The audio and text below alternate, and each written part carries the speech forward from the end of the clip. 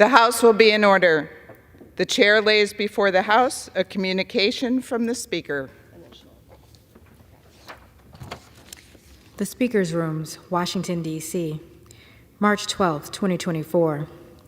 I hereby appoint the Honorable Debbie Lesko to act as Speaker pro tempore on this day. Signed, Mike Johnson, Speaker of the House of Representatives. Pursuant to the order of the House on January 9, 2024, the chair will now recognize members from lists submitted by the majority and minority leaders for morning hour debate. The chair will alternate recognition between the parties, with time equally allocated between the parties, and each member, other than the majority and minority leaders and the minority whip, limited to 5 minutes. But in no event shall debate continue beyond 11:50 a.m. The chair recognizes the gentleman from New Mexico, Mr. Vasquez, for 5 minutes.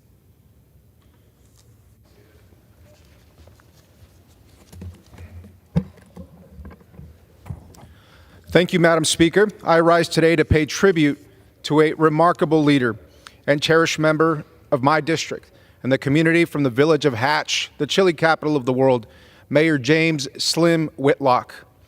Last year, I had the privilege of meeting Mayor Whitlock, and in our discussions, it became evident that Slim wasn't just a mayor. He was a family man, a community member, and dedicated public servant of the people. His passion for Hatch and its residents radiated through every word, and his genuine commitment to the well-being of his constituents was truly commendable. Slim's impact reached far beyond the duties of his office. He was a pillar of strength during celebrations, a comforting presence in times of need, and a beacon of positivity with a smile that could light up a room. The phrase "doing extra good" embodied his values, reflecting a man who consistently went above and beyond for his community.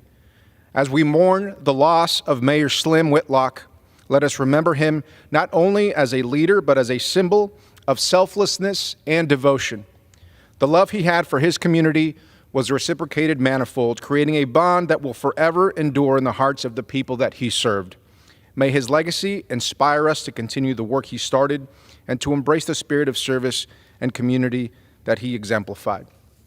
Mayor, you will be missed. Mr. Speaker, I rise today to emphasize the critical importance of federally qualified health centers, especially in rural communities like mine. I had the privilege of visiting La Clínica de Familia in my district and also recently visited Rio Grande High School's school-based health center and the Socorro Mental Health Clinic. These centers are lifelines for countless New Mexicans who would otherwise lack access to essential health care services. Federally qualified health centers not only provide primary care, but also offer mental health services, dental care, and preventative care. They address the holistic needs of our communities. However, health centers face significant challenges, particularly in rural areas where 1 in 5 rural New Mexicans face serious issues accessing health care. That's why I proudly stand as a co-sponsor of H.R. 834, the Rural Physician Workforce Production Act.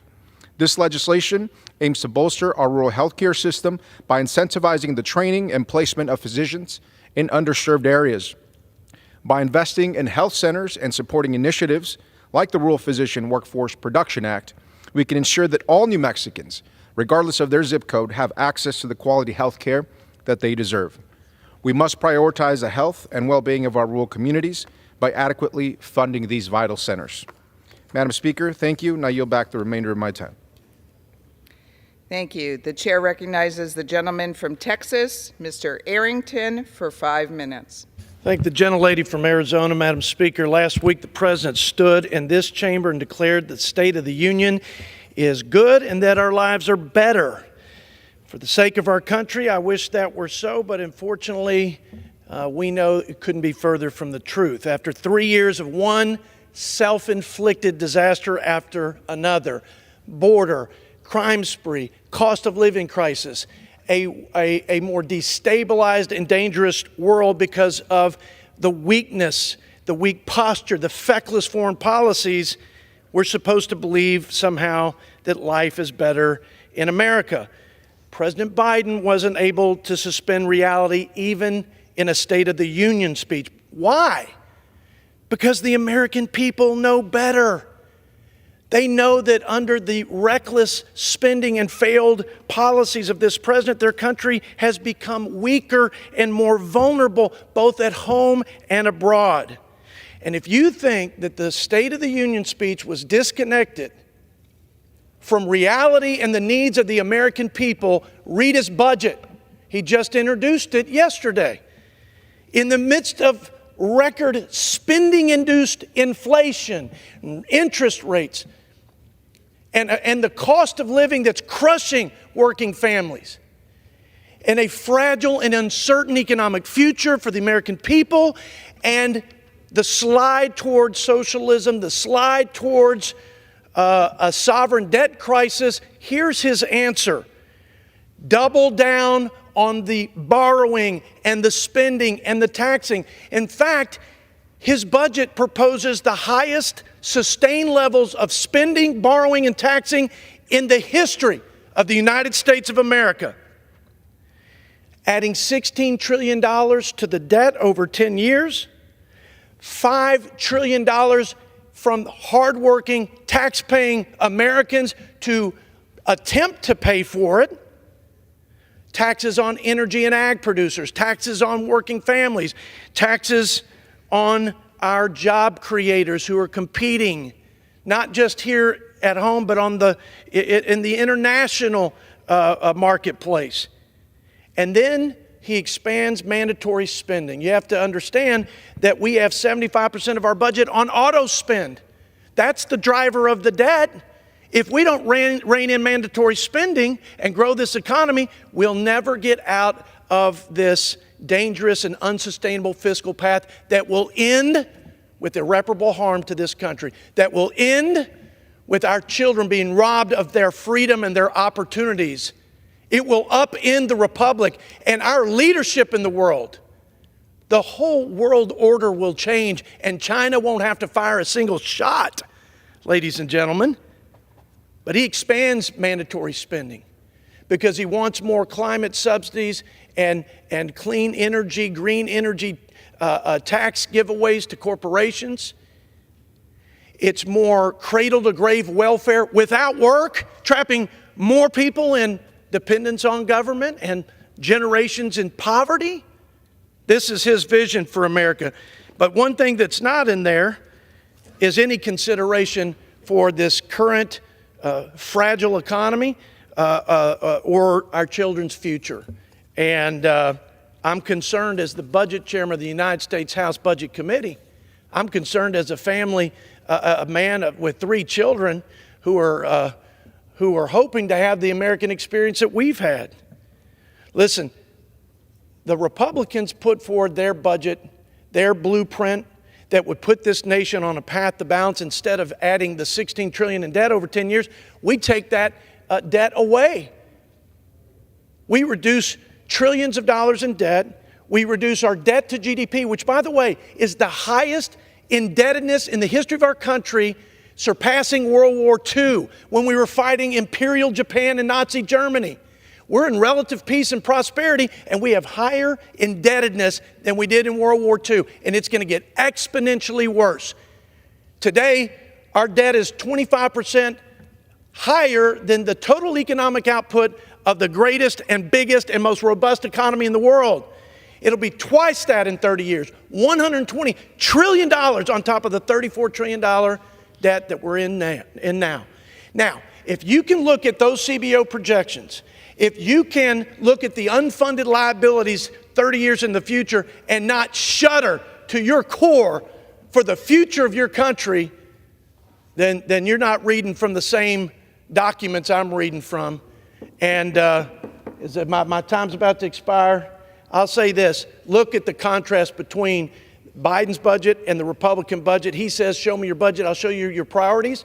Look at his priorities and look at ours. And I think you'll understand we choose economic freedom and fiscal responsibility and a bright future for our children. God bless America, and go West Texas. The chair now recognizes the gentleman from Maryland, Mr. Hoyer, for 5 minutes.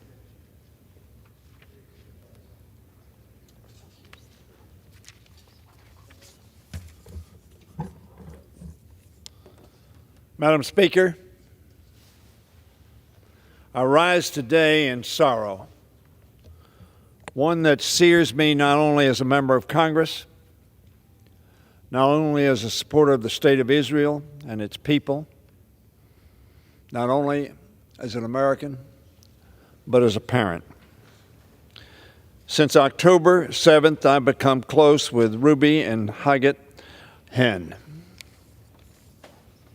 They are the parents of Itai Hen, a brave American who was serving in the IDF when he was taken hostage by Hamas on October 7th. When last I saw Ruby and the other families of the American hostages held in Gaza less than a week ago, I repeated the refrain, "Send not to know for whom the bell tolls, it tolls for thee." Sadly, ladies and gentlemen of this House, we know that bell tolls for Itai. Just this morning, intelligence emerged indicating that shortly after Hamas took Itai hostage on October 7th, they executed him, an unarmed, defenseless hostage. It was an act of supreme cowardice, terror, murder. Theirs was a crime that violates every international law, every rule of war, every moral ideal, and every principle of basic human decency. His murder satisfied only one tenet, the one Hamas laid out in its own charter, which states that their terrorist organization was put on the earth to, quote, fight Jews and kill them, and to eliminate Israel. These terrorists robbed Itai of his future. He was only 19 years of age. They robbed Roy and Alon alone of their brother. They robbed our nation of a great American, a young American, an idealistic American, an American who loved his country, the United States of America, and loved his family's homeland, Israel. Crucially, they robbed our world of a generous soul. Madam Speaker, there's no sequence of words, no order of syllables that exist in any language that can dull the pain that Itai's family feels this hour. But they ought to know that our commitment to secure their son's return is unbreakable. We will not yield until we have recovered his remains, for his family cannot put him to rest and sit Shiva until his body is returned. And we will not relent, Madam Speaker, until we get every last hostage returned home. Madam Speaker, I wish Itai's family strength as they grieve this terrible loss, the same strength that they have shown throughout this grueling ordeal. Many of you have met him, and Hagit, his mother, and maybe his aunt. Indeed, the bell tolls for them and their son today, but it tolls for all of us who are vulnerable to the acts of terrorists and murderers and those without conscience. May the Hens take comfort in knowing that bell's peal resonates in the heart of every person who cherishes the human decency, courage, and generosity that Itai displayed. May Itai's memory be a blessing. I yield back. Thank you. The chair now recognizes the gentleman from Pennsylvania, Mr. Joyce, for 5 minutes. Madam Speaker, I rise to address the House and ask unanimous consent to revise and extend my remarks. Please proceed. Madam Speaker, during President Biden's State of the Union address, we saw a desperate attempt to jumpstart a failing presidency. After 3 years of weak and ineffective leadership, the American people continue to suffer under soaring inflation, increased crime, and a wide open southern border. Now is not the time for more empty promises from a president who is unable to deliver. It is time to address these challenges head on by cutting back on spending, by giving law enforcement the tools that they need, and returning to border policies that keep our nation safe. Pennsylvanians cannot afford a president who cannot rise to meet these challenges. And Americans cannot afford a president who continues to rely on far-left policies of his radical base. Thank you. Madam Speaker, just this morning, it was reported that consumer prices rose by more than 3.2% in the month of February alone. This consistent inflation is continuing to force American families to make difficult decisions about what they can afford and what they cannot afford. Right now, a gallon of gas in Mifflin County, Pennsylvania, costs $3.66. Instead of addressing these rising prices, President Biden has continued to attack American energy producers, stifling new development and making it more difficult to open new refineries. Energy prices now cost Americans over $3,000 more each year than when Joe Biden first took office. It is clear that the president's failed policies are to blame for the skyrocketing costs of gas, oil, and electricity. It is time to rein in these runaway prices by returning to the energy that is underneath the feet of my constituents. Thank you, Madam Speaker, and I yield.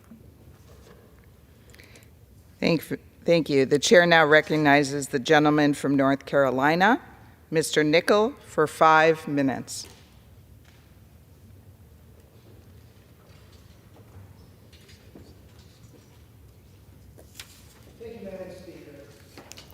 On Saturday, President Biden signed a government funding package into law. This bipartisan slate of bills will make meaningful investments in federal programs that North Carolinians rely on. It'll help lower the cost of living, create good-paying jobs, and grow our local economy. I'm particularly proud to have secured over $14 million in federal dollars for 15 community-supported projects throughout North Carolina's 13th district. This will go a long way in getting local priorities moving, and I'm proud to have gotten this funding across the finish line. For transportation infrastructure, I secured nearly $1.8 million for 2 different projects. This funding will help Go Triangle purchase 16 zero-emission vehicles and will also allow the City of Raleigh to make streetscape improvements and to enhance connectivity and public safety on Tarboro Road. For economic development, I secured $2.2 million for 3 different projects. This funding will help the I-95, I-40 Crossroads of America Economic Development Alliance complete an advanced manufacturing and biotech training center, getting North Carolinians back to work. It will help the city of Goldsboro to demolish and dispose of the Herman Park building, which was closed due to contamination issues and safety concerns. It'll help make the town of Garner with the partial removal of a deteriorated dam and facilitate a lake and stream restoration improvement project at Meadowbrook Park. For water infrastructure, I secured nearly $7.3 million for 6 different projects. This funding will help the city of Raleigh to install stormwater infrastructure within the Cottages of Idlewild affordable housing project and bring the project closer to completion. It'll help the town of Apex to complete a sewer interceptor project, which will improve service delivery and reduce maintenance costs for public utilities. It will allow the town of Benson to make pipe repairs and water system upgrades as part of its water system improvement plan. It'll help the town of Cary to improve stormwater management and water quality in the Walnut Creek watershed. It will help the town of Fuquay-Varina purchase a new 1 million gallon elevated water storage tank to improve water quality, quantity, and pressure. And it will help the town of Holly Springs to make water infrastructure improvements, specifically a water conveyance system that is so needed in the region. For public safety, I secured $1.3 million for 3 different projects. This funding will help Wake County purchase body-worn cameras, radar, and other technology upgrades for the Wake County Sheriff's Office. It will help the town of Smithfield to purchase body cameras and more data storage resources. It'll help the town of Selma purchase police equipment and make technology upgrades. And folks, in the fight for justice, body cameras aren't just accessories, they're tools of accountability. For agriculture, I secured nearly $1.5 million for NC State to continue corn and soybean research at the Central Crops Research Station in Clayton. Listen, folks, I came to Congress to get things done. This funding will alleviate the burden and expense on our local cities and towns and get these projects closer to the finish line by putting our federal dollars to good use in North Carolina. I'm going to continue to work across the aisle to find solutions and deliver for the people of North Carolina's 13th District. Thank you, and I yield back the balance of my time. The chair now recognizes the gentleman from Pennsylvania, Mr. Thompson, for 5 minutes. Thank you, Madam Speaker. Madam Speaker, I rise today to recognize Jaylene Everhart of Center County, Pennsylvania. I had the privilege of meeting with Jaylene last week while she was in Washington, D.C. for the National Agriculture's Promise Forum. Jaylene is a junior at State College Area High School and currently representing Pennsylvania for the National Young Farmers Education Association. Her passion for agriculture started at a young age as she grew up going to her grandparents' farm for chores before heading to school.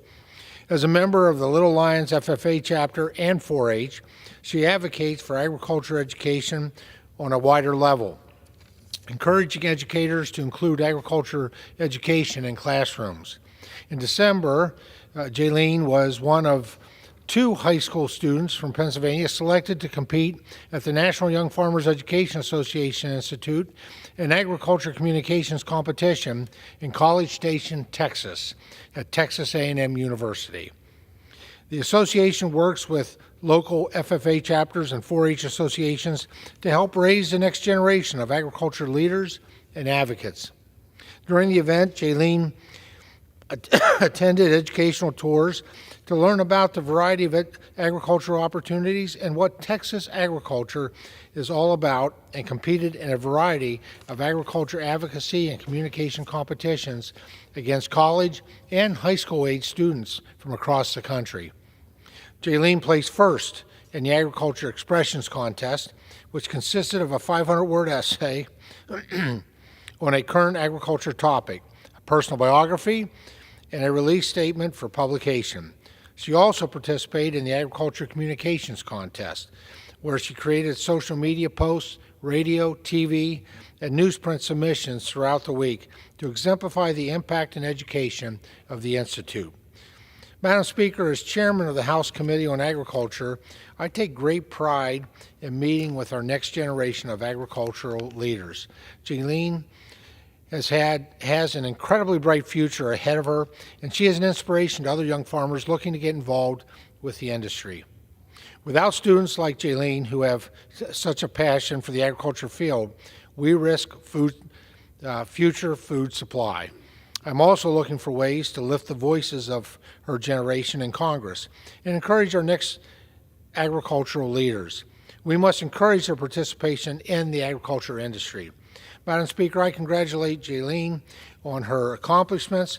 They are truly outstanding. She is a talented young lady, and I look forward to seeing all that she will accomplish for the agriculture community and beyond. Thank you, Madam Speaker, and I yield back the balance of my time. The chair now recognizes the gentleman from California, Mr. Peters, for 5 minutes.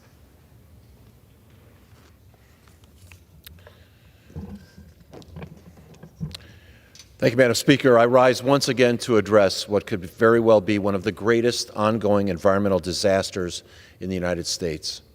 I'm referring to the billions of gallons of raw sewage, industrial waste, and other pollutants that flow down the Tijuana River and into San Diego's coastal waters. These flows sicken our communities, shutter our local businesses, harm our tourism industry, endanger wildlife, and threaten our service members and Border Patrol agents stationed in San Diego. Just last month, researchers at San Diego State University released a report that shows that this pollution also poses a massive public health threat. The studies they cite reveal extremely troubling findings, like the fact that cancer-causing chemicals banned in the United States decades ago, including DDT and PCBs, have been found in the soil. Waterborne contaminants include viruses like SARS-CoV-2, Salmonella, Listeria, Hep B and C, and pathogens carrying antibiotic-resistant genes. The report cites a recent study of bottlenose dolphins who'd become stranded and died in San Diego waters. The dolphins died from sepsis, caused by water contaminated by feces. This is the same water our troops train in and our kids swim and surf in. But avoiding the water alone will not make you safe. Air quality monitors that were recently installed in the region have confirmed what residents have known for years, that the air itself is also polluted. Sewage that washes up on land dries, sending dangerous levels of hydrogen sulfide into the air around people's homes. The solution is simple. The United States owns and operates a wastewater treatment plant on our side of the border that has not been maintained. It is in desperate need of repair and expansion to handle the flows.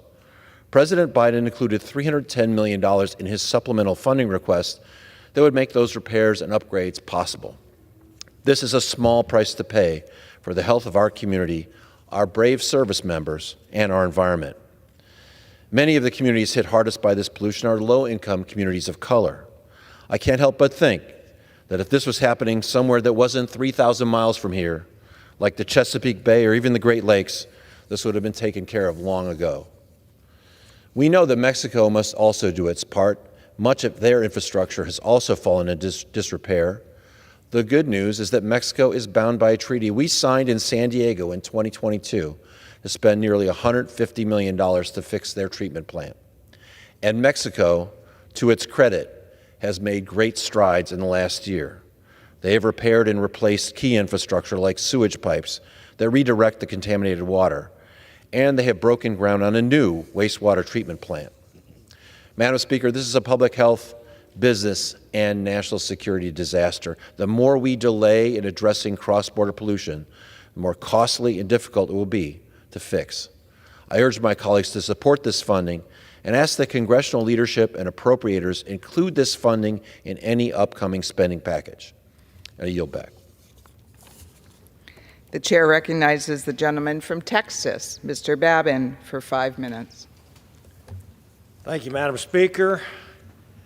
I rise today to honor the distinguished career of longtime Texas lawman, constituent, and good friend, Texas Ranger Robert Brandon Bess.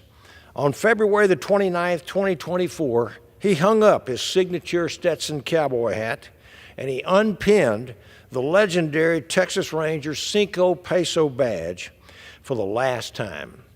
Brandon is a native of Kirbyville, Texas, graduating from Kirbyville High School in 1990. He earned a degree in criminal justice from Kilgore College before attending the East Texas Police Academy. After he graduated from the academy, he served as a patrolman for the Henderson Police Department and as a deputy in the Rusk County Sheriff's Office. In 1995, Brandon joined the Texas Department of Public Safety, where he served as a highway patrol trooper from 1995 to 2005, and as a sergeant special agent in criminal intelligence from 2005 to 2013. In July 2013, he joined the prestigious Texas Rangers, the oldest law enforcement organization on the North American continent, with statewide jurisdiction. Since April 2021, he has served as the Unsolved Crimes Investigation Program Cold Case Ranger for Texas Ranger Company A, encompassing 35 southeast Texas counties, where he's done a marvelous job. Brandon worked on countless major criminal investigations throughout the Lone Star State for the Ranger Division during his distinguished career. He perfected the use of DNA tracing and other cutting-edge technologies to bring multiple criminals finally to justice, often many years after the case was considered cold. It has been a great privilege to assist him in cutting through the federal bureaucracy in several of these cases. Brandon married his wife, Mary Beth, on March 13, 1999. Together they share children Marshall, Walker, and Maddie. The Best family are active members of the Anahuac Methodist Church, where Brandon has served as a Sunday school teacher on multiple committees and currently chairs the church's Board of Stewards. Additionally, he is a cancer survivor and a veteran of the United States Army Reserve and the Texas Army National Guard.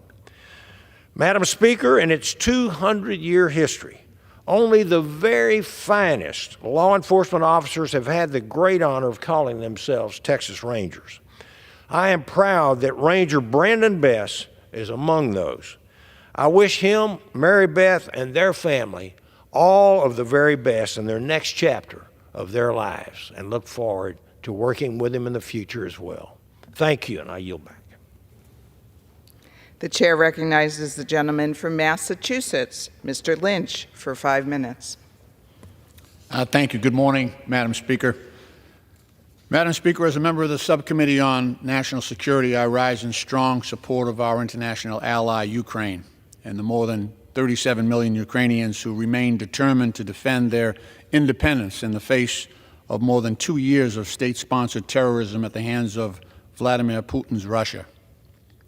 In submitting his annual budget request to Congress just yesterday, President Biden again appealed for immediate emergency funding for Ukraine, a request the administration first made back in October of 2023. According to the President, absent congressional action on this emergency request, the United States will not be able to continue to provide support to Ukraine to meet their battlefield needs as they defend against Russia's attacks each and every day. The Ukrainian armed forces are already enduring direct impact of this congressional impasse on Ukraine aid. While Ukraine is dropping guided bombs on, while Russia is dropping guided bombs on Ukraine's positions and firing 10,000 artillery shells per day, Ukrainian soldiers on the front lines have been left to ration munitions and other critical supplies. It's not surprising that the past several weeks have witnessed the fall of the strategic Ukrainian city of Avdiivka and additional Russian advances in eastern Ukraine. Only through their steadfast will and courage have the Ukrainian people been able to effectively resist the brutal Russian onslaught. Beyond the battlefield, the United Nations and the World Bank recently estimated that the total cost of reconstruction in Ukraine and recovery after 2 years of war now stands at almost $500 billion. Russian attacks against Ukraine's civilian population centers have caused devastation and loss of life, damage across several critical areas, including the housing, energy, and transportation sectors. Moreover, nearly 40% of the Ukrainian population, or almost 15 million people, are in dire need of basic humanitarian assistance. Last month, the U.S. Senate overwhelmingly passed a bipartisan national security funding bill that includes more than $62 billion in security and humanitarian assistance for Ukraine. Inexplicably, the House Republican leadership has refused to consider this legislation, even though I believe a majority of members have indicated that they would vote for it. The House Republican leadership is also sitting on bipartisan legislation that would provide President Biden with the authority to confiscate and transfer frozen Russian central bank assets to Ukraine for its reconstruction. The bill would also establish an international framework to facilitate the transfer of Russian assets frozen in other Western countries. In total, $300 billion worth of foreign holdings that Russia stashed across the globe could immediately be diverted to support the Ukrainian people. Importantly, President Biden and his administration have already expressed support for this transfer of funding, as underscored by Treasury Secretary Janet Yellen's statement to the G20 world leaders last month that, quote, this would be a decisive response to Russia's unprecedented threat to global stability and support Ukraine's continued resistance and long-term reconstruction. There is also precedent for such action, Madam Speaker. In 2003, the U.S. seized $1.7 billion in frozen Iraqi government assets under Saddam Hussein and transferred those funds towards the benefit of the Iraqi people. Madam Speaker, Vladimir Putin once said that, quote, the borders of Russia do not end, end quote. He recently threatened the destruction of civilization and warned NATO countries that the consequences for potential interventionists will be much more tragic, close quote. I strongly urge the House Republican leadership to act on these bills before it's too late for the Ukrainian people. U.S. national security and our democratic alliance around the world hang in the balance. I yield the balance of my time. The chair now recognizes the gentleman from Tennessee, Mr. Rose, for 5 minutes.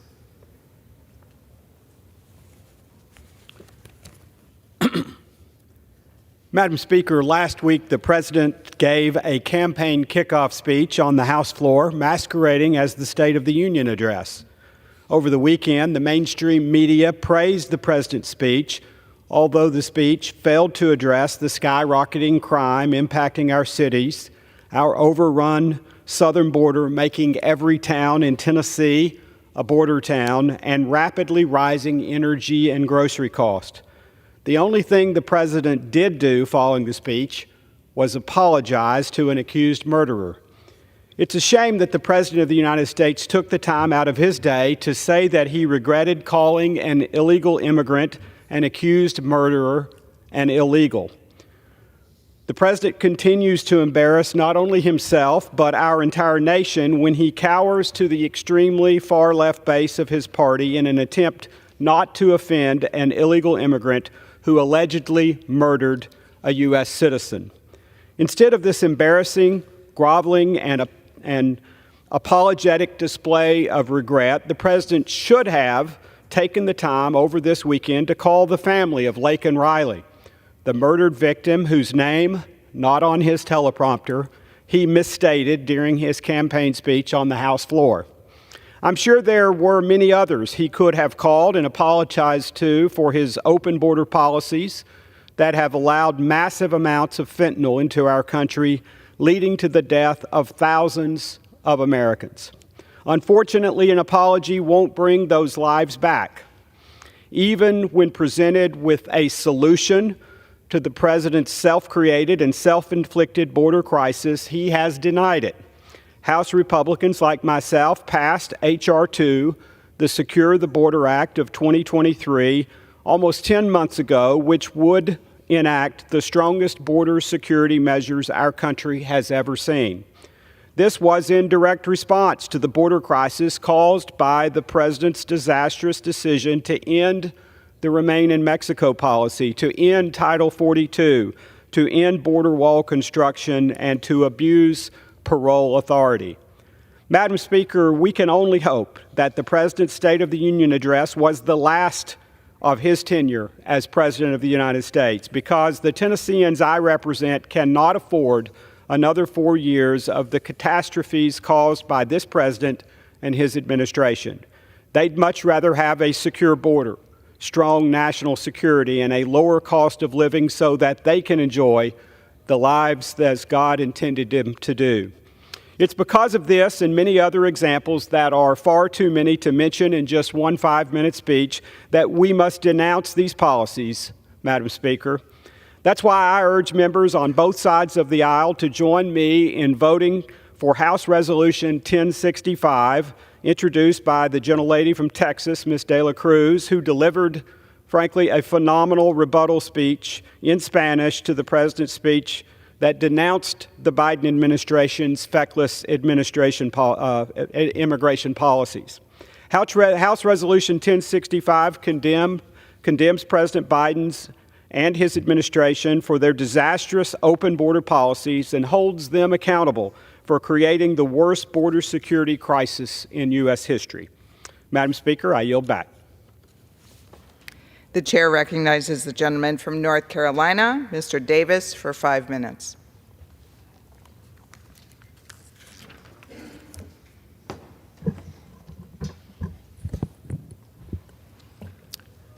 Thank you, Madam Speaker.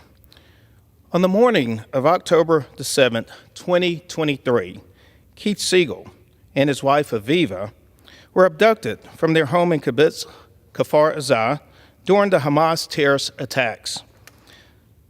Aviva was later released, but Keith, a native of North Carolina, remains in Hamas captivity. As one of 6 Americans still being held hostage, Siegel family members attended this year's State of the Union at the invitation of North Carolina Senators Tom Tillis and Ted Budd. I gladly join in to advocate for Keith's release. As a nation, we must stand united in our resolve to defeat Hamas and ensure the safe release of all hostages. We will not rest until Keith and all hostages are reunited with their families. Thank you, Madam Speaker, and I yield back the balance of my time. The chair recognizes the gentleman from Virginia, Mr. Klein, for 5 minutes. I thank the chair. Mr. Speaker, I rise today to shine a spotlight on the remarkable achievements of the Shenandoah Valley Short Circuits from Virginia's 6th District. These driven students formed a club which has now gained international acclaim at the Electric Vehicle Grand Prix in Abu Dhabi. Thanks to local support and a grant-funded kit, these hardworking students emerged victorious in 2023, winning both the Shenandoah Valley Electric Vehicle Grand Prix and the Washington, D.C. Electric Vehicle Grand Prix, earning their spot on the global stage. Faced with international competition, the Short Circuits secured a first-place triumph against 28 teams from around the world. Their ascent from a Virginia school club to top contenders in Abu Dhabi is a testament to perseverance, technical skill, and the pursuit of excellence. I'd like to take a moment to congratulate the members of the team, Mary Ferris, Haley Price, Andrew Berry, Jason Staduhar, Lauren Ferris, Lily May, and Madison Miller. The students' monumental success is more than a victory in competition. It's a demonstration of American innovation and a proof of what our young people can achieve with the support of their community. Congratulations. Mr. Speaker, today I stand before this chamber to raise a very serious concern, the growing threat emanating from China, not through conventional means, but through the digital specter of surveillance and manipulation, specifically via TikTok. The Communist Party of China is penetrating American society, harvesting data on 170 million American users from just TikTok alone. This is a clear and present danger to our national security. The legislation we bring forth this week, the Protecting Americans from Foreign Adversary Controlled Applications Act, directly addresses this threat. We must close the door on China's access to our citizens' personal and sensitive information. China's manipulation of TikTok and other applications empowers them to shape narratives and spread disinformation, targeting the vulnerabilities of our democracy, creating division, and undermining our values. The evidence is clear. From deceiving content to secret data harvesting, China's digital chokehold on our nation is tightening. Our bill is not an act of censorship. It is a safeguard for our citizens, a firewall against foreign adversary-controlled applications. We must act decisively to ensure that the CCP cannot weaponize information and turn our freedoms against us. Security and freedom of the American people are non-negotiable. We must defend America not only from the tyranny of armies, but also the tyranny of digital espionage and manipulation. I rise to recognize the Strasburg High School wrestling team for their Class II state championship victory, the Rams' 3rd state title in a row with 205 points. The 2 individual state champions who led Strasburg's victory include senior David Burks, who won the Class II state title at 150 points, and sophomore teammate Hudson Conrad, who won the state title at 215 points. Additional top Strasburg Rams performers were Aiden Swink, Peyton Dean, Lucas Martinez, Zach Bracken, Donovan Burks, and Colby Shaw. This performance was truly exceptional, showcasing the talent and teamwork that defined this group. I wish the seniors the best of luck in their future endeavors. Mr. Speaker, I rise today to recognize an exceptional group of students from Harrisonburg High School whose remarkable talents were showcased on the international stage during the 2024 UAE Electric Vehicle Grand Prix. Competing in Abu Dhabi, these young innovators represented not only our great Commonwealth, but exemplified the American spirit of ingenuity and excellence. In only their third season, the Harrisonburg High School electric vehicle team, the Blue Streaks, faced off with 28 formidable teams from across 4 nations. Through sheer determination and exceptional skill, Team Blue Streaks charged ahead, not only clinching the fastest qualifying time, but also securing the esteemed pole position. I'd like to take a moment to honor the bright young minds of this team, seniors Johanna Mayfield and Jack Rooker, juniors Davis Burt, Monica Espinoza Martinez, Peter Johnston, Joshua Nafsinger, and Colin Snyder. Their collective effort earned Harrisonburg the bronze, landing them a commendable 3rd place overall. Special acknowledgement goes to Johanna and Monica, who were bestowed the Women in Science and Engineering Award, inspiring young women everywhere that the sky's the limit in STEM fields. Let us celebrate these young leaders who embody the best of Harrisonburg and Virginia. They're not just students or competitors, they're pioneers paving the way toward a brighter, more sustainable future. Mr. Speaker, I rise today to both thank and celebrate the retirement of my longtime Chief of Staff, Matt Miller. After 30 years of federal service, with a great majority of it spent working with former and current members of this body, Matt wraps up a distinguished career encompassing pivotal roles in both the executive and legislative branches. Matt also serves in the U.S. Navy, being deployed to Iraq and Guantanamo Bay, as well as civilian Department of Defense tours in Afghanistan. He's demonstrated unwavering dedication to assistance and advocacy for others, which I have personally witnessed since I came to office in January 2019. I extend my profound gratitude and thank him for being by my side for the last 5 years. The body will miss his devotion to making a difference, and I wish him fair winds and following seas in his next chapter. I yield back. The chair now recognizes the gentleman from California, Mr. Garcia, for 5 minutes. Please proceed.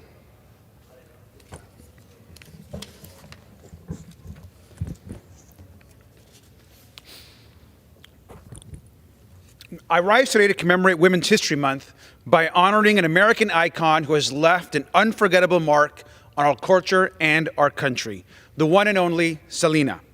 Now, few artists have shaped American and Latin music like Selena Quintanilla Perez. The queen of Tejano music, who I grew up listening to, has won the Grammy Lifetime Achievement Award and dozens of top awards and honors. She released 11 albums, 5 of those with her band, Selena and Los Dinos, and 6 solo albums. She was arguably the most influential Mexican-American artist of her generation. And while she left us too soon, Selena's life and music touched the lives of so many, transcending borders and barriers and breaking into a male-dominated Tejano music scene. Selena's impact, though, reaches far beyond her music, her business, and her fashion. Selena was one of the most influential Latin artists of all time. She has been credited for elevating Tejano and Latin music into the mainstream market. Whether at a family party, a celebration, or at the club, when a Selena song comes on, everyone hits the dance floor. She is a symbol of unity, resilience, and Latino and Mexican-American pride. El impacto cultural de Selena vive con nosotros. We'll never stop dreaming of you. Thank you, and I yield back. The chair now recognizes the gentleman from Georgia, Mr. Carter, for 5 minutes.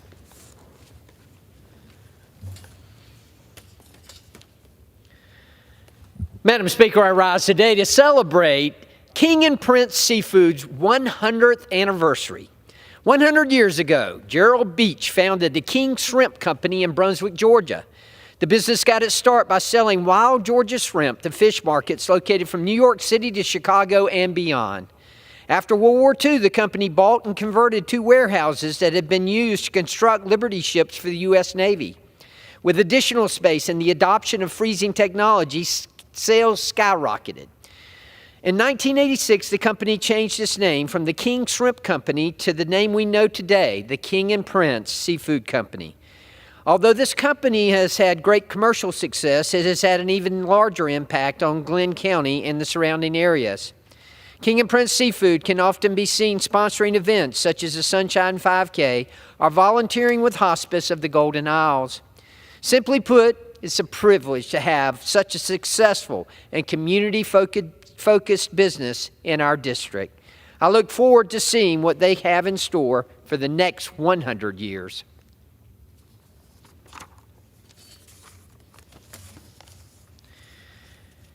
Mr. Speaker, I rise today to honor the life of Georgia Representative Richard Smith, who passed away at the age of 78.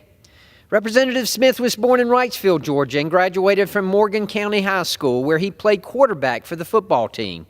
Representative Smith went on to earn a bachelor's degree from Louisiana State University and a master's degree from the University of Georgia. Before entering politics, Representative Smith served as director of the UGA Cooperative Extension Service. Representative Smith will be remembered for a lifetime of dedicated public service. He served for 20 years in the Georgia General Assembly and was a distinguished chairman of the House Rules Committee. Beyond his extensive service, Representative Smith was respected and cherished by all who knew him and called him a friend, including myself, who I served with Representative Smith in the Georgia State House. Since his passing, friends and colleagues have described him as larger than life, a true statesman, and an honest, compassionate, and loyal friend. I could not agree more. Representative Smith will be missed by all who knew him.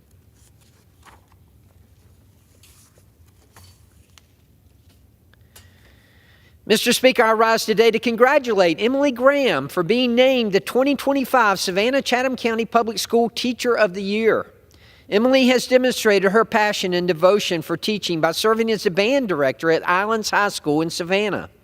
The band program's start and growth are attributable to her work, as Emily has spent the past 14 years instructing the 9th through 12th grade music classes.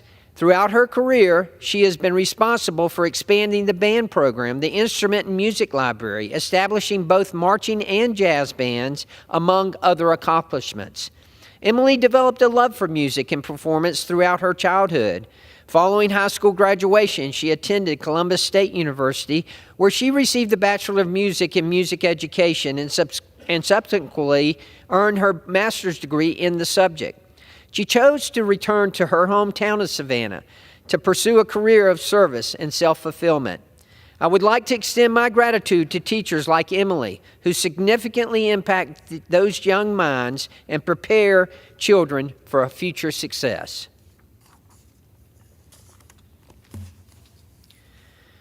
Mr. Speaker, I rise today to celebrate the life of Catherine Hooper McCurry, who passed away on November 22, 2023. In 1970, Catherine graduated from Georgia Southern College, where she was the inaugural president of the Delta Lambda chapter of the Kappa Delta sorority. Later that year, she married her lifelong confidant and love, James McCurry. For more than 5 decades, Kathy remained a dedicated member of St. Thomas Episcopal Church, contributing her time to various positions in the church, such as serving in the choir and altar guild. Her community involvement extended beyond the church walls, reaching into the Junior League of Savannah and an array of clubs, organizations, and boards. As a passionate tennis enthusiast, Kathy held the title of president of the Savannah Tennis Association. Kathy found joy in traveling alongside friends, water skiing, crabbing off the dock with her grandchildren, and being surrounded by her loved ones. She will be greatly missed by all. Thank you, Madam Speaker, and I yield back. Thank you. The chair now recognizes the gentleman from Oregon, Mr. Blumenauer, for 5 minutes.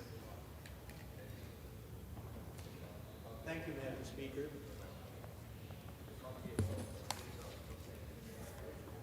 In 2022, the world lost more than 16 million acres of forest, an area bigger than West Virginia.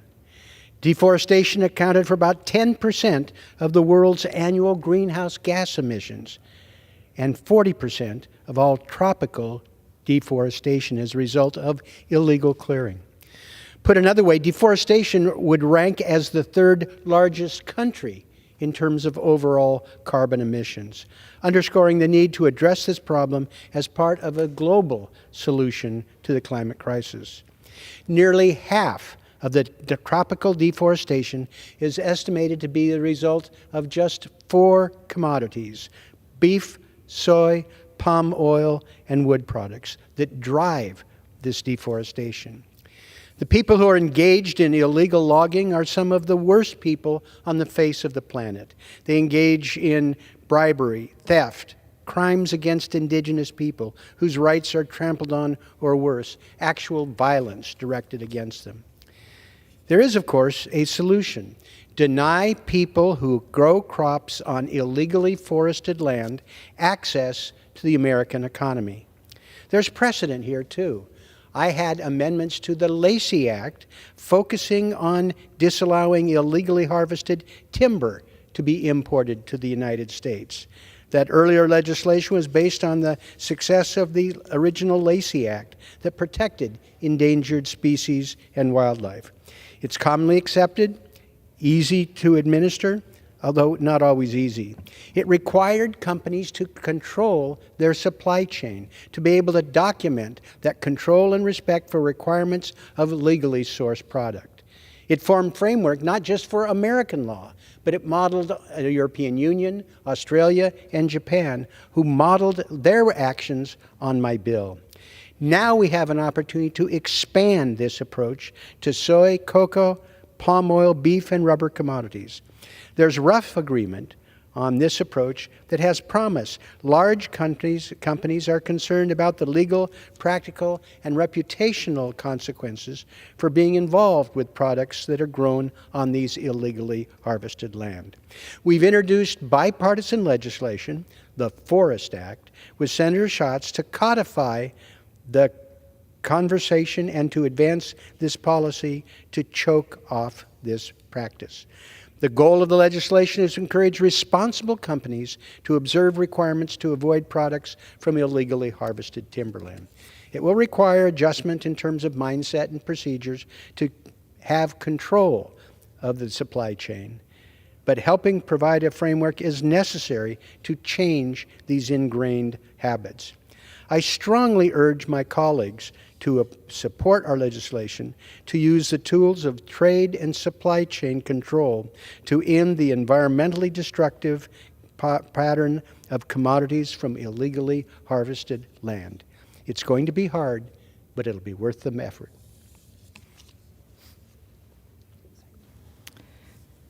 The chair now recognizes the gentleman from Minnesota, Mr. Finstadt, for 5 minutes. Thank you, Madam Speaker. Madam Speaker, I rise today to remember the life of police officer Matthew Ruge, a Southern Minnesota hero who was one of 3 first responders shot and killed in the line of duty on February 18th. Officer Ruge's life was tragically taken at the young age of 27 while responding to a domestic violence call in Burnsville, Minnesota. Matthew grew up in Reed's Landing, a small, tight-knit community just outside Wabasha. From an early age, Matthew knew he wanted to help and protect people. He attended Wabasha Kellogg High School and was awarded a scholarship for students entering a law enforcement career. Afterward, he completed a police training program at Mankato State University with high honors, and 2 years later joined the Burnsville Police Department, where he earned the Life-Saving Medal and served on the crisis negotiation team. While he didn't like being the center of attention, he had an unwavering commitment to serving others. Officer Matthew Ruge was the very best of law enforcement, always there to help a person on their worst day. My prayers are with his parents, Sean and Christy, his sister Hannah, and the many friends and family that Matthew touched throughout his life. Officer Ruge was among the best and bravest of Southern Minnesota. We will never forget his service and sacrifice. May he rest in peace. Madam Speaker, I rise today to honor the life of Southern Minnesota hero, firefighter and paramedic Adam Finstadt, who was tragically killed in the line of duty along with officers Paul Emstrand and Matthew Ruge while responding to the scene of a domestic violence call on February 18th. Adam was born in Faribault, Minnesota, before moving to Rochester, where he graduated from John Marshall High School in 2001. Early on, it was obvious that Adam had been called to a life of service. After graduation, he took a summer job as a Rochester lifeguard before enlisting in the U.S. Army shortly after 9/11. Adam served 2 tours of duty in Operation Iraqi Freedom, then would go on to spend nearly a decade serving as a first responder for fire departments in La Crosse, Hastings, Savage, and Burnsville. His firefighter family describes Adam as selfless, with a first one in, last one out mentality, who embodied the true spirit of a firefighter and was a friend that everyone could count on. My prayers are with his wife Tara, their two children Liam and Nora, as well as Adam's parents, sister, and all the communities he made better with his service. Madam Speaker, I yield back. Pursuant to Clause 12A of Rule 1, the Chair declares the House in recess until noon today.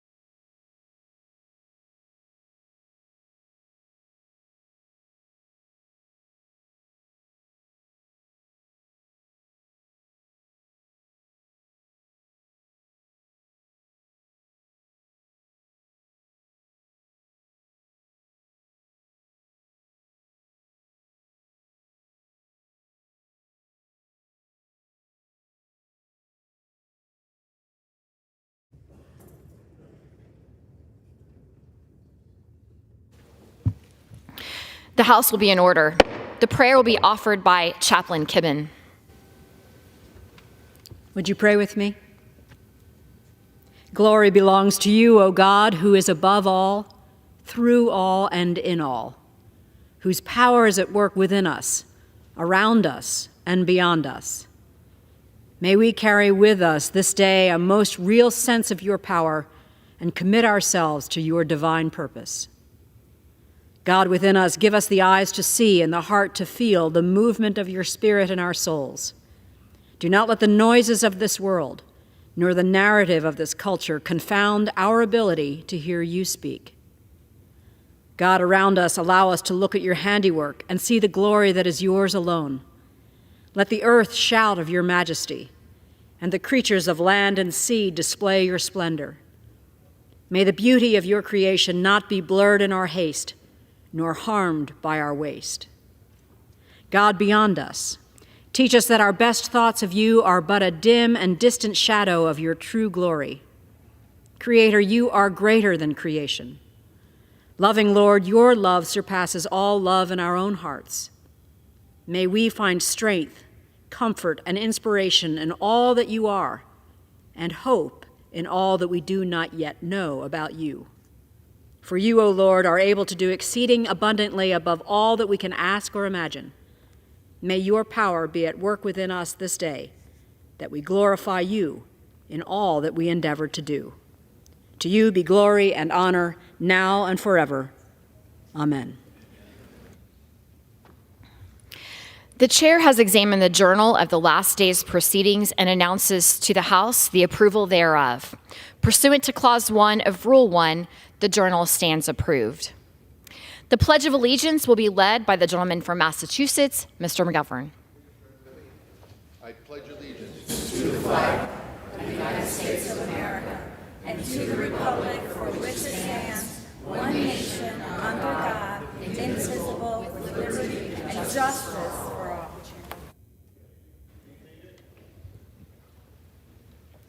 The chair will receive a message. Madam Speaker, a message from the President of the United States. Madam Speaker. Madam Secretary. I am directed by the President of the United States to deliver to the House of Representatives a message in writing. The chair will now entertain up to 15 requests for 1-minute speeches on each side of the aisle. For what purpose does the gentleman from Pennsylvania seek recognition? Madam Speaker, request unanimous consent to address the House for 1 minute and revise and extend my remarks. Without objection, the gentleman is recognized. Thank you, Madam Speaker. Madam Speaker, I rise today to recognize the Keystone Central School District students for their accomplishments earlier this year. This group of talented young students demonstrated exceptional talent during the Skills USA District Competition, which was held at the Pennsylvania College of Technology in Williamsport, Pennsylvania on January 26. Now, I'm proud of the 25 students who achieved first place finishes, granting them a spot in the next round in Hershey, Pennsylvania. This next round will take place in early April. The Skills USA program is designed to educate students ranging from middle school to college in order to prepare them for trade, technical, and skilled service jobs. Thanks to programs like these, our nation will have a very successful future workforce. Congratulations again to all the students for their hard work and dedication to learning. Good luck in the next round. Thank you, Madam Speaker, and I yield back the balance of my time. Gentleman from Massachusetts is recognized for 1 minute. As unanimous consent to address the House for 1 minute, revise and extend my remarks. Without objection, so moved. Mr. Speaker, we're in the middle of National Child and Adult Care Food Program Week, and I want to do my part to spread the word about this incredibly successful program. The CACFP provides 1.8 billion healthy meals and snacks to over 4.7 million children and adults every year in participating child care centers, daycares, emergency shelters, after-school and summer meal programs, and adult day centers. The program operates under a simple premise that no one should go hungry in the United States of America, especially the most vulnerable. It also helps increase the quality and affordability of child care, particularly in low-income communities. And we know that good nutrition, starting from an early age, doesn't just fight chronic disease, but it lessens the burden on our country's healthcare system. In short, it saves a boatload of money. This CACFP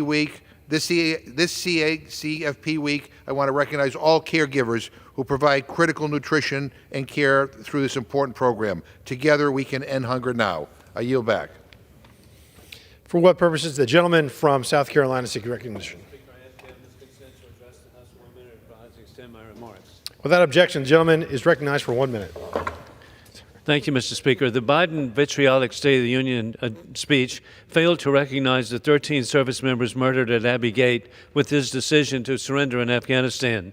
Biden did not initially, in his ranting and raving, acknowledge his decision of open borders for murderers, which directly led to the bludgeoning murder of Laken Riley. Sadly, Biden ignored the killing 6 weeks ago of Georgia Army Reservist Kennedy Sanders, William Rivers, and Breonna Moffett, with 40 more Americans wounded by puppets of Iran due to his decision to not effectively respond to over 150 prior attacks by Iran on Americans. As a reservist myself, with 4 sons who have served overseas, I'm particularly disappointed. We need Donald Trump for peace through strength. In conclusion, God bless our troops who successfully protected America for 20 years as the global war on terrorism moves from the Afghanistan safe haven to America. We do not need new border laws. We need to enforce existing laws. Biden shamefully opened borders for dictators as more 9/11 attacks across America are imminent, as the FBI warned again yesterday. I yield back. For what purpose does the gentlelady from Illinois seek recognition? To revise and extend my remarks. Without objection, the gentlelady is recognized for 1 minute. Thank you, Mr. Speaker. I rise in representation of 12 critical community health centers in Illinois 3. Community centers provide essential preventive care to nearly 700,000 members of my district, of whom 50% of income is below the poverty line. They support 1,500 jobs and $250 million in economic output in the region. The clinics provide training for future healthcare providers, shaping mission-driven physicians, nurses, dentists, and behavioral health providers who often remain after graduating and continuing to serve the community. Nonetheless, congressional appropriation delays in funding challenges these critical health services.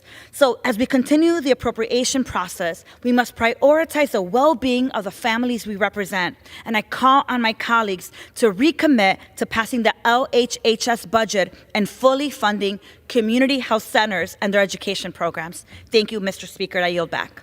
For what purpose does the gentlelady from Oklahoma seek recognition? Without objection, the gentlelady from Oklahoma is recognized for 1 minute. On February 11th, Oklahoma City lost a wonderful public servant. Kathy Cummings was one of the most positive and friendly women you would ever meet. And although our political leanings were quite different, she always greeted me with a hug and a smile when we would see each other. Kathy served as the mayor of the village as well as the city councilwoman and championed causes she felt could make a difference in her community. But she may be best known as the owner of Vito's Ristorante, a popular Italian restaurant that recreated many of the recipes Kathy learned from her upbringing in a very traditional Italian family. Family was the most important thing to Kathy, and I know her husband Sean, daughters Rosemarie, Danielle, Angelina, and sons Gabriel and Kyle are proud of the woman she was and the legacy she leaves behind. Eternal rest grant unto her, O Lord, and let perpetual light shine upon her. May the souls of the faithfully departed and all of those souls, through mercy of God, rest in peace. Amen. For what purpose does the gentleman from Kentucky seek recognition? Without objection, the gentleman is recognized for 1 minute.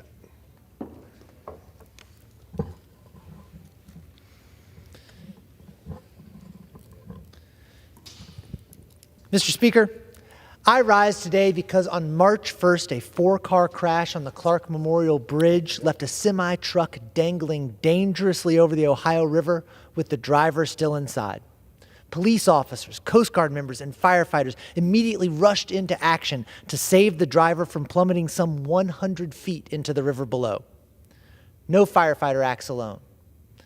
They train as a team, they work as a team, and it took all of Rescue Company 2 working together to save this semi-driver. But ultimately, it was firefighter Bryce Carden, who was the fearless first responder lowered off the bridge from the back of a fire truck to perform the daring rescue that brought the truck's driver back to safety. Bryce Carden is a Louisvillian through and through. He grew up in Valley Station, went to Butler High School, and still lives in Louisville with his wife Caitlin and their 17-month-old daughter.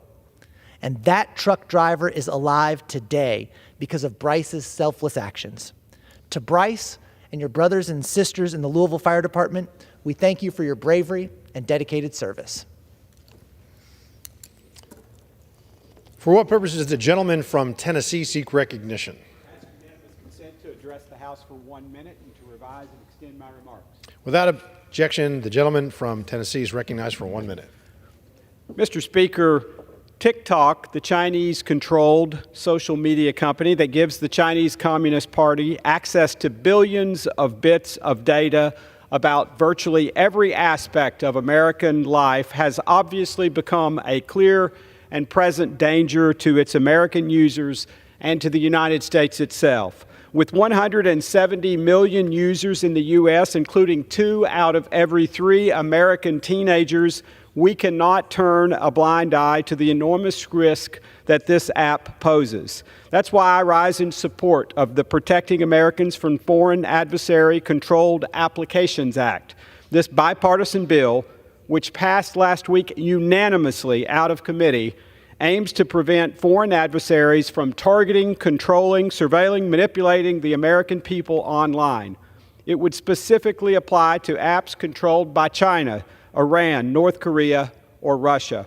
Let me be clear, this bill does not ban TikTok. It simply requires TikTok to divest and separate itself from control by the Chinese Communist government, and in doing so, prioritizes the safety and security of our nation. Thank you, Mr. Speaker, and I yield back.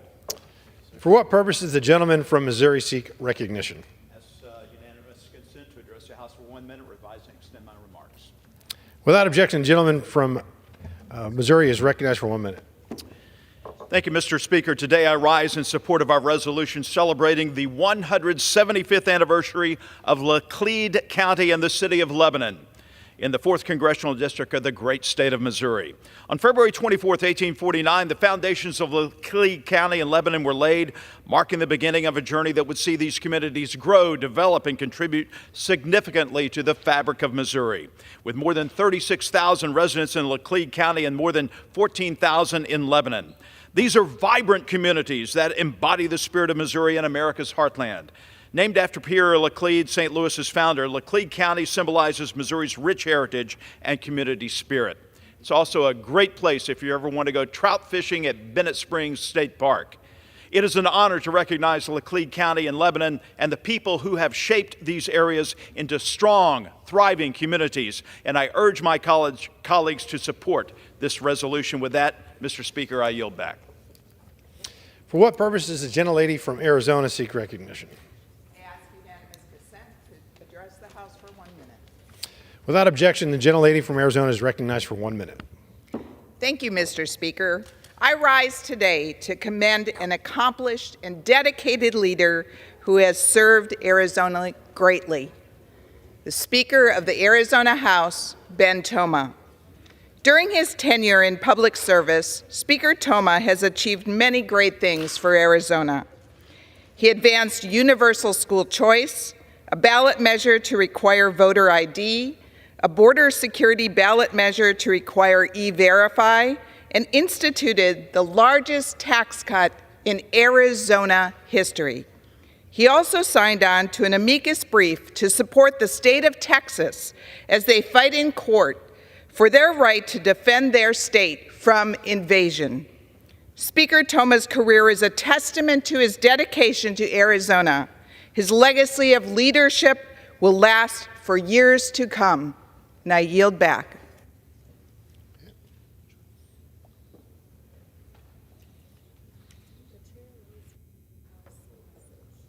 The chair lays before the House a message. To the Congress of the United States, Section 202D of the National Emergencies Act 15 United States Code 1622D provides for the automatic termination of a national emergency unless, within 90 days prior to the anniversary date of its declaration, the President publishes in the Federal Register and transmits to the Congress a notice stating that the emergency is to continue in effect beyond the anniversary date. In accordance with this provision, I have sent to the Federal Register for publication the enclosed notice stating that the national emergency with respect to Iran that was declared on March 15, 1995, is to continue in effect beyond March 15, 2024. The actions and policies of the government of Iran continue to pose an unusual and extraordinary threat to the national security, foreign policy, and economy of the United States. Therefore, I have determined that it is necessary to continue the national emergency declared in Executive Order 12957 with respect to Iran and to maintain and enforce comprehensive sanctions against Iran to respond to this threat. Signed, Joseph R. Biden, Jr., The White House, March 12, 2024. Referred to the Committee of Foreign Affairs and ordered printed. For what purpose does the gentleman from Kentucky seek recognition? Mr. Speaker, by direction of the Committee on Rules, I call up House Resolution 1071 and ask for its immediate consideration. The clerk will report the resolution. House Calendar Number 66, House Resolution 1071. Resolved that at any time after adoption of this resolution, the Speaker may, pursuant to Clause 2B of Rule 18, declare the House resolved into the Committee of the Whole House on the State of the Union for consideration of the bill, H.R. 6276, to direct the Administrator of General Services and the Director of the Office of Management and Budget to identify the utilization rate of certain public buildings in federally leased space and for other purposes. The first reading of the bill shall be dispensed with. All points of order against consideration of the bill are waived. General debate shall be confined to the bill and shall not exceed 1 hour, equally divided and controlled by the chair and ranking minority member of the Committee on Transportation and Infrastructure or their respective designees. After general debate, the bill shall be considered for amendment under the 5-minute rule. The amendment in the nature of a substitute recommended by the Committee on Transportation and Infrastructure, now printed in the bill, shall be considered as adopted in the House and in the Committee of the Whole. The bill as amended shall be considered as read. All points of order against provisions in the bill as amended are waived. No further amendment to the bill as amended shall be in order except those printed in the report of the Committee on Rules accompanying this resolution. Each such further amendment may be offered only in the order printed in the report, may be offered only by a member designated in the report, shall be considered as read, shall be debatable for the time specified in the report, equally divided and controlled by the proponent and an opponent, shall not be subject to amendment, and shall not be subject to a demand for division of the question in the House or in the Committee of the Whole.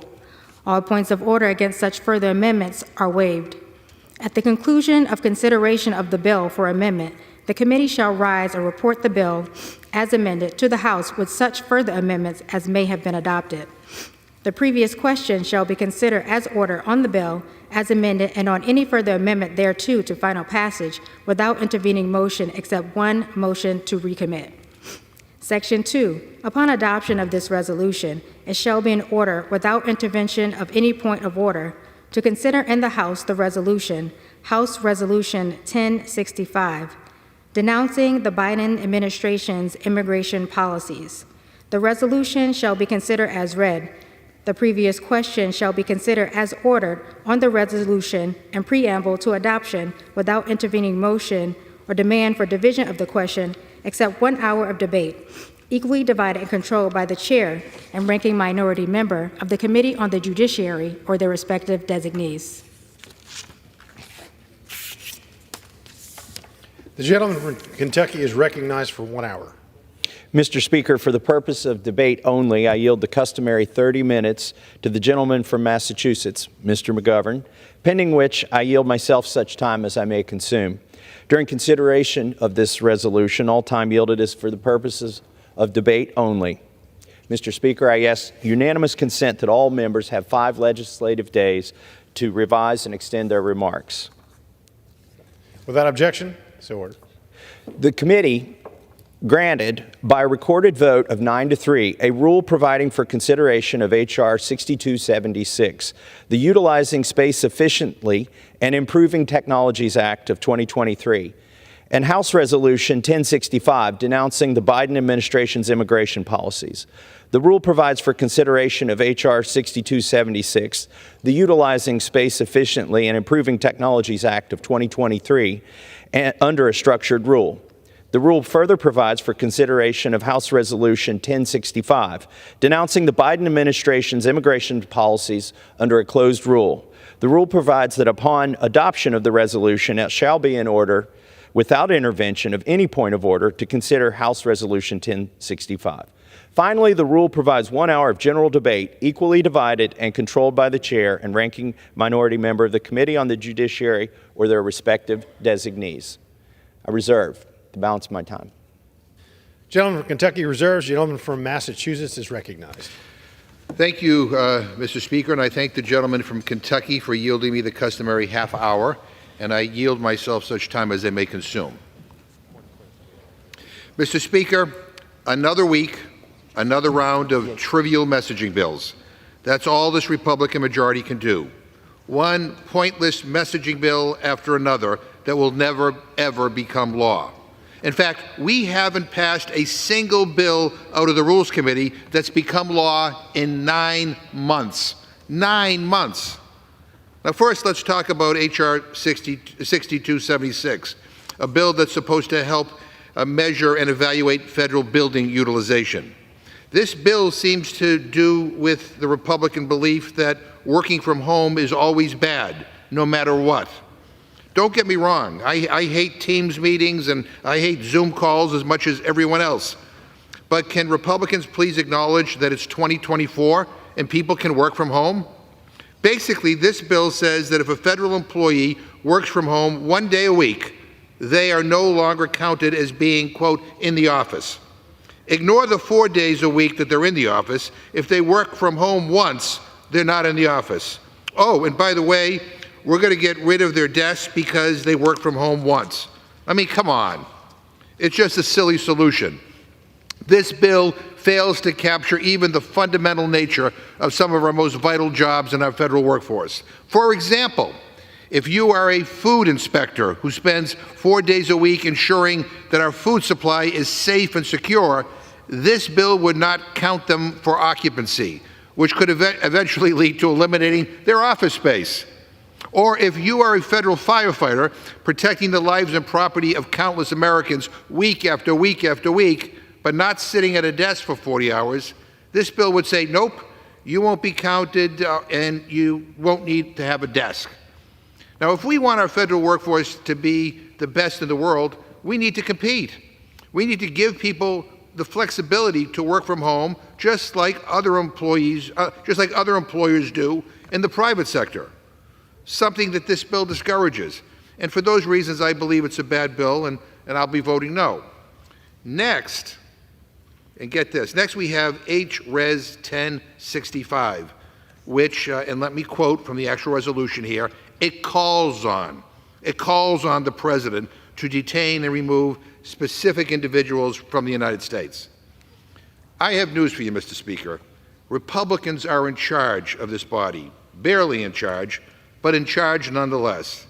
They don't have to call on the President to do anything.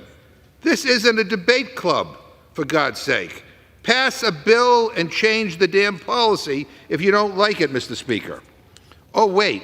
Republicans don't want to do anything about immigration or the border. They just want to complain and talk about their feelings. Let me talk to my friends like I'm talking to one of the 6th grade classes from my district that comes down and tours Washington every year.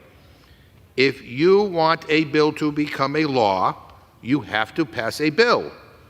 There's a difference between a bill, which starts with the abbreviation HR, and a resolution, which starts with the abbreviation HRES. And I'll spell it out for you. That's H period, R-E-S period.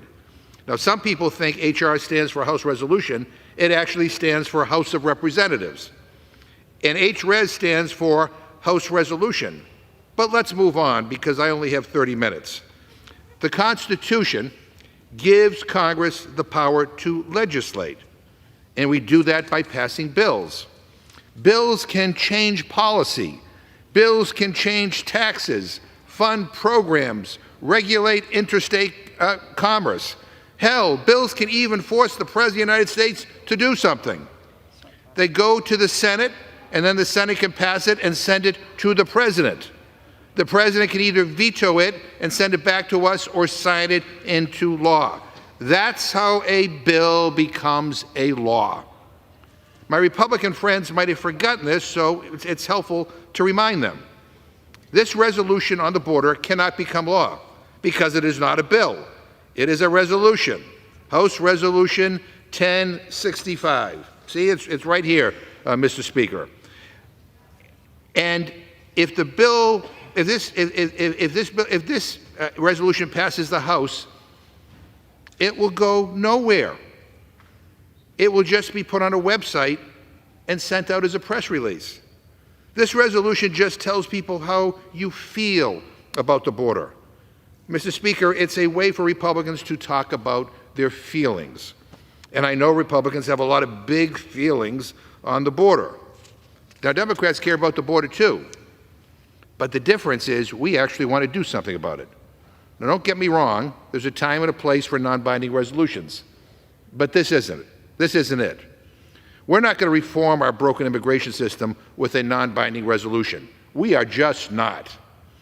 And we had a bipartisan deal on border security that Republicans initially supported until Donald Trump called, and then they changed their minds. And they killed it. Republicans killed a bipartisan border security deal, a bill that was negotiated by the second most conservative Republican in the United States Senate. They killed it. And so what do they bring up instead? Not a bill, but a resolution, a meaningless resolution. This resolution, HRES 1065, which changes no law, which will not go to the Senate, which is literally a press release talking about their feelings. Now here's the kicker. This bill, HRES 1065, it's almost identical to a similar resolution that we dealt with only 3 months ago.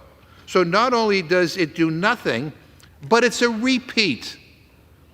They're so bad at legislating that they're even bad at not legislating. This is all they have to offer, Mr. Speaker, half-baked, empty resolutions that don't address any of the fundamental concerns at our southern border. Oh, sure, they like to pretend that they care about border security on right-wing TV so that Trump and Republican candidates can use it as a campaign slogan in November. They're really good at that. They go on Fox News and say, secure the border, secure the border. But then they kill bills that try to do anything about the border. They killed the bipartisan border security bill that came out of the United States Senate, a bill that would have provided more funding so we could have more people at the border, patrolling our border, a bill that would provide more money for judges to accelerate consideration of asylum claims, a bill, by the way, that was supported by the Border Patrol Union that is at the border. Now, the only thing that they say they will agree to is their grossly partisan H.R. 2, seemingly ignoring the fact that H.R. 2 lost in the Senate already. It failed bigly. It only got 32 votes. In fact, the gentleman across the aisle from Kentucky even voted against H.R. 2. But even if it were to pass the Senate, President Biden would never sign it into law because it's a crappy bill. And I got a little whiplash, Mr. Speaker, because on one hand, I hear from my Republican friends that H.R. 2 or nothing, H.R. 2 or nothing, and then we had a gentleman on the Republican side come and do 1 minute and say, we don't need any legislation at all to do anything. We don't have to pass anything. So you got to pick one or the other. But look, any way you square it, Republicans now own the border crisis. Democrats have given them every opportunity to work together, and we have been turned down by a Republican Party that does not want to solve problems or govern. So guess what? They own the border. They own the fentanyl crisis. They own all of it. This is their issue. They continue to pass meaningless resolutions like this, which do nothing. They continue to scream and yell in committees and on the House floor. They continue to use victims of crimes as props. But when push comes to shove, they don't do a damn thing. They vote against more funding for border security. They reject serious proposals for border security. They don't want to solve this problem. They want a crisis because they think it helps them in November. What a rotten, cynical, awful way to treat the people of this country. What a terrible way to govern. This isn't serious legislation. It is a press release. It's embarrassing. House Republicans have no new ideas, so they're just going to keep passing the same meaningless resolution every week until they lose in November. Maybe then they'll realize that this is a bad strategy, that it's a bad idea to treat the American people like they're idiots, because the American people are smart, Mr. Speaker. They see what Republicans are doing, obstructing, and then blaming Democrats for the obstruction that they created, and passing silly, non-binding resolutions that do nothing instead of actually working with us to get stuff done. Democrats actually want to get something done on the border. We want to stop the fentanyl from coming into our country. We want to fix the broken immigration system. And Republicans own this issue now because they rejected a bipartisan deal and they refuse to work together. They refuse to put people over politics and work with us to address our problems at the border. Let me just conclude, Mr. Speaker, by again reminding my friends on the other side of the aisle, and I would say this to a sixth grade class if they came to visit to Washington, that we now have divided government. We have, again, a House of Representatives barely controlled by Republicans, a United States Senate barely controlled by Democrats, and a Democrat in the White House. This notion of my way or the highway for either side is a non-starter. If you want to get something done, you got to work together. And for heaven's sakes, I'd like to think that you don't have to agree on everything to agree on something. And we ought to be able to agree on something like more support for border security along both our southern and our northern border. We ought to be able to agree that we ought to have more judges to evaluate asylum claims so people aren't here for months and months and months or years, that we can resolve these claims efficiently and effectively in a matter of weeks. You know, and we ought to also, rather than doing non-binding resolutions, be addressing the situation in Ukraine. Ukraine is out of, they're out of equipment. I mean, I don't know why my friends on the other side of the aisle seem so dedicated to giving Putin a victory, but Ukraine is running out of time. Why haven't you scheduled a vote on a bill to provide Ukraine the military assistance that they need so that they can repel the Russians, so they can stop Putin? They're out of time. They're out of time. And if Ukraine falls, my friends own that too. With that, Mr. Speaker, I reserve my time. Gentleman from Massachusetts reserves. The gentleman from Kentucky is recognized. Mr. Speaker, the first step in solving a problem is to acknowledge that it exists. The other side of the aisle is having a problem with that because that's what this resolution does. It describes the problem. The second part of solving a problem is to look at what the source of the problem is. That's what this resolution does. The other side of the aisle is having a problem with that. In fact, today they opened the debate by simply complaining that this is a House resolution and not a House bill. But this is a House resolution full of facts, inconvenient facts to this administration. This administration, since the beginning, has passed 94 executive orders that have repealing border security measures that were in place. And that's attracted 9.3 million illegal immigrants to our borders. This is a problem that exists. The other side of the aisle needs to quit denying that it exists, and they need to quit trying to change the topic to Ukraine. The topic today is these two bills. First among them is the resolution that draws attention to the problem at the border and lists specifically the things that this president could do to fix it. And with that, I yield 2 minutes to my good friend from Texas, Mr. Self. Thank you, Mr. Speaker. I rise in support of the rule to allow consideration of House Resolution 1065, denouncing the Biden administration's immigration policies. Every day, we see a new horror story in the news, a new headline about some violent crime committed by an illegal alien. 22-year-old nursing student, Laken Riley, brutally murdered by a Venezuelan illegal immigrant. Travis Wolf, one day away from celebrating his 12th birthday, killed by an illegal immigrant driving the wrong way. 16-year-old Texas teen, Elizabeth Medina, stabbed to death by an illegal immigrant from Mexico with a criminal background. Laken Riley, Travis Wolf, and Elizabeth Medina would still be here today. Every crime committed by an illegal alien is preventable. Every murder, every rape, every robbery is preventable. Criminal violence is the current outcome that we are seeing every day due to Biden's open border policies. But what about the risk of terrorism? In my 25 years in the Army, if I learned anything, it is that evil still stalks the world, and we are importing part of that evil to the United States today. We may see an escalation of the horrors inflicted on American families by the invasion on our southern border.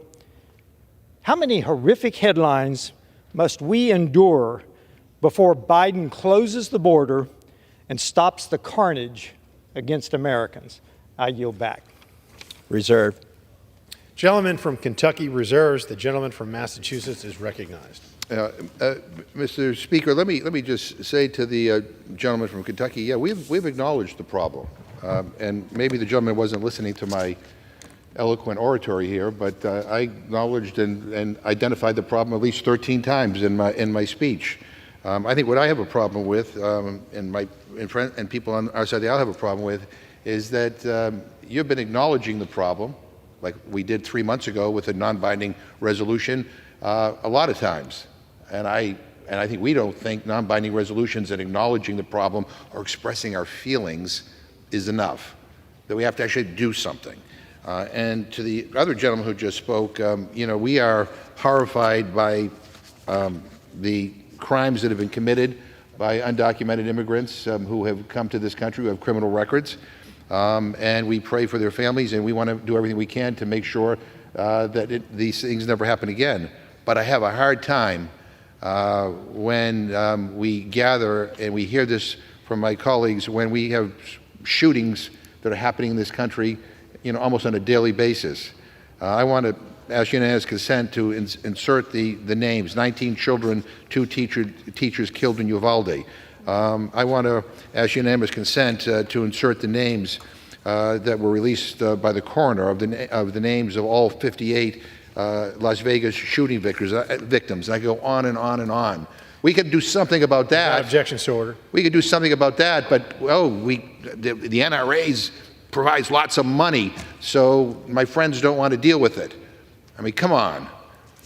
Mr. Speaker, I'm going to urge that we defeat the previous question, and if we do, I'll offer an amendment to the rule to bring up H.R. 16, the American Dream and Promise Act of 2023.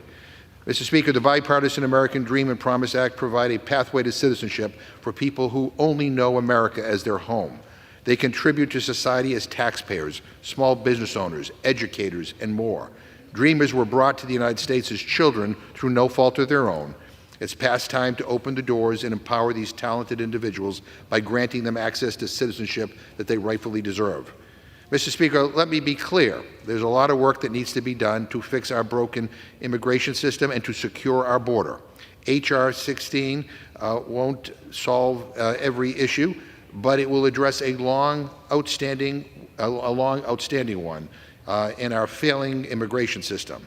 It is the right thing to do, and we should start doing the right thing around here. And it has the added benefit of being a bill that actually does something.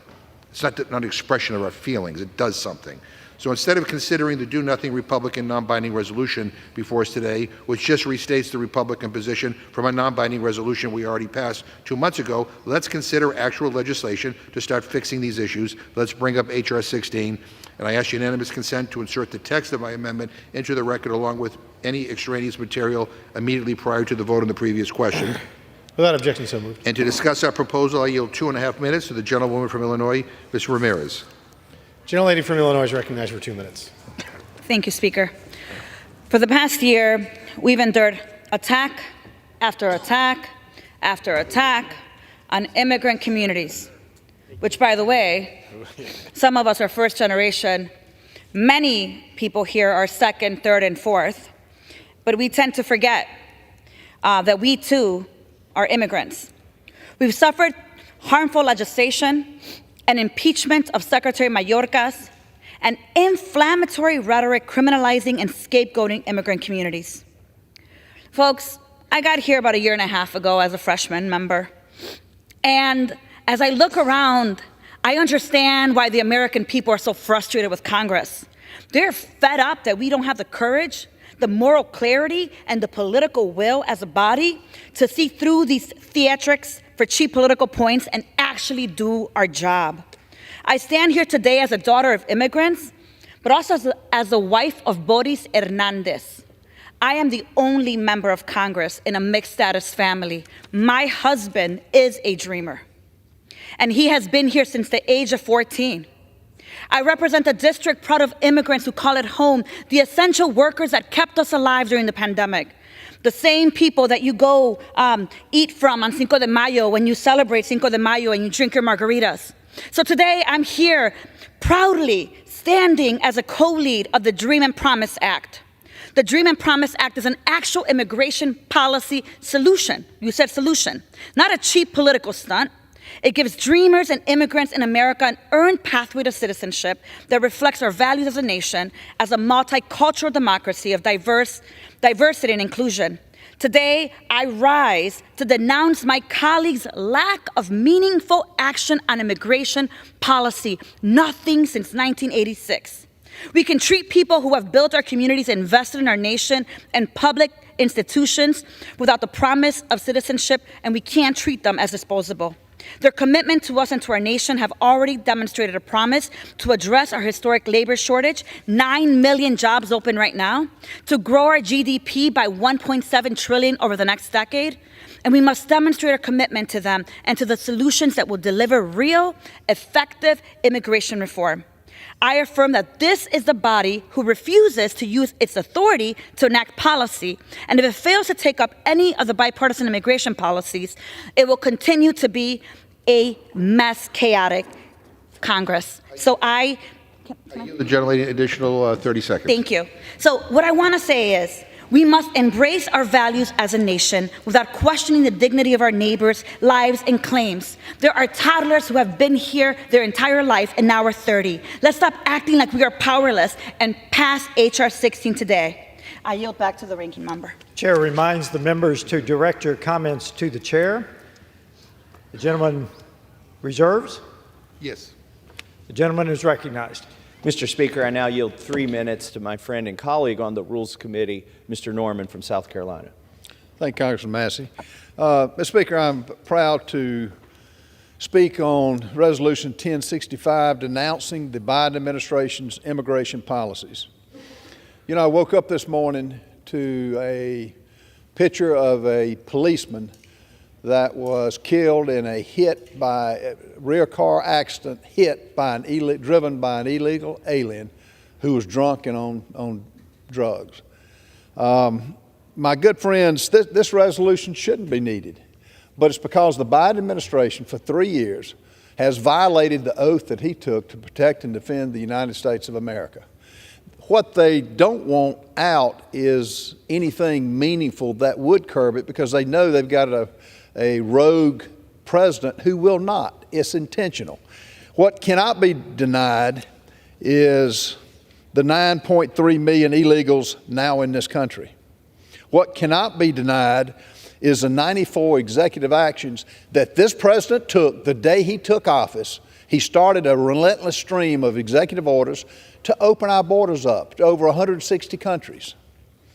What he can't deny is the 1.8 million known getaways who evaded the United States Border Patrol. What he can't deny, and get this, and for all your listeners in the balcony, the 20,000 communist Chinese nationals now in this country that poses a severe threat to every American who walks every street on every city in the United States. They cannot deny the crime statistics.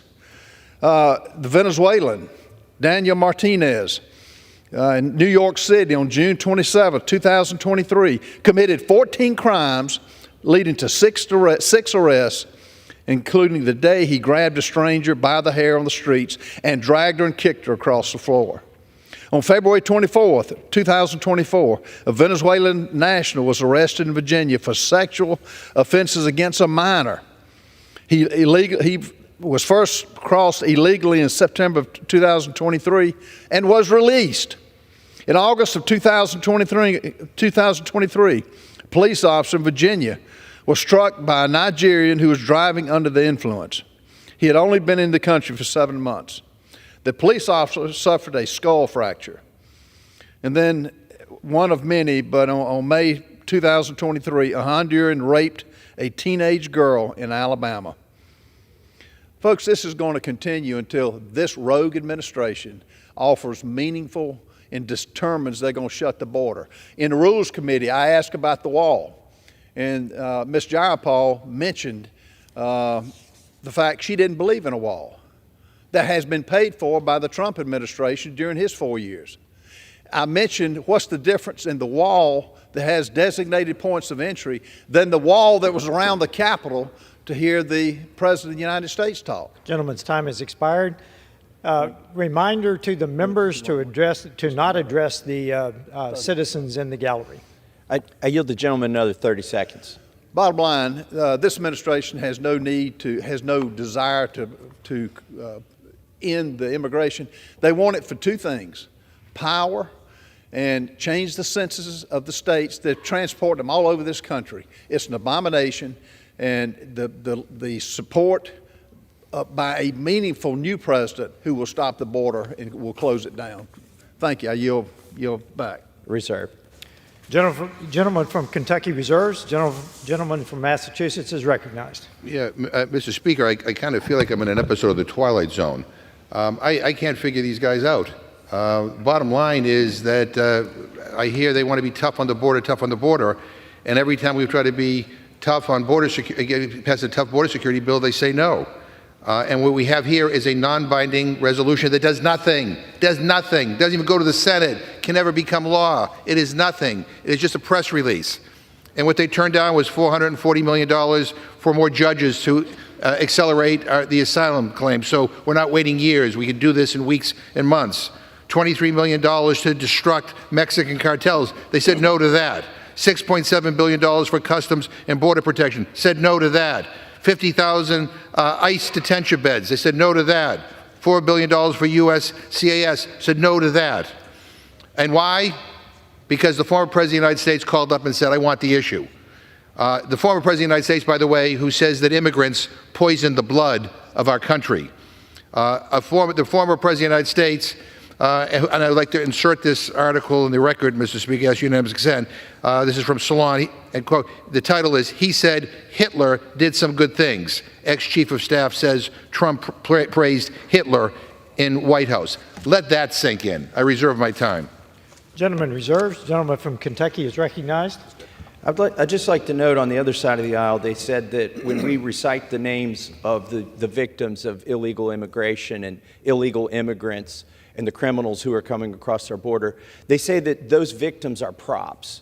And I resent that, I really do, because the other side of the aisle then proceeded in the next measure of the debate to enter names of victims who had been killed by criminals using guns. So let's just agree today that when we honor the names of people who have suffered at the hands of criminals, whether they be domestic or illegal immigrants, sadly as so many are now, that we don't call them props. And with that, I'd like to yield 3 minutes to my good friend from Texas and fellow member on the Rules Committee, Mr. Roy. I thank the gentleman from Kentucky, my good friend, and I know he's probably as surprised as I am to be accused of taking orders from the former president. and following whatever the former president says. And, I think, if the gentleman from Massachusetts wants to take a flight down to Mar-a-Lago, he's welcome to tell the former president that the gentleman from Texas, the gentleman from Kentucky take orders. The reason that matters is that I had the president's former ICE director, Tom Homan, under oath in the House Judiciary Committee, and I asked him that question. And I said, were we articulating the massive problems in the Senate bill prior to the former president having commented publicly? And the answer under oath, of course, from Mr. Homan was yes. Because we all knew that the bill was a failed bill. We all knew that it was a prop. And the gentleman from Massachusetts makes crystal clear what the actual game is. The gentleman from Massachusetts gives up the game today because he comes to the floor of the House and he says, quote, "Republicans own this now." And that is an important phrase. Republicans own this now. What's really happening is my radical progressive Democrat colleagues who believe in wide open borders allowing mass release of immigrants into the United States that have resulted in the death of thousands of Americans through fentanyl or through the danger of what we saw happen to Laken Riley. Those radical progressive Democrats are realizing the American people are caught up to them. They recognize the reality that it is their policies that are resulting in the death and the destruction of the American people. So what are they doing? They're putting forward bills that have no chance of succeeding, legislation that will not solve the problem, will codify mass releases, would not deal with unaccompanied alien children, would not deal with any of the issues with parole that the president is using to violate current laws, which requires case-by-case analysis to process people into the United States, mass releases under parole in violation of law that resulted directly in the death of Laken Riley. My colleagues on the other side of the aisle know this. So they're trying to use a bill that they put forward that won't solve the problem and will make it worse to deflect and push blame politically to Republicans. That is why the gentleman from Massachusetts on the floor of the House today said, Republicans own this now. Because they're purposely trying to obfuscate the truth. And the truth is, Laken Riley is dead because the President of the United States, Joe Biden, who stood up in that dais last week and lectured the American people, that president made the decision with the full support and execution by Alejandro Mayorkas to mass release people into the United States that they know contain mass numbers of criminals, terrorists, people from all over the world, including the Chinese Communist Party, that have been released into the United States. And Laken Riley is now dead, and Aiden Clark is now dead, and Kayla Hamilton is now dead, beaten to death in her own home. Lizbeth Medina, a Texan, is now dead, beaten to death and murdered in her own home, found in a bathroom by her mom, instead of seeing her perform her cheerleading out in a parade. That's the truth. My colleagues on the other side of the aisle know it, and they're now trying to deflect. I support this resolution, and I yield back. Reserve. Gentleman reserves. Gentleman from Massachusetts is recognized. A couple of things, Mr. Speaker. I ask unanimous consent to insert into the record an article from Axios entitled, "Trump, House Republicans Plot to Kill Border Deal." Without objection. Mr. Speaker, I would just say to the gentleman who was just yelling that we're not, the proposal that we're talking about, the bipartisan border security deal, is not something that we wrote over here. It was written in a bipartisan way in the Senate, led by the second most conservative Republican in the United States Senate. He said it doesn't have a chance of passing. I'll bet him anything that if you brought the bill to the floor and if you actually let it be brought before the full House, that it would pass. That's why Trump intervened to make sure that it never got a chance to go to the floor, because he knows it would pass. And to the gentleman from Kentucky, no one over here, I certainly didn't call the victims of... Members are reminded Yeah, I did not refer to the victims of violence and who were killed by undocumented immigrants as props. I said my Republican friends are using them as props. And I inserted into the record the names of people who were killed by gun violence because I'm tired of the selective outrage. I mean, the bottom line is, countless people in this country are killed every week in gun violence, and my Republican friends do not want to do anything about it because the NRA owns the Republican Party in this country, and they're afraid to lose the money. That's what this is about. And so, look, our complaint here is that we are talking about border security issues, and and our frustration is that what we're dealing with, this tough bill, my Republicans are so tough on the border, the tough bill that they're bringing before the House of Representatives is a non-binding resolution that can never become law, that won't even be sent to the Senate, that is just a press release. I think that's just a colossal waste of time.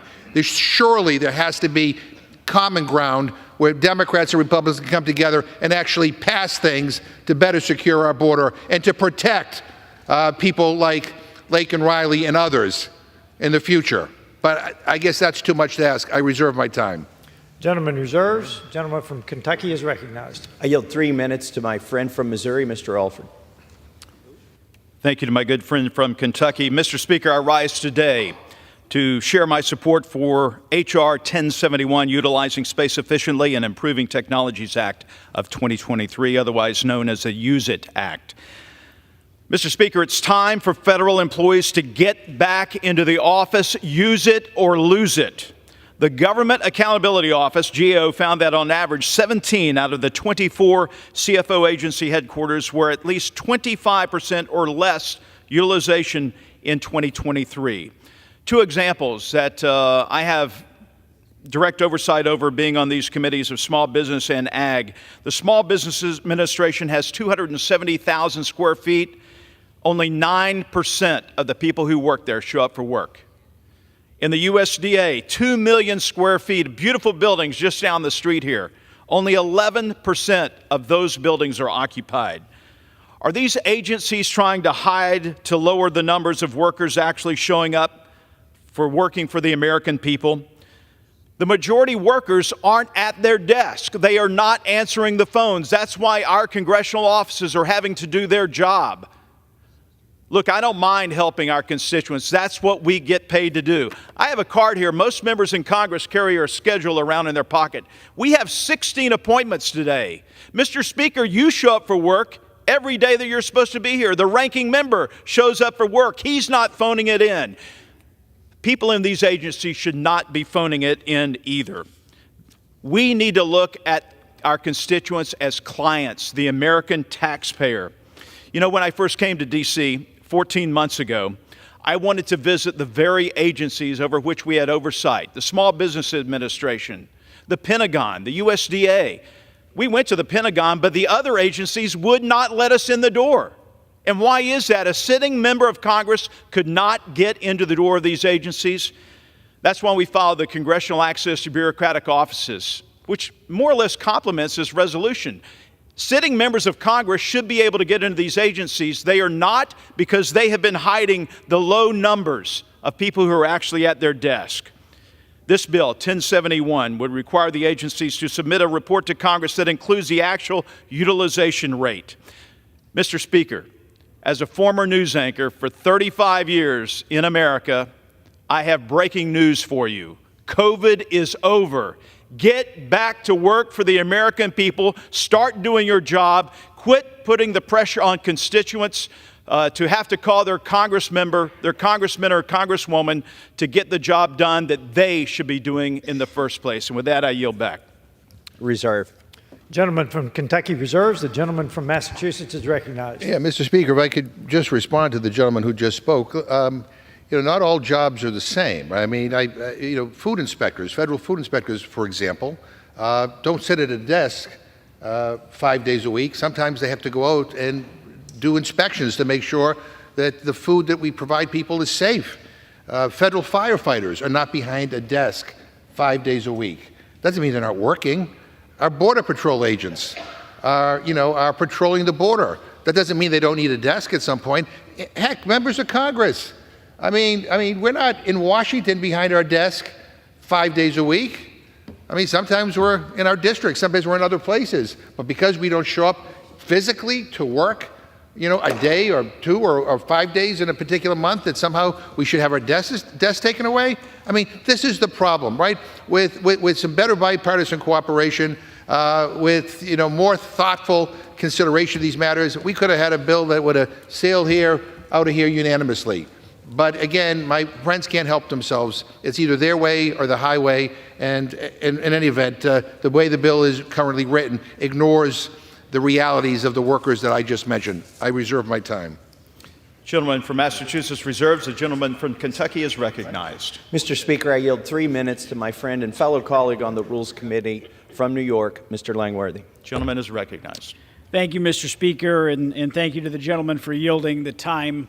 I rise today in support of the rule which provides for consideration of HRES 1065, a resolution denouncing the Biden administration's disastrous border policies. The Biden administration's utter failure to maintain operational control of our southern border has led to a crisis so extensive that it has spilled across my home state of New York and our nation's northern border as well. According to the latest data, since October 1st, 2023, the northern border has seen a record number of illegal immigrants and drug seizures, most notably fentanyl, by Border Patrol. And that's just what's been caught.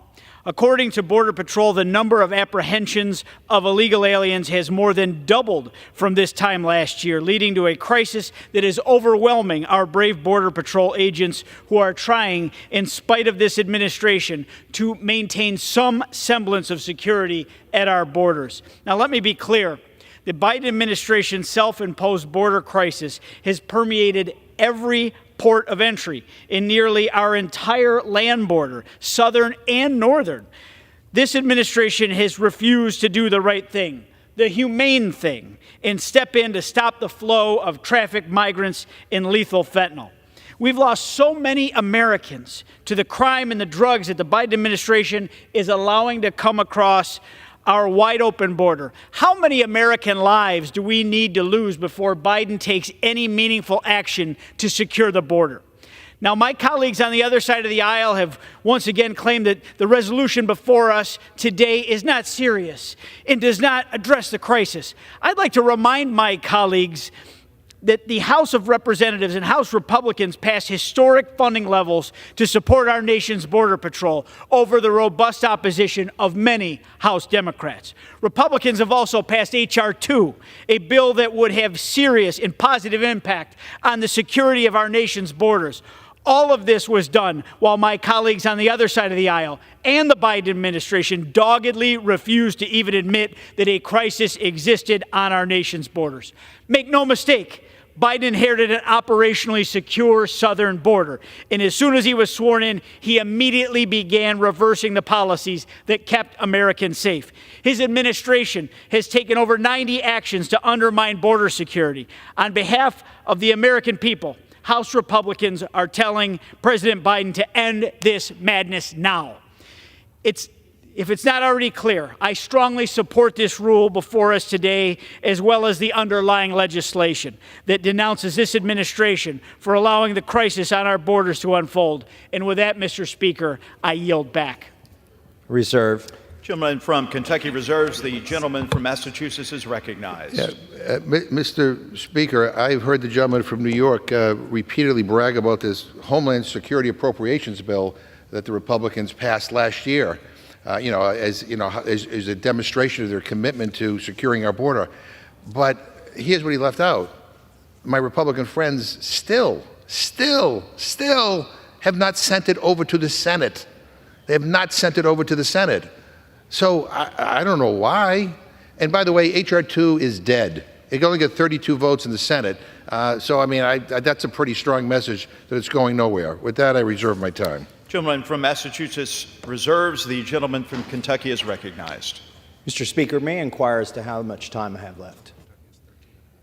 Gentleman from Kentucky has 13 and a half minutes remaining. The gentleman from Massachusetts has 7 minutes remaining. Mr. Speaker, during his first 100 days in office, President Biden took 94 executive actions on immigration, including halting construction of the border wall. In August of 2022, the Biden administration formally halted President Trump's successful Remain in Mexico program. In May of 2023, the administration announced that it would allow for the release of some migrants into the U.S. with no way to track them. The Biden administration also ended Title 42, the CDC order that allowed the Department of Homeland Security to remove non-citizens who did not have proper travel documentation, whose entry was otherwise contrary to law, or who were apprehended at or near the border seeking unlawful entry into the United States without regard to asylum claims or proceedings. Shortly after taking office, President Biden terminated the asylum cooperative agreements with Guatemala, El Salvador, and Honduras to facilitate cooperation in resolving the migration crisis. The Biden administration has also abused its authority under the Immigration and Nationality Act to grant parole on a case-by-case basis, and has instead used this authority to grant mass parole to over 1 million migrants. The Biden administration has also failed to detain migrants encountered at the southern border and has failed to use its authority to perform expedited removal of individuals illegally present in the United States. As a result, since President Biden took office, 9.3 million illegal aliens from all over the world have arrived at the southern border. The Biden administration has allowed at least 6.3 million illegal aliens to travel from the southern border to enter American communities. This is a tragedy. We need to call attention to it. President Biden says there's nothing he can do. Well, I've just listed a number of things that he has done to create this crisis. And further in this debate, I'll talk about some of the things that he can do, that we know he can do, things that are stated in the resolution contained in this rule to end this national security, legal, humanitarian crisis at our border. With that, I reserve the balance of my time. Gentleman from Kentucky reserves. The gentleman from Massachusetts is recognized. Mr. Speaker, can I inquire from the gentleman, is he prepared to close or does he have another speaker? Then I will reserve. The gentleman from Massachusetts reserves. The gentleman from Kentucky is recognized. I'm going to yield 4 minutes to my good friend from Texas, Mr. Fallon. Gentleman is recognized for 4 minutes. Thank you, Mr. Speaker. And, you know, we have myths and then we have facts. So let's go over some myths for a second, particularly when you talk about the border. Myth one I heard was the GOP doesn't have any solutions and doesn't want to solve this border crisis. Really, it's not even a crisis anymore. I'd say it was a calamity. That somehow Donald Trump calls and then a bipartisan deal that will solve the border crisis is scuttled. And that H.R. 2 was somehow, which was the omnibus border security bill, was radical. So let's talk about facts. First of all, Donald Trump didn't call and scuttle anything. We want to solve this crisis because we took an oath to the Constitution. And in solving the crisis, we need a true a bill that will do that. And the bipartisan bill coming out of the Senate, or so I should say so-called bipartisan bill, no House Republican even had any input on those discussions at all. There were major flaws in that legislation, and there were loopholes. Because I do agree with the gentleman from Massachusetts, of which I was born and raised for my first 22 years, that this is divided government, and you do need to have some compromise on really, if you want to get anything done on everything. So you want to strike a deal that works and gets things done. So I understand that we're not going to dictate, we're in no position to. But at the same time, you have to have workable solutions and not just things that are political but can solve issues. So let's talk about, again, some inconvenient truths. And the prior administrations, past two, and I'm talking about the Obama and Trump administrations, at this juncture in their presidencies, there were about 1.7 million illegal border encounters. This administration has seen that number explode to 8 million. There is a problem. There's something fundamentally different now than in the past. The last couple years of the Trump administration, there were 3 people that were on the terrorist watch list that were apprehended. Last fiscal year, it was 169. Chinese nationals, mostly of military age, under the Trump administration's final years, it was about 450 in a given year. That ballooned to 40,000 plus. That's alarming. That's concerning.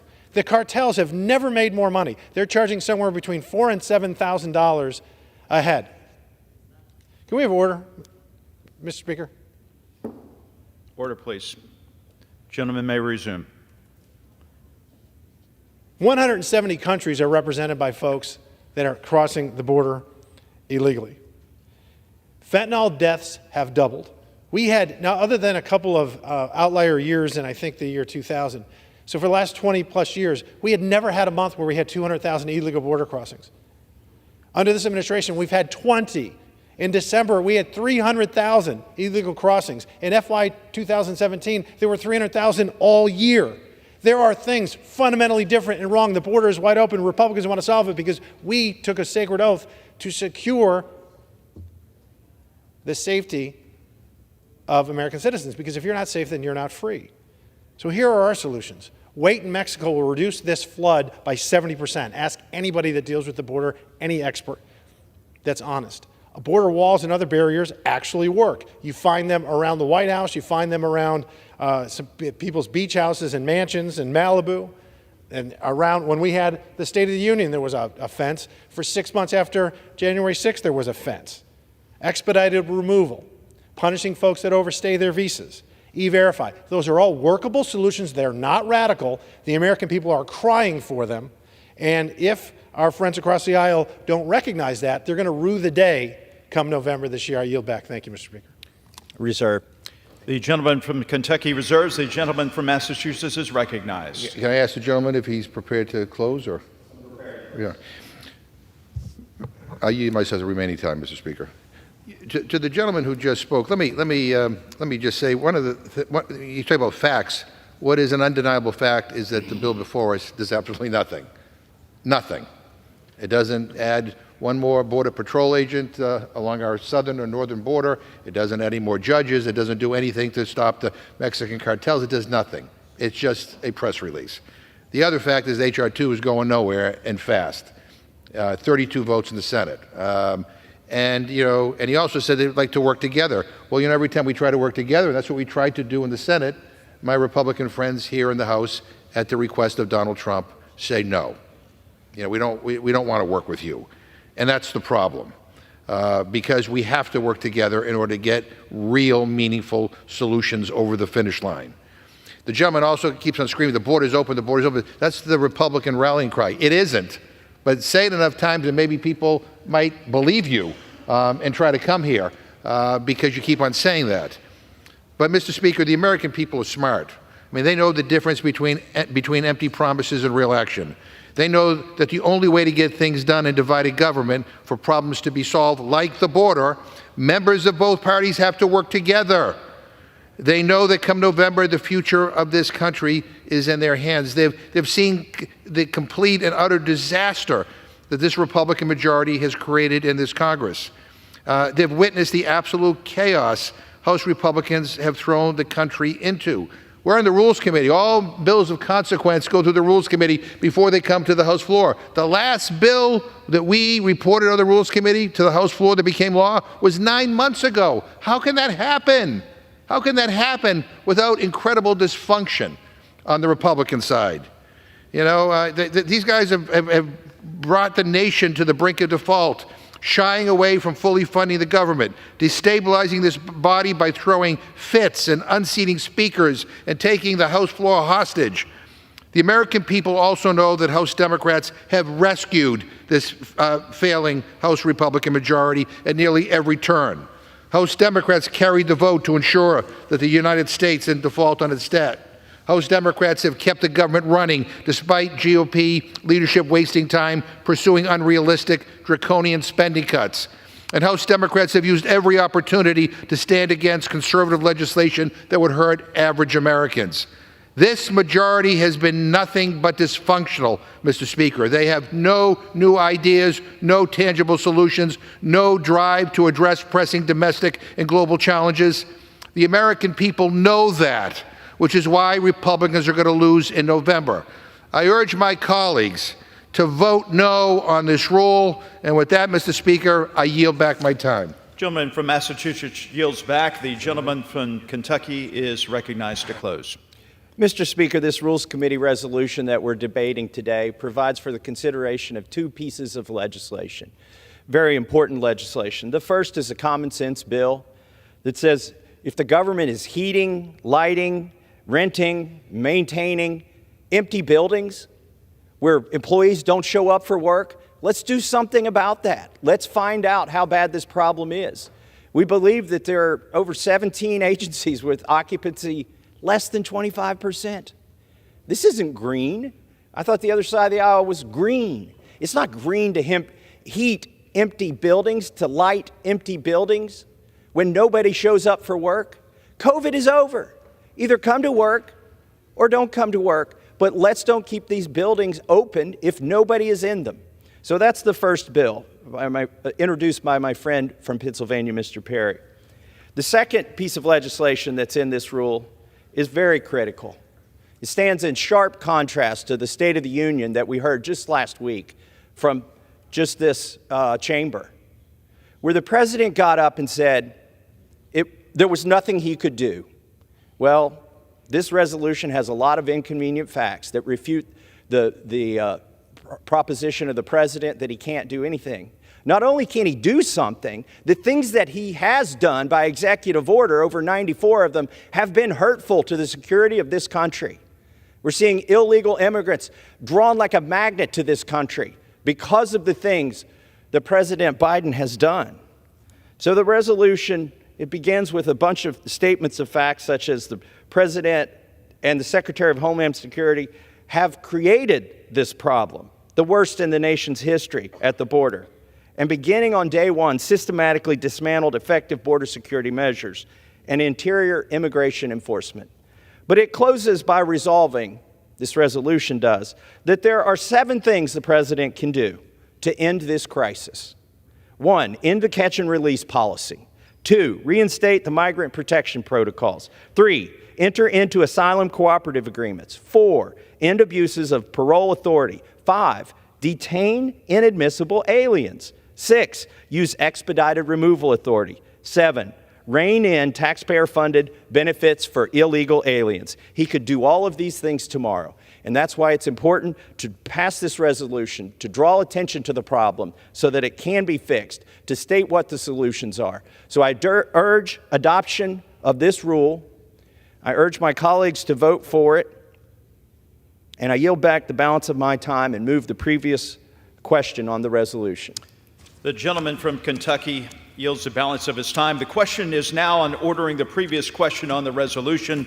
Those in favor say aye. Aye. Those opposed say no. No. In the opinion of the chair, the ayes have it.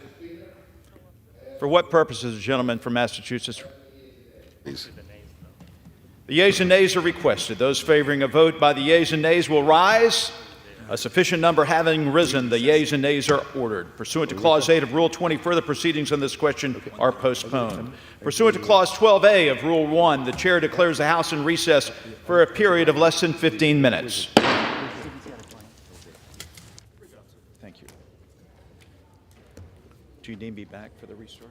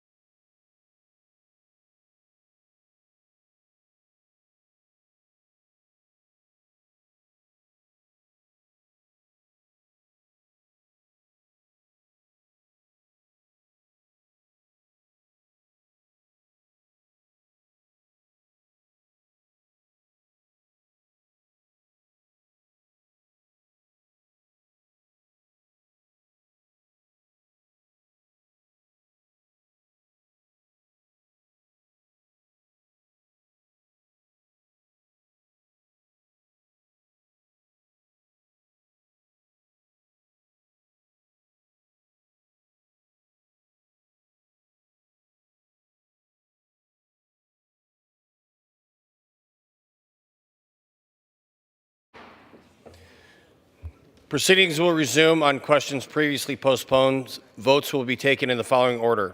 Ordering the previous question on House Resolution 1071 and adoption of the resolution if ordered. The first electronic vote will be conducted as a 15-minute vote. Pursuant to Clause 9 of Rule 20, the remaining electronic votes will be conducted as a 5-minute vote.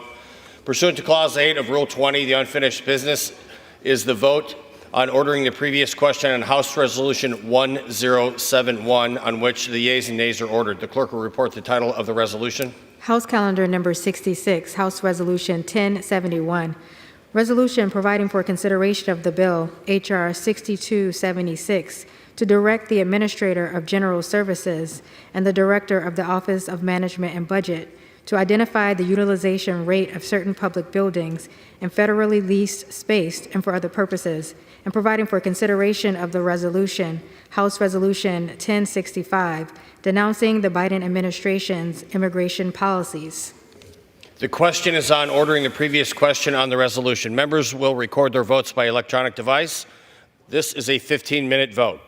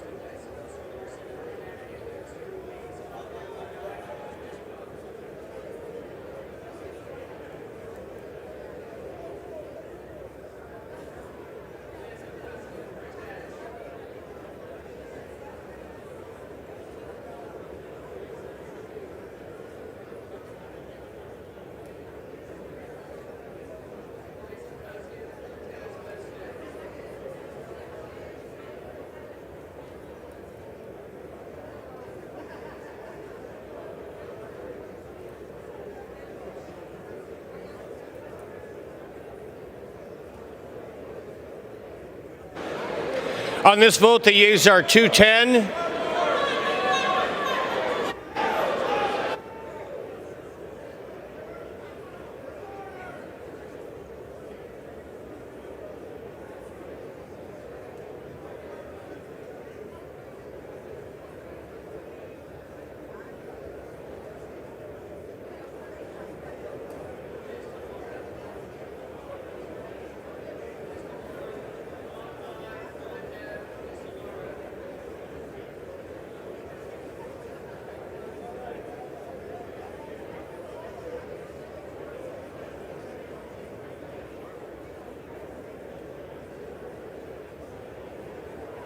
On this vote, the yeas are 209. The nays are 205. The previous question is ordered.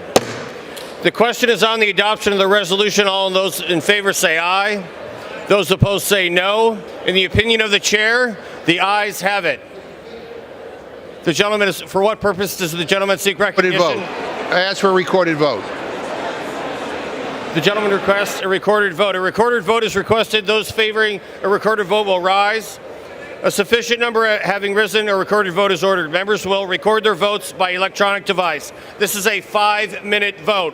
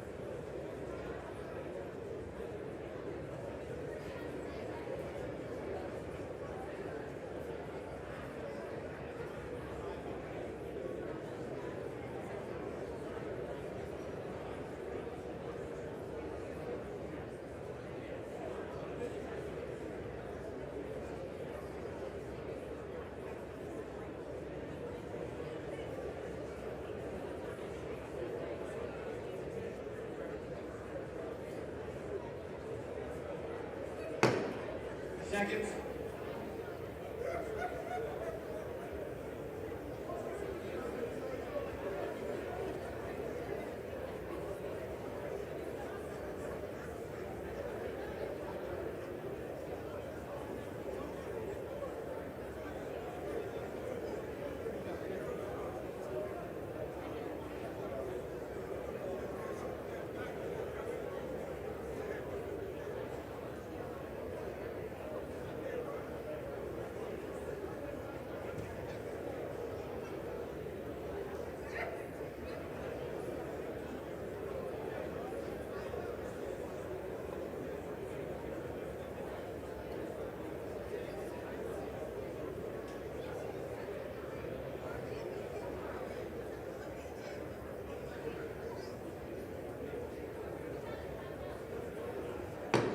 Have all members voted?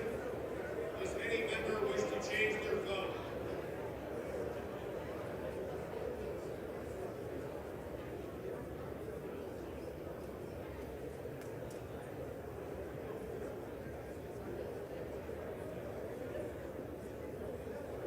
On this vote, the yeas are 209. The nays are 206. The resolution is adopted. Without objection, the motion to reconsider is laid on the table.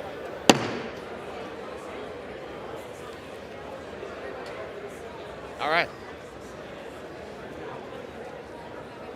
Lorden.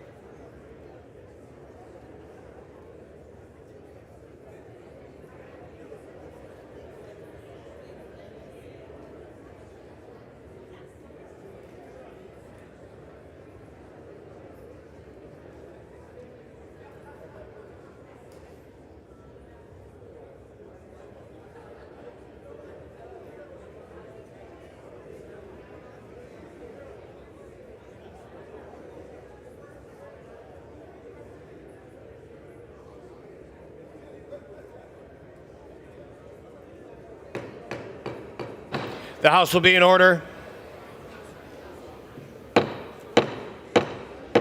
The House will be in order.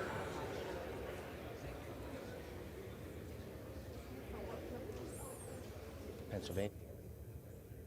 What purpose does the gentleman from Pennsylvania seek recognition? Thank you, Mr. Speaker. I ask unanimous consent that all members have 5 legislative days to... Hold on a second. Okay. That all members have 5 legislative days to revise and extend their remarks and include extraneous materials on H.R. 6276. Without objection, the gentleman is recognized. Mr. Speaker, I yield myself such time as I may consume. The gentleman will suspend. Pursuant to House Resolution 1071 and Rule 18, the Chair declares the House in the Committee of the Whole on the State of the Union for the consideration of H.R. 6276. The Chair appoints the gentlewoman from Virginia, Ms. Kiggins, to preside over the Committee of the Whole.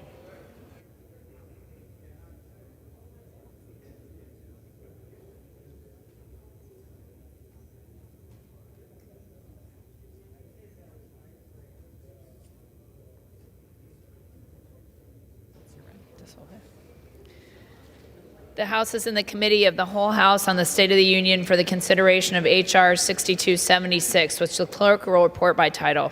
A bill to direct the Administrator of General Services and the Director of the Office of Management and Budget to identify the utilization rate of certain public buildings and federally leased space and for other purposes. Pursuant to the rule, the bill is considered read the first time.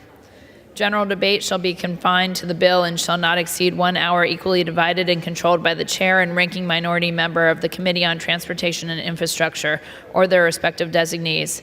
The gentleman from Pennsylvania, Mr. Perry, and the gentleman from Washington, Mr. Larson, each will control 30 minutes.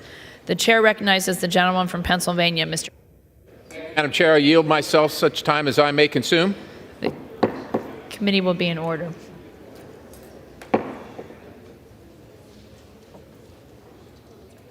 The gentleman is recognized. Thank you, Madam Chair. H.R. 6276, the Use It Act of 2023, implements common sense and reasonable space occupancy standards to get federal employees back into the office, or the agency will have to lose that unnecessary, unneeded, unused space. As a recent Government Accountability Office review of how agencies were actually using their headquarters space here in Washington, D.C., found that 17 of 24 agencies the GAO reviewed used 25% or less of their space. 17 of 24, 25% or less of their space. One agency even admitted that if 100% of their employees showed up, every single one of them showed up, they would still only use 67% of their own building. Even more troubling is some agencies were using only 9%.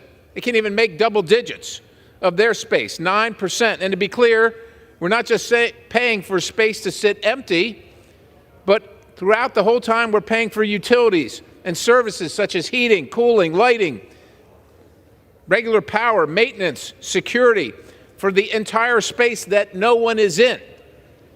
Empty federal buildings are not only a drain to the federal taxpayer, but they also don't produce investments needed for local economies because nobody's in the building.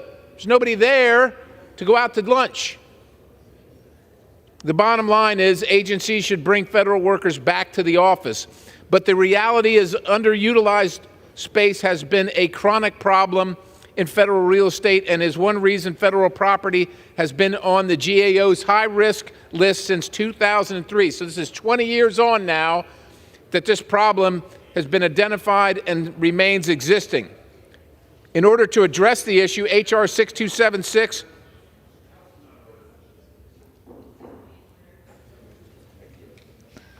Gentleman is recognized. Thank you, Madam Speaker. In order to address the issue, H.R. 6276 would use similar metrics to those used by the GAO and require federal agencies to report on their actual utilization rates. Set a target utilization of not less than 60%, not less than 60, so it's very reasonable, and require the General Services Administration to report to Congress if any agency fails to meet that standard. Agencies will be given time to meet the 60% utilization standard, but if they fail to do so, they would have to lose or give up their excess space. Give up their excess space. Ultimately, the result of 6276 will benefit not just the federal taxpayer, but also allow unused federal buildings to be put to better use for the local communities. I urge support of this bill, and I reserve the balance. Pennsylvania reserves. The gentleman from Washington is recognized. Thank you, Madam Chair. I yield myself as much time as I may consume. H.R. 6276 directs the OMB and the GSA to establish standards for measuring occupancy in federal buildings. The bill directs the GSA and federal tenants to use sensors to measure occupancy, requires the heads of federal agencies to report occupancy and utilization data, and directs the GSA to notify agencies and Congress when occupancy in a federal building falls below 60%, at which time GSA would be permitted to consolidate tenants. The bill further requires OMB and GSA to develop a plan to consolidate agency headquarters buildings in the National Capital Region that will result in a utilization rate of 60% or more. Now, I agree with Representative Perry's goal to reduce agency costs by giving up unneeded space, and I've consistently made that point to him and others on the committee. I am opposed to this bill. The bill defines occupancy as the total number of employees physically working from their offices at least 5 days per week. Many federal employees may not sit at their desks all day, every day, including federal firefighters, disaster responders, law enforcement officers, Border Patrol agents, food safety inspectors, TSA supervisors, National Park Service rangers, and more. These employees would not be included in occupancy counts required by this bill. Also not counted would be the federal employees who work alternative work schedules. Federal law grants the Office of Personnel Management authority to promulgate regulations to administer alternative work schedule programs and permits agencies to allow the use of flexible schedules. This authority extends to employees of any executive agency, any military department, and the Library of Congress. To have an accurate picture of space needs in federal buildings, all federal employees occupying buildings should be counted, and a full-time employee with an approved work schedule is still a full-time employee. And this bill fails to consider that fact. I have concerns with the bill because it does not adequately consider the complexity of the federal leasing process, a process that, frankly, is far too complex.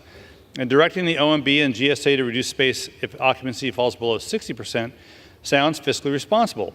But in most currently leased locations, if agency space is reduced, the government will still be on the hook for the original cost in the lease contract because most existing lease contracts do not include partial termination rights.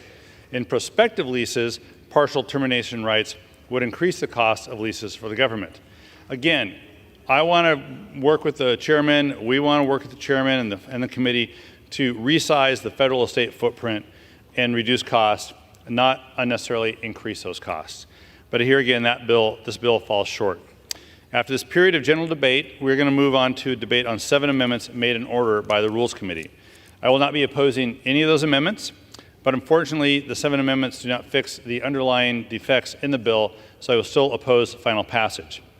I'm disappointed as well the Rules Committee did not make in order the amendment that Representative Titus offered that would have adjusted the calculation of the occupancy rate to include employees with approved alternative work schedules. This fix would have gone a long way toward alleviating my concerns with the legislation, but not even allowing a vote on this amendment is really a missed opportunity for bipartisanship on this bill. So with that, Madam Chair, I will reserve the balance of my time. The gentleman from Washington reserves. The gentleman from Pennsylvania is recognized. Thank you, Madam Speaker. And to my good friend, the ranking member of the full committee, the current administration doesn't even count every single employee in the federal system. And this bill, as he knows, does not affect flex schedules or telework schedules, has nothing to do with that. And so we can, in this case, have our cake and eat it too. We can have this bill, we can get our occupancy rate up to 60%, we can pass the bipartisan amendment that myself and Representative Auchincloss have worked together on and is in order, and we can try and right-size the people that actually show up to work while acknowledging in the federal system that not everybody has to be in the office. But with that, I want to yield 3 minutes to my good friend from Louisiana, Mr. Graves. The gentleman is recognized. Thank you, Madam Chair. Madam Chair, I want to thank the gentleman from Colorado for promoting this legislation, for carrying it through the committee. Let me provide a little bit of background because I think there's been some confusion here. If we look at occupancy rates of federal buildings from pre-pandemic to current, then 54% of the buildings are occupied as compared to pre-pandemic. Let me say this again. If you look at pre-pandemic occupancy and compare it to today, you have 54% occupancy as compared to what would have been 100% at the time, 100% of those slots filled. So what this legislation does is it says that if leases are occupied 60% or less, then the government needs to give up those leases. So my friend from Washington has brought up the fact that you have folks who do telework and flexible schedules and things along those lines. There is a 40% cushion, number one. Number two, I think something that is incumbent upon folks in government that are using public money to pay for this, let me say it again. $2 billion a year to operate and maintain, $5 billion a year to pay for leases. It's incumbent upon these folks that are managing this to make sure that you are properly coordinating schedules. If people are teleworking or flexible schedules or whatever, that's fine. Just manage them in a way that maximizes the use of the space. Look, this is ridiculous what's going on. $7 billion a year. If we went around the Congress and asked members of Congress, do you have something in your district that needs funding and you've been unable to get funding for? Every single one of us could spend $7 billion. We've been trying to fight for a new bridge crossing the Mississippi River for years and years now. It should have been done 40 years ago. So let's be clear. It only requires divestment or elimination of the lease if the occupancy is less than 60%. What private business would even do that? I think it actually should be a higher standard in an ideal situation. As Chairman Perry said, according to a Government Accountability Office study that went through, they looked at 24 federal agencies and 17 of the 24 only used 25% of the space. This is insane. There's better uses of taxpayer funds. And in closing, Madam Chair, I want to remind everyone here, our current government debt is approximately $34.5 trillion. Each individual taxpayer's share of that's around $257,000. I couldn't afford that. I don't think we need to be irresponsibly and recklessly spending taxpayer dollars in this environment or ever. I commend my friend from Pennsylvania for pushing this legislation. I urge adoption and yield back. Louisiana, I reserve. The gentleman from Pennsylvania reserves. The gentleman from Washington is recognized. Thank you, Madam Chair. I'd like to yield 3 minutes to the representative from Virginia, Representative Pyre. The gentleman is recognized. Madam Chair, I rise in firm opposition to H.R. 6276, the Utilizing Space Efficiently and Improving Technologies Act. Contrary to what the title would suggest, this bill is an irresponsible partisan effort that would seriously harm not only our federal workforce located in the National Capital Region, but simply ignores the practical realities of federal jobs. While I agree that we should always help our agencies run more efficiently and decrease spending where we can, this bill reveals ignorance of the current process the GSA undertakes when it comes to contracting, evaluations, and consolidations.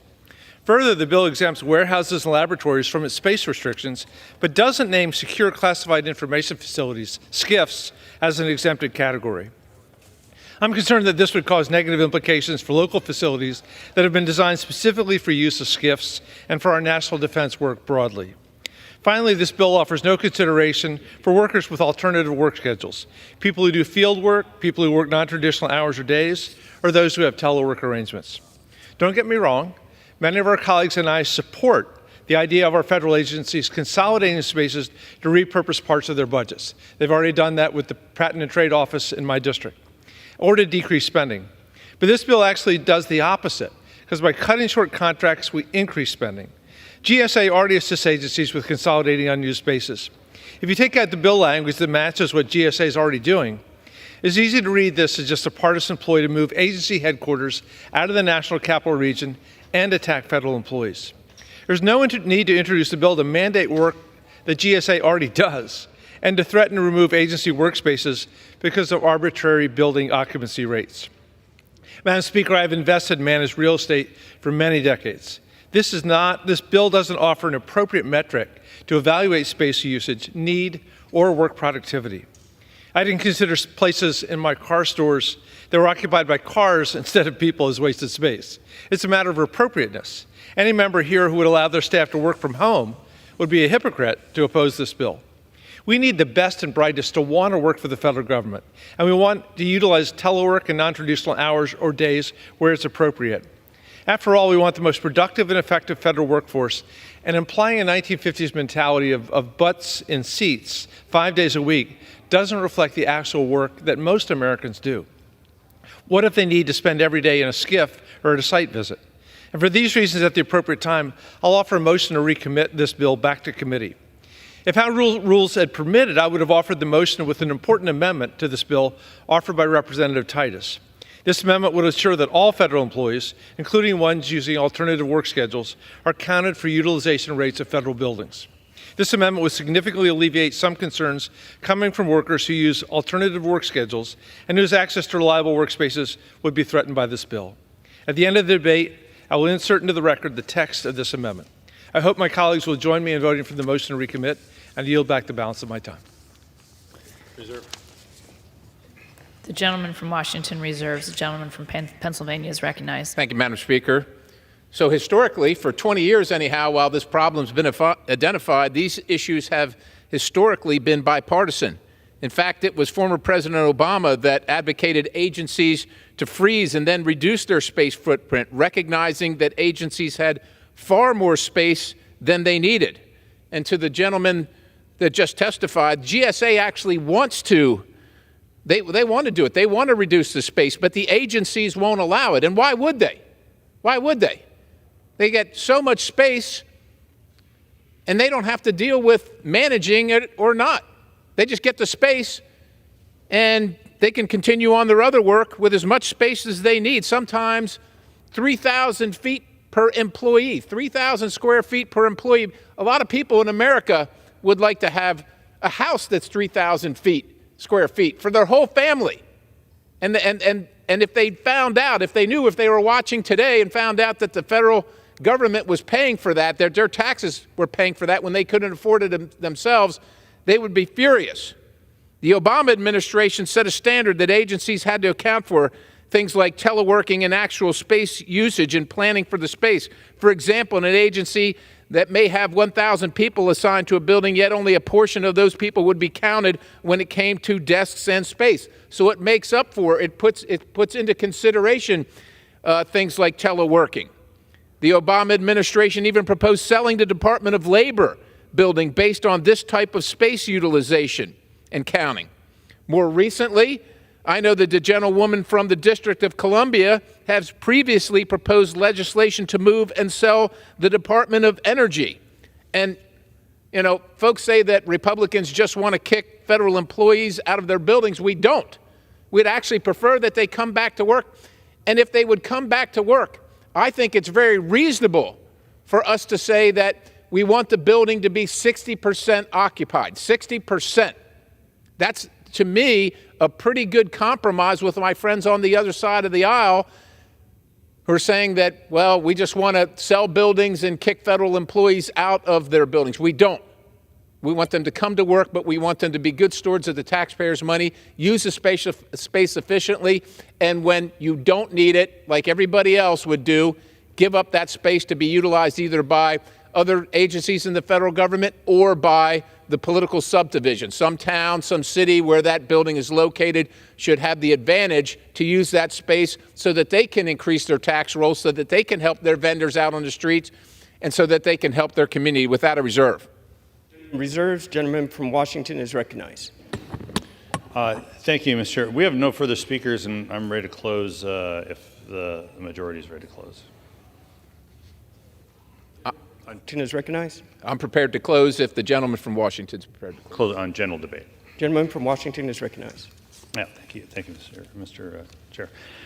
So I appreciate that. I do think it is incumbent on me to characterize my position and recharacterize my friend's characterization of my position, which, as I recall, was to close buildings and kick out federal employees. That is not my position. In fact, in many ways, I share the goals of the chair of the subcommittee that it's clear we have much more federally owned and leased space than is currently being used, given the work schedules and changes that have taken place since COVID. And it is necessary for us to look at how best to consolidate that space, to right-size that space, given its usage. The problem I have is the hammer approach that this particular bill takes by setting a hard and fast 60% rule, rather than looking at the flexibility necessary when you're considering agency by agency, division by division within those agencies, and how that space can be used properly and most efficiently. So we have worked on a bipartisan basis on the committee on a wide range of policies, including right-sizing the federal real estate footprint.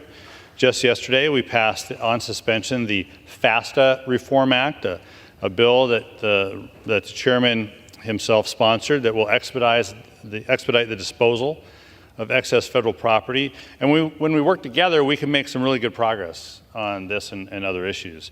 But today's bill does fall short by failing to take into account the complexity of the federal leasing process and using an incomplete and flawed metric for measuring occupancy rate of federal buildings. So I do welcome the opportunity to work with any member in good faith, and we've done that on, again, many issues in the Transportation and Infrastructure Committee.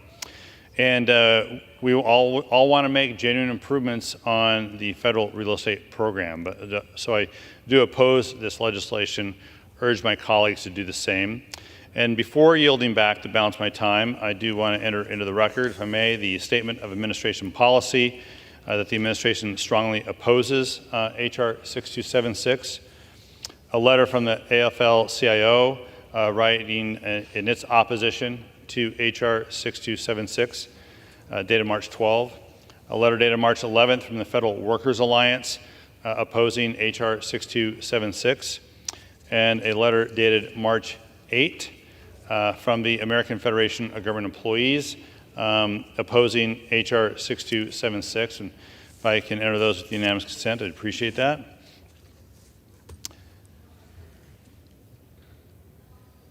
The gentleman's request is covered under general leave. Thank you very much. And with that, Mr. Chair, I yield back the balance of my time. Yields back. Gentleman from Washington is recognized. Pennsylvania is recognized. Mr. Speaker, can I inquire to the time remaining? The gentleman has 20 minutes remaining. Oh, my. Well, thank you, Mr. Speaker. And I do want to respond to my good friend from Washington. I didn't mean to mischaracterize his assessment or his comments. However, the speaker before you did essentially make those claims, and so I was answering to that. And while I'm here, I want to characterize what the public is seeing if they're reading the Washington Times. Here's an article from Wednesday, December 6, 2023. The idea to fill empty federal buildings with illegal immigrants, where DHS headquarters is 69% unused and Social Security offices are 93% vacant. 93% vacant. No wonder offices like mine deal with so many constituent calls when they can't get answers from the Social Security Administration. We would like those folks to come back to work, but if they're not going to come back to work, my goodness, could we stop having everybody, including Social Security recipients, pay for the empty building? And then there's another one from the Washington Times here, dated Thursday, September 21st, 2023. Telework's empty buildings opens the door for Legionnaire's disease. Well, isn't that wonderful? Won't that be great when the source of a new outbreak of Legionnaire's disease comes from a vacant federal building that we're paying for? And of course, here's another one. The IG to investigate federal offices left vacant by telework policies, from the Washington Times, and the date of this is Wednesday, October 18th, 2023. And finally, ghost towns. Federal office buildings are 80% vacant, government fund audit finds. 80% vacant. We have an opportunity here that shouldn't be partisan, should be pretty simple. All we're saying is, my goodness, federal agencies, can you come back to work at least 60%? At least 60%. Is that too much? It's 10% above 50%, which would be half empty. We find that very objectionable, but at least 60% should be something we agree on. This article is from the Washington Times, dated Thursday, October 26, 2023. Mr. Speaker, I'd like to have all these entered into the record. The gentleman's request is covered by general leave. I'm sorry, Mr. Speaker. The gentleman's request is covered by general leave. Thank you, Mr. Speaker. Federal real property has remained on the GAO's high-risk list for more than 20 years. The Government Accountability Office has said this is a high risk for the last 20 years. and we're on the precipice. We're standing on the edge of providing a solution to the excess space that exists that we keep paying for. At the same time, our debt has gone to $34 trillion. By May, it'll be $35 trillion. We're not going to save trillions here, but we can save billions here.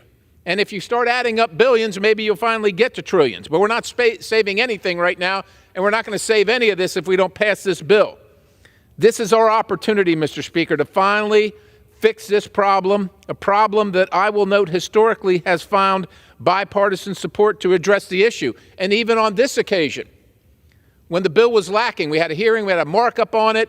Friends on the other side of the aisle said, would you listen to a way where potentially we could improve it? And of course we did, and we worked together. You're going to have an opportunity to vote on that amendment shortly.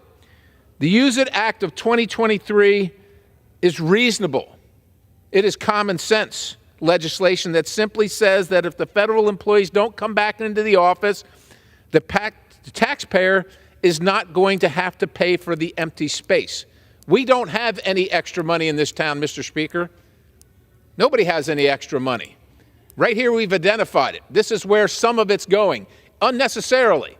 We could consolidate, we can sell things off. Some of these agencies would probably get a new building, just at the right size, where their workers would still have flex time, would still telework where appropriate, where constituents, where our bosses, where the American people could access the services that they pay for and deserve to get because they do pay for them. All right, Mr. Speaker, I do urge support of this bipartisan, soon-to-be bipartisan bill, and I yield back the balance of my time. Gentleman yields back. All time for general debate has expired. Pursuant to the rule, the bill shall be considered for amendment under the 5-minute rule. The amendment, in the nature of a substitute recommended by the Committee on Transportation and Infrastructure, printed in the bill, shall be considered as adopted. The bill as amended shall be considered as read. No further amendment to the bill as amended shall be in order except those printed in House Report 118-419. Each set further amendment may be offered only in the order printed in the report by the member designated in the report, shall be considered as read, shall be debatable for the time specified in the report, equally divided and controlled by the proponent and opponent, shall not be subject to amendment, and shall not be subject to a demand for division of the question.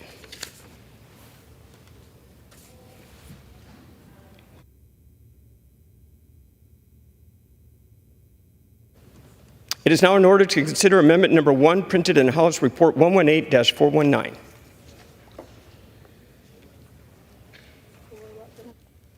For what purpose does the gentleman from North Carolina seek recognition? Mr. Chair, pursuant to House Resolution 1071, I rise to offer an amendment. The clerk will designate the amendment. Amendment number 1, printed in Part A of House Report number 118-419, offered by Mr. Edwards of North Carolina. Pursuant to House Resolution 1071, the gentleman from North Carolina, Mr. Edwards, and a member opposed, each will control 5 minutes. The chair recognizes the gentleman from North Carolina. Thank you, Mr. Chair. And I'd like to commend Mr. Perry for his work on this important bill. I had the opportunity to serve on the subcommittee on T&I where this issue, this horrible expense issue was brought to our attention. And I'd like to start by thanking also my bipartisan co-lead, Ms. Glusenkamp-Perez from Washington, for her partnership on this amendment and the greater standalone bill. I'm here today to urge support for my amendment to H.R. 6276, the Use It Act. I introduced the Federal Use It or Lose It Act, or the full act, back in November to bring accountability to the practice of maintaining high telework levels while maintaining expensive office leases and to reduce wasteful government spending on unused office space. My bill was drafted in concurrence with Mr. Perry's Use It Act to ensure that our language was synonymous and could work together to establish strong federal building policies and procedures to reduce the federal footprint. The full act unanimously passed out of the Transportation and Infrastructure Committee by voice vote during the full committee markup on November 15th. As you well know, a GAO report found that 17 of the 24 major agency headquarters in D.C. were less than 25% occupied during the first quarter of 2023. Even the few agencies above 25% reported right around or below 50% occupancy. Meanwhile, taxpayers continue to pay for 100% of the office space federal employees are not using. The federal real estate portfolio has become a wasteland that is seldom reviewed. Leased assets cost taxpayers more than $6 billion a year, and even during the peak of telework between 2020 and 2022, federal agencies managed to spend more than $1 billion in a single year on new furnishings. If you compare the Use It Act and my amendment, you'll see our language is very similar. Mr. Perry's Use It Act establishes the criteria that I reference in my amendment to regulate general federal building practices. My bill differentiates itself by serving as the reporting catalyst for Mr. Perry's bill. The Use It Act creates mandatory reporting requirements for agencies, and the full act will require that GSA include language in all leases with federal tenants directing the submission of an annual report on a monthly occupancy and inclusion of written procedures governing the return of that unused office space to GSA. Together, the language ensures Congress has up-to-date information to make the best space utilization to make decisions for our taxpayers. The full act also requires independent leasing authorities to submit a report to the Transportation and Infrastructure Committee, the Senate Committee on Environment and Public Works, and the Congressional Committee of Jurisdiction on Occupancy and Space Utilization. Ultimately, my amendment seeks to equip Congress and GSA with the data needed to provide greater oversight of federal leases, to reduce the federal real estate footprint, and to ensure that we're maximizing every federal dollar spent on office space for agency use. Mr. Perry's bill sets the best practices for managing federal real estate, and my amendment provides the mechanism for implementing those best practices. Ultimately, Mr. Speaker, I urge support of my amendment, which will help to strengthen congressional oversight of government spending on office leases and prevent taxpayers from continuing to foot the bill for underutilized federal office space. I reserve the balance of my time. The gentleman reserves. For what purpose does the gentleman from Washington seek recognition? Mr. Chair, I claim time in opposition, though I am not opposed to the amendment. Without objection, the gentleman is recognized. Thank you, Mr. Chair. This amendment requires a GSA to include in its occupancy agreements with federal tenants a requirement that tenant agencies submit a report on utilization and usage to GSA. Also requires return of office space by the tenant to GSA if occupancy falls below 60% for 6 months within a 1-year period. GSA previously allowed tenant agencies to return unneeded space back to GSA with 120 days notice. But in May of 23, GSA changed its policy, and now all new occupancy agreements between GSA and federal tenants must include a non-cancellation clause to prevent agencies from returning space to GSA. Requiring agencies to return space if occupancy falls below 60% for 6 months does not account for the fact that space costs incurred by the government still remain under the lease contract. So I have concerns about the mechanics and the cost of an agency returning space to GSA with this amendment. I will not oppose this amendment. With that, reserve the balance of my time. Gentleman reserves. Gentleman from North Carolina is recognized. Mr. Chair, I yield the gentlelady from Washington State, Ms. Glusenkamp Perez, as much time as she may consume. The gentlewoman is recognized for 1 minute. Thank you. I rise today in support of my amendment with Representative Edwards to the Use It Act, which would incorporate our bipartisan bill, the full act, to inform how federal office leases are renewed and ensure unused government offices space can be effectively repurposed. Flexibility in where federal employee work has allowed public servants to spend more time coaching their kids' Little League team and less time commuting in traffic. And telework has been beneficial to rural communities like mine.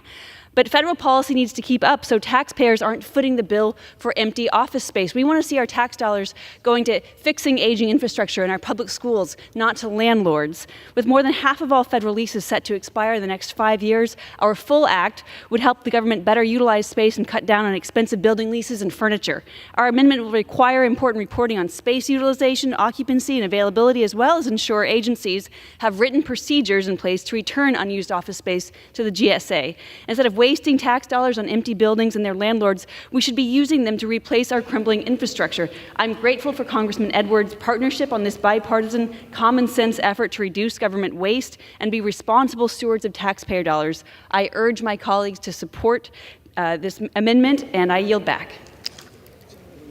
Gentlewoman yields back. The gentleman from North Carolina's time has expired.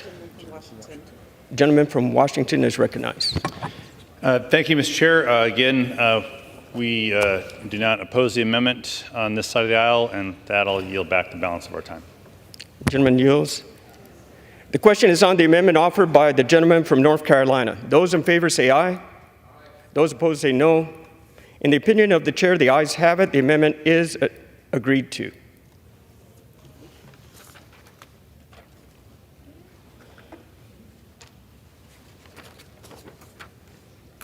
It is now in order to consider Amendment Number 2, printed in House Report 118-419. For what purpose does the gentleman from Pennsylvania seek recognition? Thank you, Mr. Speaker. I have an amendment at the desk. The clerk would designate the amendment. Amendment number 2, printed in Part A of House Report number 118-419, offered by Mr. Perry of Pennsylvania. Pursuant to House Resolution 1071, the gentleman from Pennsylvania, Mr. Perry, and a member opposed each will have control of 5 minutes. The chair recognizes the gentleman from Pennsylvania. Thank you, Mr. Speaker. I yield myself such time as I may consume. The gentleman is recognized. Thank you, Mr. Speaker. I'm pleased to offer this bipartisan amendment to the bill H.R. 6276 with my friend Representative Auchincloss from Massachusetts. This amendment makes 2 clarifying changes to the bill, ensuring that the legislation collects occupancy data in a way that better encompasses all federal workers, wherever they're working, and protects the privacy of those workers. This amendment updates the definition of occupancy in the bill from the total number of employees performing duties in person over a 5-day work week to the number of employees doing so over a 40-hour work week, ensuring that occupancy calculations can more comprehensively account for all employees. Now, the issue came up during discussion in regular order in the committee. Mr. Auchincloss had some issues with the bill, rightly so. He came to me and he said, "Can we work on this?" And I said, "Sure, I think we can, because we're all interested in making things better, no matter where the ideas come from." Additionally, this amendment requires that the sensors used to collect occupancy data within this bill are designed to protect the personally identifiable information of the building's occupants, ensuring that these new requirements will not impinge and impose on federal employee privacy. It's been great to work with. You know, we all want to improve things, right? We all think we have the best ideas, but sometimes we don't. And when somebody else does, you just got to say, well, look, can we get it done together? And if that brings us together, this is a win for the American people, and quite honestly, a win for this Congress if we can work on the amendment, get this passed, and also the bill without a reserve. The gentleman reserves. The gentleman for what purpose does the gentleman from Washington seek recognition? Chair, I claim the time in opposition to the amendment, although I am not opposed to the amendment. Without objection, the gentleman is recognized. Thank you. Mr. Chair, I want to yield 1 minute to the representative from Massachusetts, Mr. Auchincloss. The gentleman is recognized for 1 minute. Mr. Speaker, I rise today in support of my amendment with Mr. Perry to his bill, the Utilizing Space Efficiently and Improving Technologies, or USE IT Act. I support the intent and much of the substance of the underlying bill. I believe it is wise to require the federal government to be a good steward of its leases and of taxpayer dollars. It is important to reevaluate employee occupancy of federal buildings in this new post-COVID employment environment, just as the private sector is doing, and to right-size our federal office space accordingly. This amendment makes 2 important revisions to the bill, and I appreciate Mr. Perry's collaboration in adopting it. First, it defines occupancy in terms of hours per week instead of days per week to better reflect federal employees who have compressed work schedules. And second, it codifies that any technology used to collect occupancy data should protect personally identifiable information, which GSA is already doing. This amendment does not solve every outstanding issue with this bill. I agree with the ranking member that Ms. Titus's amendment should also have been made in order, but I do believe it materially improves it, and I urge my colleagues to support this amendment. I yield back. Gentleman yields. Reserve. Gentleman reserves. Gentleman from Pennsylvania is recognized. Well, thank you, Mr. Speaker. Again, trying to alleviate the fact that a vast majority of the buildings are vastly understaffed, yet 100% of them are paid for. That's what we're trying to do here. It's been a 20-year-long problem, 20 years long. The Obama administration recognized it, tried to do something about it, and of course, the GSA wants to do something about it, but again, tenants, the occupants of the building, the agencies have no incentive to reduce their space. They'd be happy to have all the space and have nobody in it except when they feel like showing up, as long as the taxpayer is willing to pay for an empty building, well heated, well cared for, well maintained, just in case they might use it. Now, we have told the Rules Committee that we want to see all the amendments that are worthy be listened to, be debated, and come to the floor for a vote, because we think that improving ideas, no matter where they come from, are the greatest thing for this institution and for this effort. And so with that, I have no other speaker. I urge my colleagues to vote in favor of this amendment that I worked on with my good friend, and I yield the balance of the time. The gentleman yields. The gentleman from Washington is recognized. Thank you, Mr. Chair. My biggest concern with the underlying bill is it defines occupancy as the total number of employees physically working from the offices at least 5 days a week. Many federal employees do not actually sit at their desks at all because they're out in the field working. As the bill is currently written, these employees, as well as federal employees who have approved alternative work schedules, would not be included in occupancy counts. This amendment makes a slight improvement to that definition, as was explained by the representative from Massachusetts. The effort to count occupants in buildings is worthwhile, but only if we ensure that all occupants, including those who have been sanctioned and approved with their alternative work schedules, are included. So this amendment will improve the bill, and I want to thank the representative from Pennsylvania and the representative from Massachusetts for their efforts. With that, I will yield back the balance of my time. Gentleman yields. The question is on the amendment offered by the gentleman from Pennsylvania. Those in favor say aye. Those opposed say no.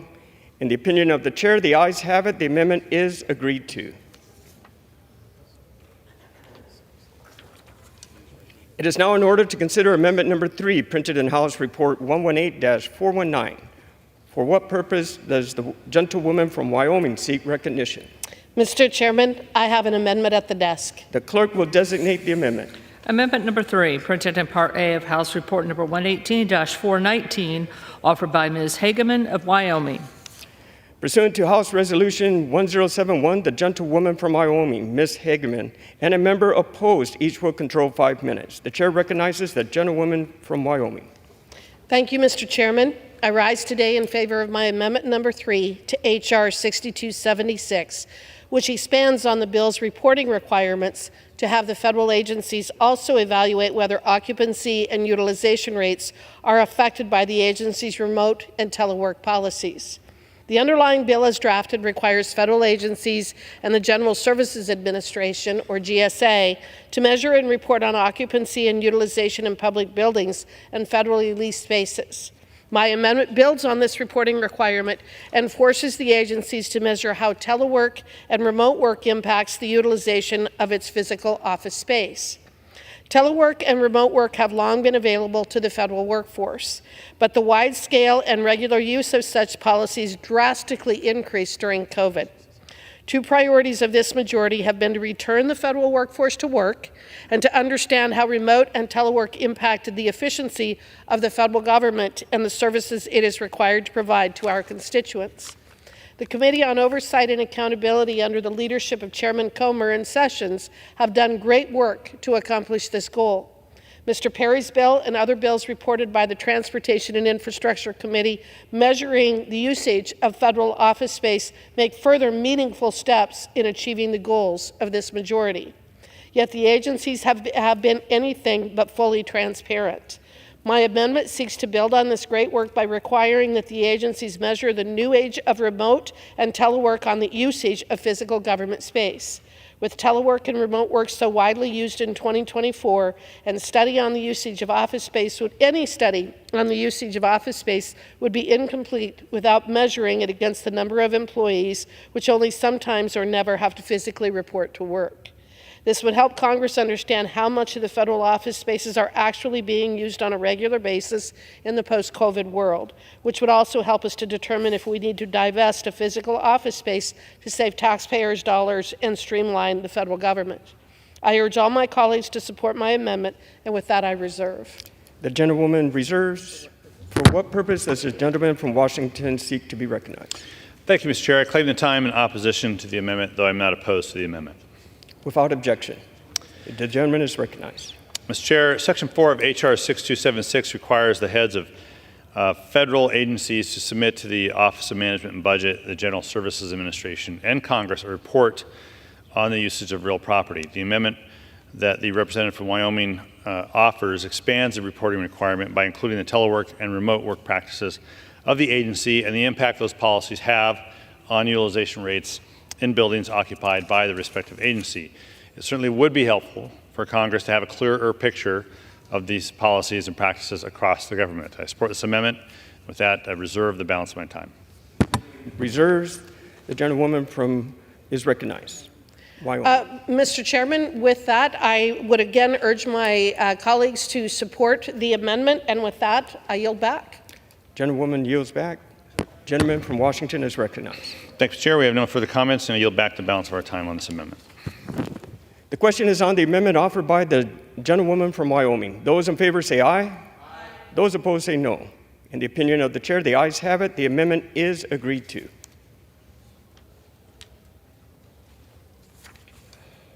It is now in order to consider amendment number 4, printed in House Report 118-419. For what purpose does the gentlewoman from Wyoming seek recognition? Mr. Chairman, I have an amendment at the desk. The clerk will designate the amendment. Amendment number 4, printed in Part A of House Report number 118-419, offered by Ms. Hageman of Wyoming. Pursuant to House Resolution 1071, the gentlewoman from Wyoming, Ms. Hageman, and a member opposed each will control 5 minutes. The chair recognizes the gentlewoman from Wyoming. Thank you, Mr. Chairman. I rise in favor of amendment number 4 to H.R. 6276, which clarifies that the General Services Administration, or GSA, should use PIV badge swipe data, isolating the first credentialed use of the day for each cardholder as a tool to measure utilization of federal office space. The bill as currently drafted explicitly directs GSA to use sensors and other technologies in public buildings and federally leased space to measure occupancy and utilization. The GSA states that occupancy data has proven to be a vital tool for agencies to accurately evaluate space utilization and to manage property accordingly. As part of this effort, the GSA is piloting occupancy data collection technologies. Another method GSA uses is badge swipe data, which relies on personal identification verification, or PIV, card swipe data at building access points. PIV data is broken down into unique credentials and isolated to the first usage of the day. In short, it uses a federal worker's PIV card to check attendance at the door. My amendment would clarify that badge swipe data is and should be a tool GSA uses as part of the measurement of office utilization space. While occupancy sensors measure the utilization of specific rooms, according to the GSA, badge swipe data can provide a historically daily count of the number of unique credential individuals in a space or building, daily building density based on square foot per person, and annual rent per person occupying the space. This is absolutely the type of data we need to achieve the outcomes of the underlying bill. The collection of the daily attendance for each federal office building, which is then reported to Congress, will also help further our majority's goal to measure the impact of agencies' telework and remote work policies. Again, my amendment is simply to clarify that this important data collection technology that GSA is piloting is utilized to the extent it can be in this mission to measure usage of government office space. I urge all of my colleagues to support this amendment, and with that I reserve. The gentlewoman reserves. For what purpose does the gentleman from Washington seek to be recognized? Thank you, Mr. Chair. I claim time in opposition to the amendment, though I am not opposed to the amendment. Without objection, the gentleman is recognized. Mr. Chair, Section 3 of H.R. 6276 requires the heads of federal agencies to work with the Administrator of General Services to identify, deploy, and use sensors and other technologies to measure the occupancies of federal buildings. The amendment from the representative from Wyoming will require that personal identity verification badge swipe data should also be used, but only capture the first credential use of the day for each card holder. Ensuring that each person is counted one time, not every time they may leave or return, would provide an accurate representation of building utilization and meet the goals of Congress to better assess the use of federal office space. So I support this amendment, and I reserve the balance of my time. Gentleman reserves. The gentlewoman from Wyoming is recognized. Mr. Chairman, just one final statement. This amendment is to clarify that Congress intends for GSA to use all occupancy data collection techniques. I urge my colleagues to support this amendment, and with that I yield back. The gentlewoman yields. Gentleman from Washington is recognized. Thank you, Chair. No further speakers, and so I yield the balance of my time. The question is on the amendment offered by the gentlewoman from Wyoming. Those in favor say aye. Those opposed say no. In the opinion of the chair, the ayes have it. The amendment is agreed to.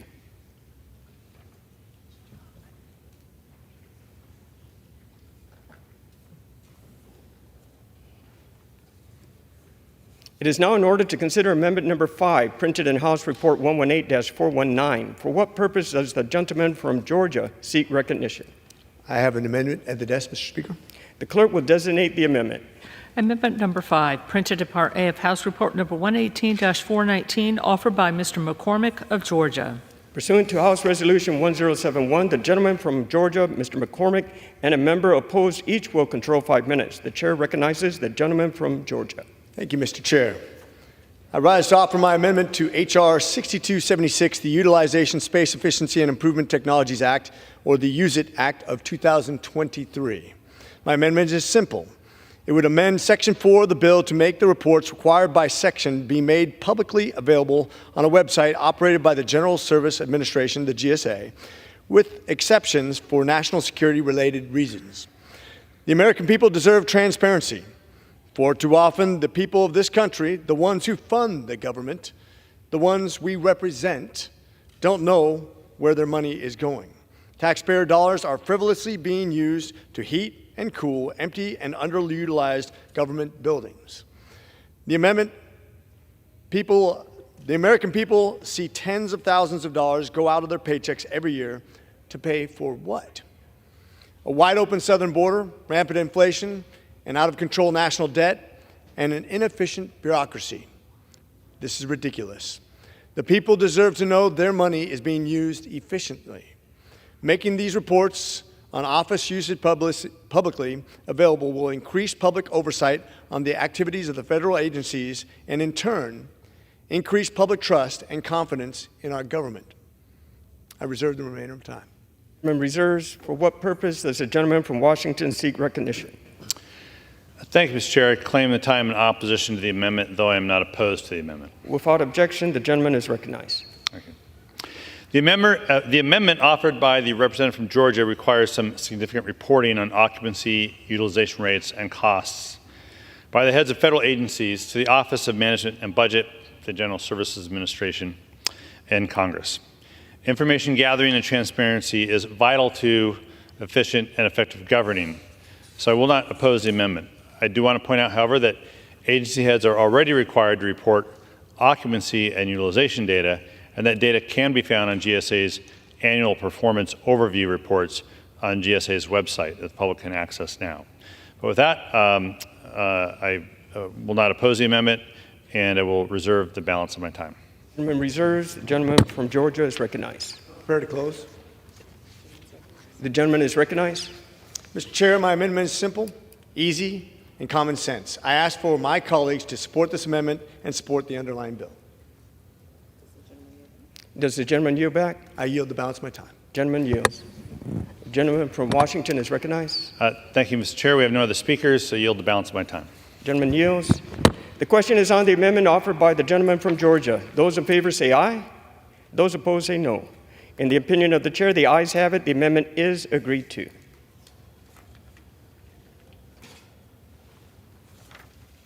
It is now in order to consider amendment number 6, printed in House Report 118-419.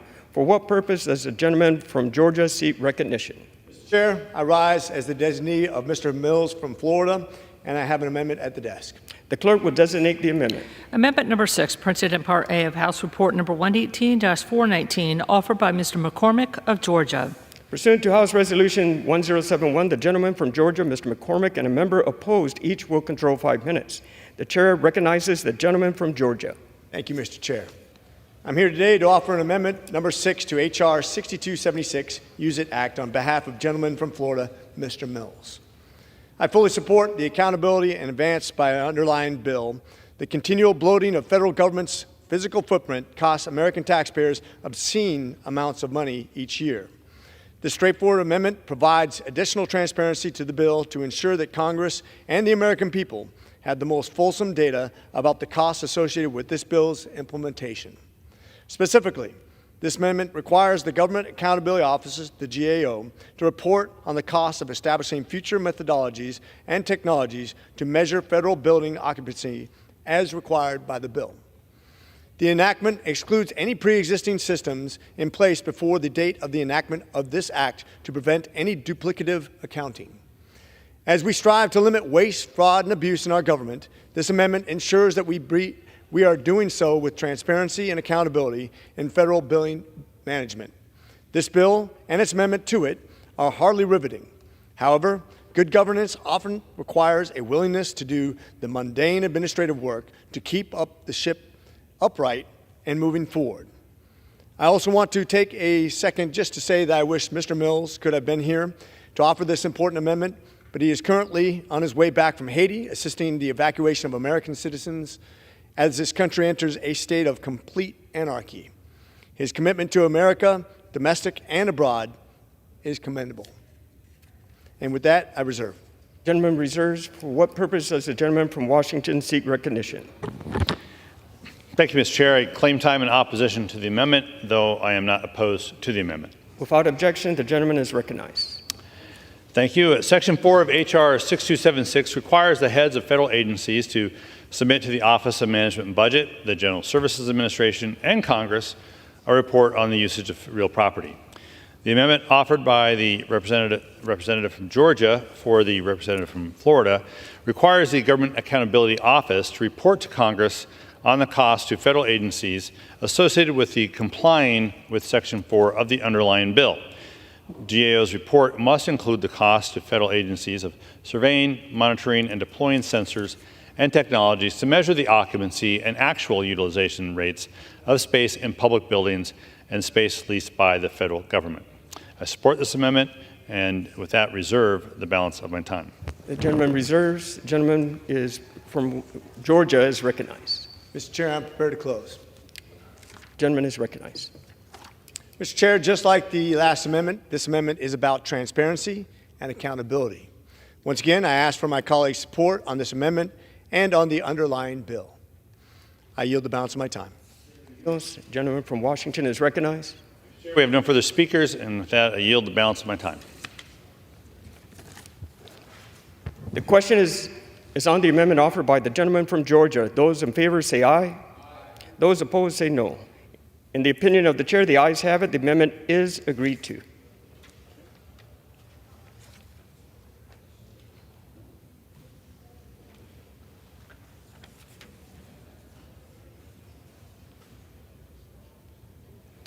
It is now in order to consider amendment number 7, printed in House Report 118-419. For what purpose does the gentleman from Tennessee seek recognition?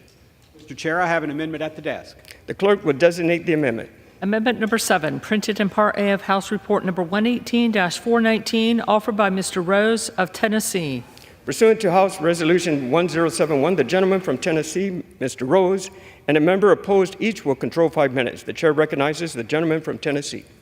Mr. Chair, I ask unanimous consent that all members have 5 legislative days to revise and extend their remarks and insert extraneous material into the record. The gentleman's request is covered by general leave. Mr. Chair, I yield myself as such time as I may consume. The gentleman is recognized. Mr. Chair, I rise in support of my amendment to H.R. 6276, the Use It Act. The Use It Act is a common sense bill that requires a report on the occupancy and actual utilization rates of public buildings in federally leased spaces occupied by federal agencies. The report must also list any cost to taxpayers associated with capacity that exceeds occupancy.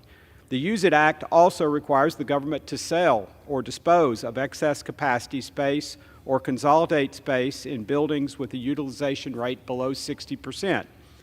Mr. Chair, Tennesseans are rightfully outraged that their taxpayer dollars are paying for mostly empty federal buildings.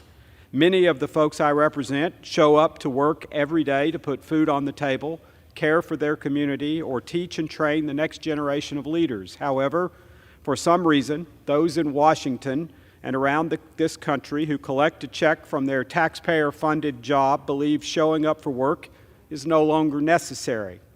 They are mistaken. In a report on the Use It Act issued by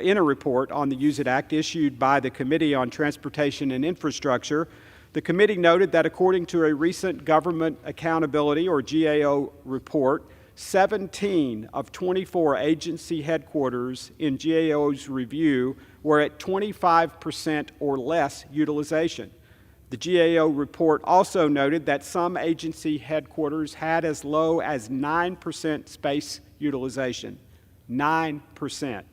Mr. Chairman, think of it this way. A federal building with an occupancy of 1,000 may only have 90 people working in it on any given workday. That is just ridiculous, frankly. That's why I have offered my amendment, which would build upon the underlying bill by specifically requiring that federal agencies report to inspectors general any large public building or federally leased spaces with a capacity of 500 employees or more and a utilization rate below 20% during the reporting period in the underlying bill. My amendment excludes vacant office buildings. Any large building or federally leased space identified would be forwarded to the relevant inspector general to conduct an investigation to determine whether there is any evidence of fraud, waste, abuse, or mismanagement. It's simple, Mr. Chairman. If a building meant for more than 500 people is being utilized less than 20%, the Inspector General must investigate whether there is fraud, waste, and mismanagement taking place. It's unfortunate that although many large federal office buildings are operating at frighteningly low occupancy rates, federal agencies are not taking steps to increase building utilization rates. Action to reduce their footprint or any meaningful movements to reduce the operating costs of these empty office spaces despite repeated warnings from Congress to do so.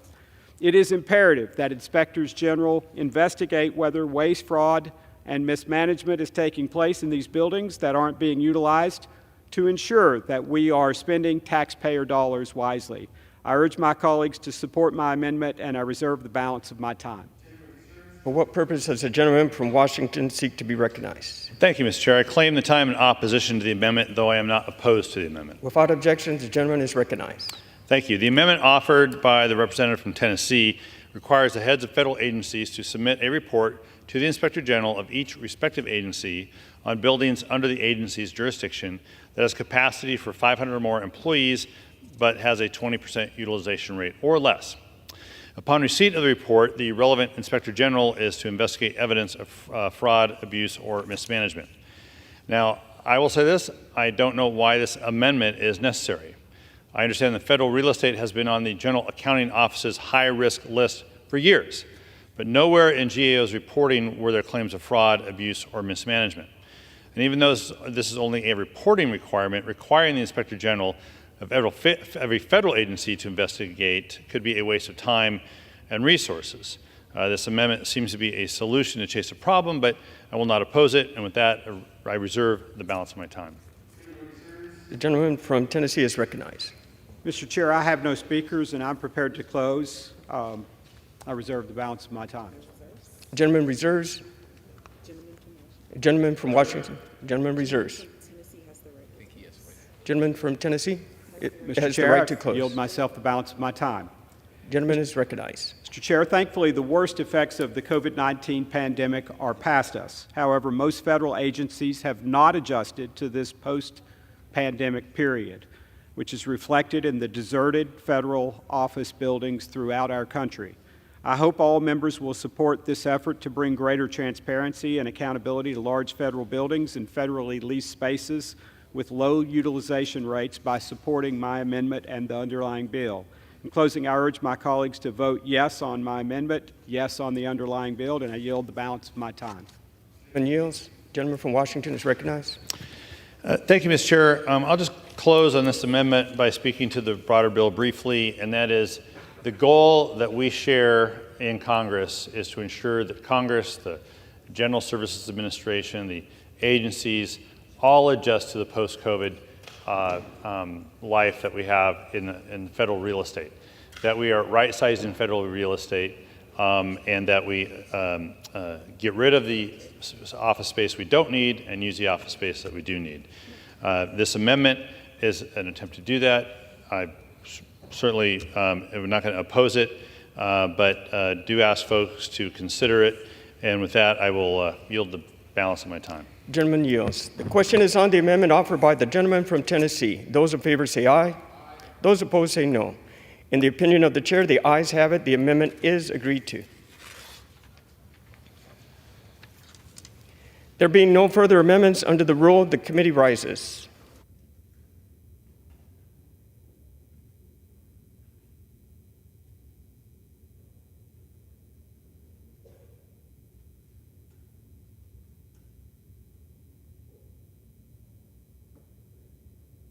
Mr. Chair. Madam Speaker, the Committee of the Whole on the State of the Union has had under consideration H.R. 6276 and pursuant to House Resolution 1071, I report the bill as amended by that resolution back to the House with the sundry further amendments adopted in the Committee of the Whole. Thank you. The chair of the Committee of the Whole House on the State of the Union reports that the committee has had under consideration the bill H.R. 6276 and pursuant to the House Resolution 1071 reports the bill as amended by that resolution back to the House with the sundry further amendments adopted in the Committee of the Whole. Under the rule, the previous question is ordered. Is a separate vote demanded on any further amendment reported from the Committee of the Whole? If not, the chair will put them in gross. The question is on the adoption of the amendments. Those in favor, please say aye. Those opposed, please say no. The ayes have it. The amendments are adopted. The question is on the engrossment and third reading of the bill. Those in favor, please say aye. Those opposed, please say nay. No. The ayes have it. Third reading. A bill to direct the Administrator of General Services and the Director of the Office of Management and Budget to identify the utilization rate of certain public buildings and federally leased space and for other purposes. Pursuant Clause 1C of Rule 19, further consideration of H.R. 6276 is postponed.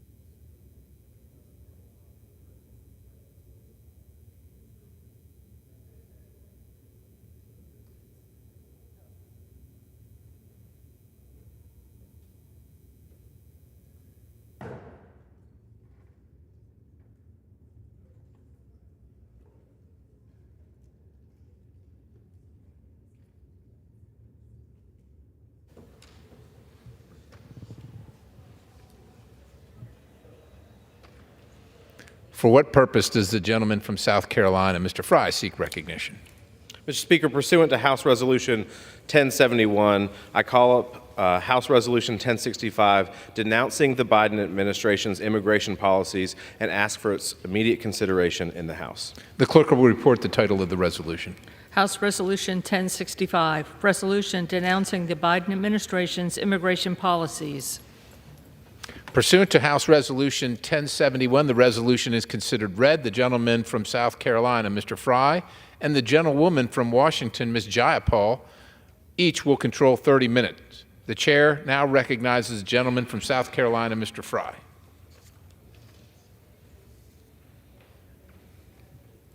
Mr. Speaker, I ask unanimous consent that all members may have 5 legislative days in which to revise and extend their remarks and to insert extraneous material on House Resolution 1065. Without objection.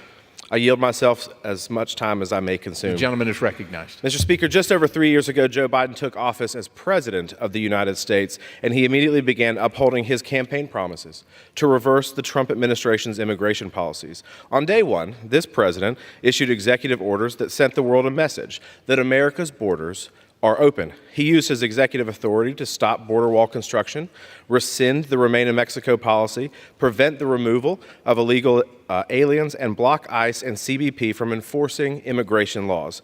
In the weeks and months that followed, President Biden terminated Trump-era policies aimed at preventing fraudulent asylum claims, ending catch and release, increasing criminal alien removals, and preventing illegal immigration. After all, if Trump did it, it must be bad. And what was the result of Biden's radical and dangerous systematic dismantling of policies that work to reduce and prevent illegal immigration? The biggest mass illegal immigration in the history of the United States. Nearly 7.5 million illegal aliens have been encountered by the Customs and Border Patrol on the southwest border. There have been 37 straight months of 100,000 southwest border CBP encounters. The Biden administration has released more than 4.5 million illegal aliens into American communities, in addition to at least 1.8 million known gotaways avoiding apprehension. At least 340 illegal aliens on the terror watch list have been encountered by Border Patrol along the southwest border, and that's just the ones that we know about. And I haven't even mentioned the northern border, where historically high numbers of illegal aliens are encountered by CBP every single day. And who could have predicted these results? Well, for starters, the Trump administration officials did. House Republicans did. The American people did. Sheriffs, CBP, DHS employees did. Ranchers, farmers, families, they all did. They warned the Biden transition team not to rescind policies like the migrant protection protocols and Title 42. But politics trumped common sense, and the American people are left with the national security, public safety, and financial disaster that is the Biden administration's immigration agenda. After 3 years of chaos, the Biden administration seems to have finally gotten the message that Americans get uneasy when they see mobs of illegal aliens beating up New York City police officers, watch endless numbers of illegal aliens stream across the southwest border, and hear the heart-wrenching details of murders like that of 22-year-old nursing student Laken Riley by illegal aliens, who should not have been here in the first place. So with an election on the horizon, President Biden's handlers have decided that now is the time to finally admit that what is happening on the southwest border is a crisis. And instead of correcting, they're blaming Congress. But the American people are not stupid. They know that if President Trump was able to establish the most secure border in American history, despite the open border groups rushing to get his immigration policies enjoined in activist courts at every turn, then President Biden, too, could use his executive authority to help secure the border and restore those policies. They know that President Biden simply refuses to do it. President Biden refuses to implement the migrant protection protocols, to stop abusing discretionary case-by-case and other parole authority, and to re-implement President Trump's asylum cooperative agreements so we can remove illegal aliens seeking asylum to third countries. President Biden refuses to expand the use of expedited removal, refuses to use 212F authority to suspend the entry of aliens to secure the border, and refuses to end catch and release. President Biden refuses to comply with the mandatory detention statutes of the Immigration and Nationality Act for admissible aliens, and he refuses to rein in the use of taxpayer-funded benefits for illegal aliens. This stands in stark contrast to President Trump, who only refused to give up on securing the border. To everyday Americans, the answer to the border crisis is simple: secure the border and enforce the law. That is what the Trump administration did. That is what America needs, and that is what President Biden refuses to do. House Resolution 1065 affirms that President Biden has the executive authority to help control the border, affirms that President Biden affirms that the Biden administration is refusing to use that authority, and urges President Biden to immediately begin using that executive authority, as has been done before. H.R. 2, the Secure the Border Act, passed this House last spring and would enhance our current law and help ensure the border is controlled. Senate Democrats have refused to bring that bill to the Senate floor for almost a year now. In the meantime, and while we wait, President Biden should use his executive authority to ensure the national security and public safety of Americans is paramount.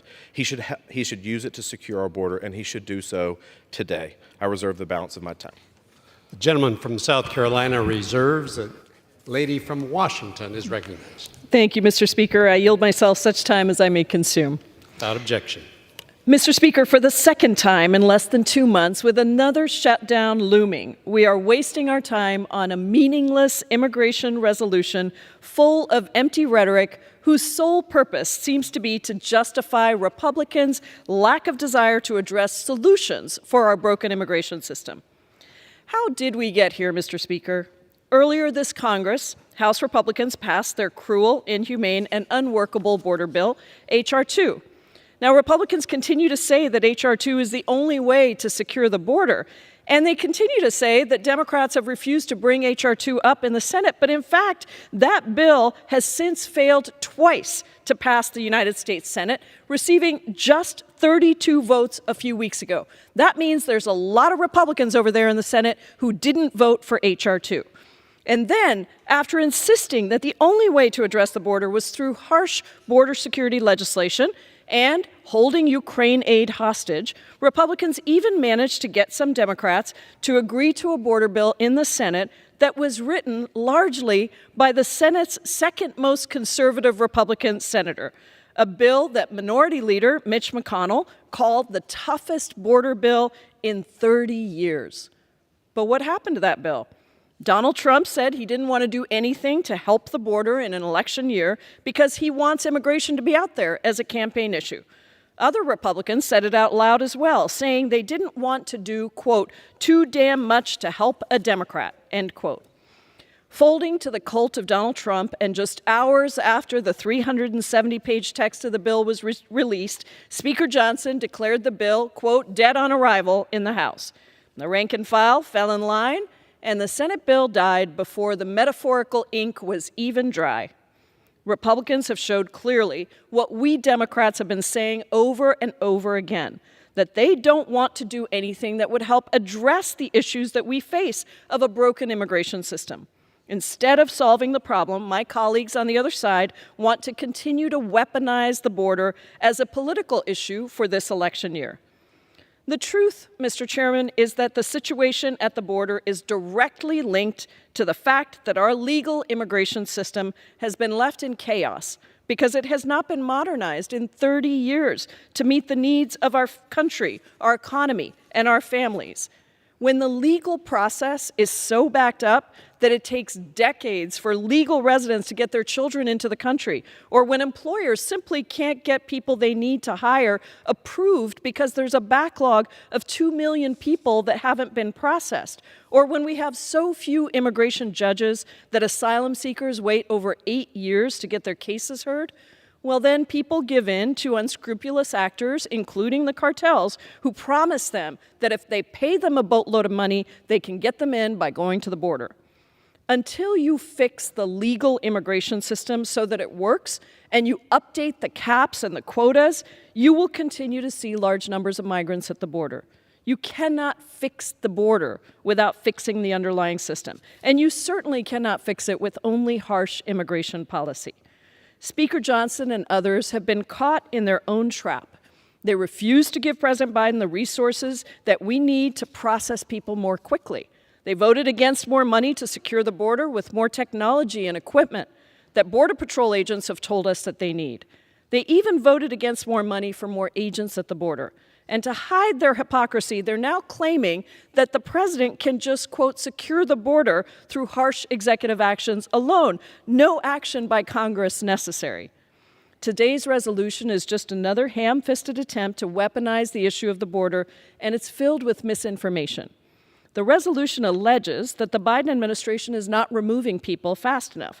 Yet in the 8 months since ending Title 42, this administration has removed or returned, despite some of our due process concerns, this administration has removed or returned over 500,000 people, roughly equivalent to the number of people removed and returned by the Trump administration in all of fiscal year 2019. The resolution states that the administration, quote, could comply with the mandatory detention statutes of the Immigration and Nationality Act, which no administration, including the Trump administration, has ever complied with, because no Congress has ever appropriated the extraordinary levels of funding that such compliance would require.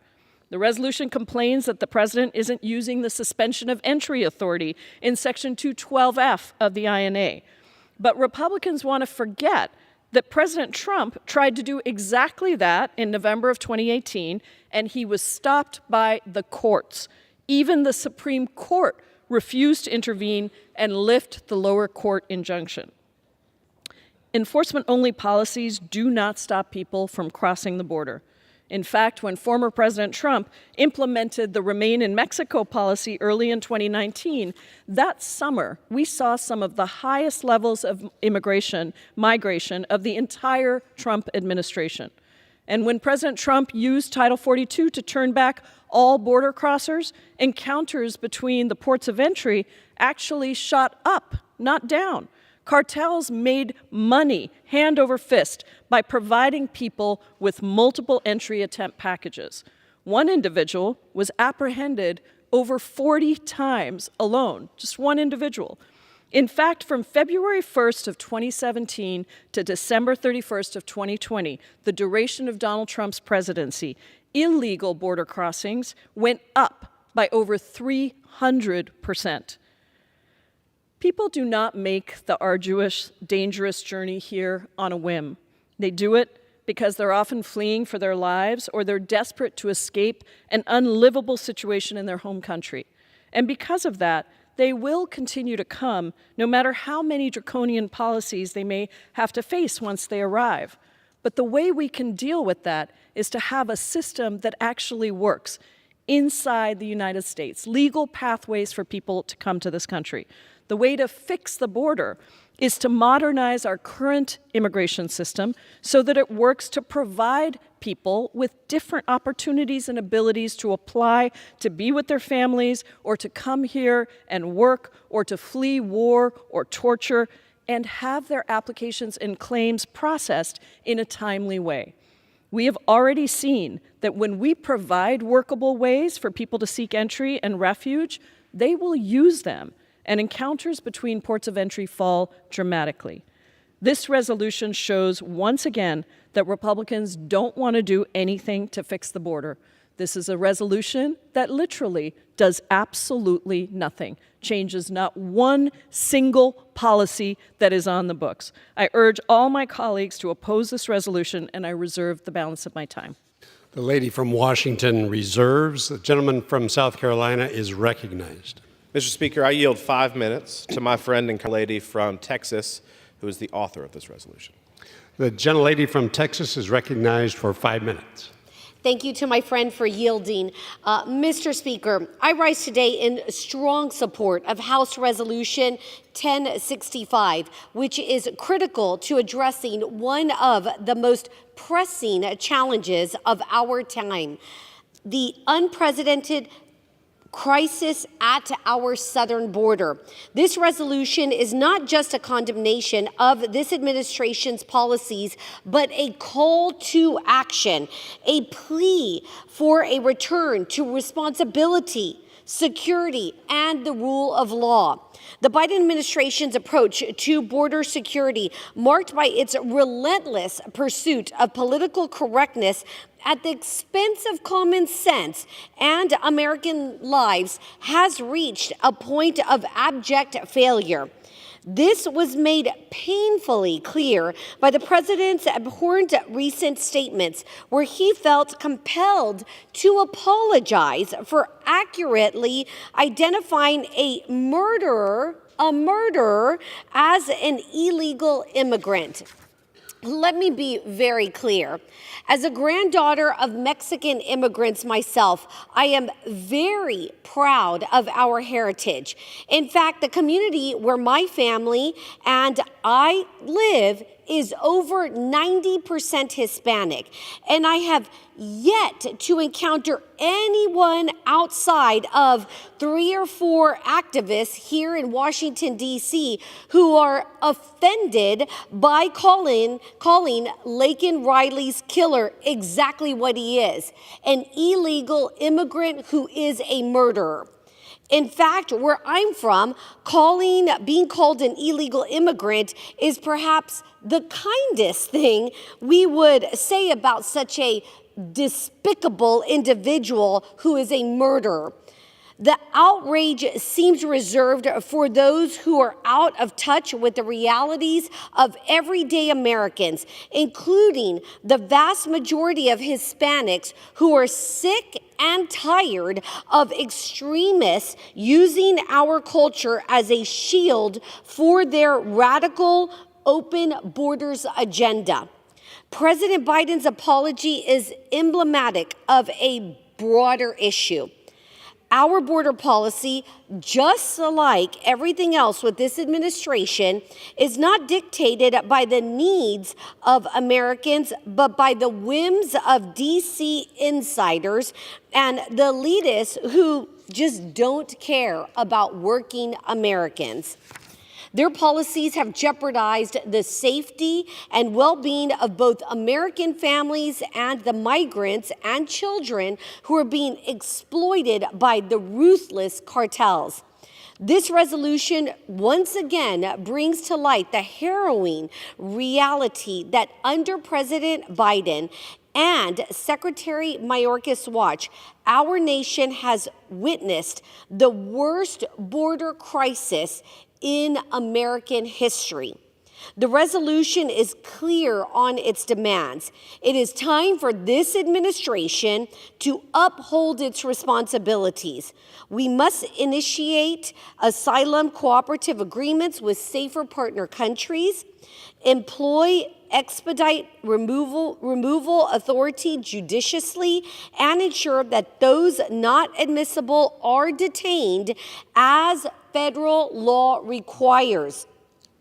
This is not merely a question of immigration policy, but of national security, public safety, and basic human dignity. I respectfully implore my colleagues on both sides of the aisle to support House Resolution 1065. Let us send a resounding message to the safety and security of American citizens that the safety and security of American citizens are non-negotiable. We deserve a sensible, secure, and humane immigration system. For the sake of our nation, for the protection of our citizens, and the integrity of our borders, I urge you to support this resolution. Thank you. I yield back. The lady yields back. The gentleman from South Carolina is recognized. Reserve the balance of my time. Gentleman reserves. The lady from Washington is recognized.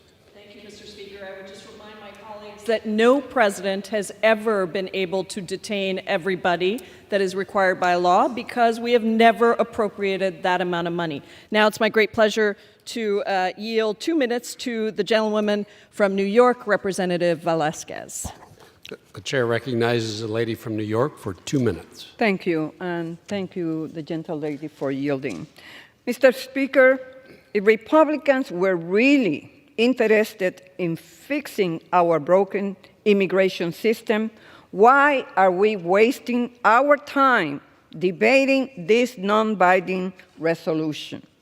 Republicans claim that all President Biden needs to do to fix our immigration system is to unconstitutionally shut down the border and return to the draconian policies of the Trump administration.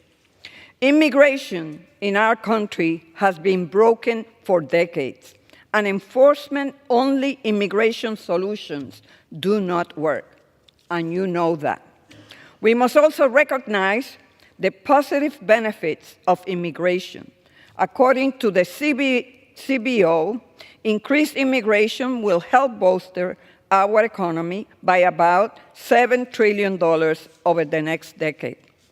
If Republicans really care about addressing the problems of our immigration system, they will join with Democrats to pass thoughtful and bipartisan legislation to actually address the problem at the border. But guess what? They are not interested in doing that. All they need is a political talking point. Instead, we are debating a resolution that will do nothing and help no one. I urge my colleagues to oppose this resolution, and I yield back. I reserve the balance of my time. The lady from Washington reserves. The gentleman from South Carolina is recognized. 3 minutes to the gentleman from California.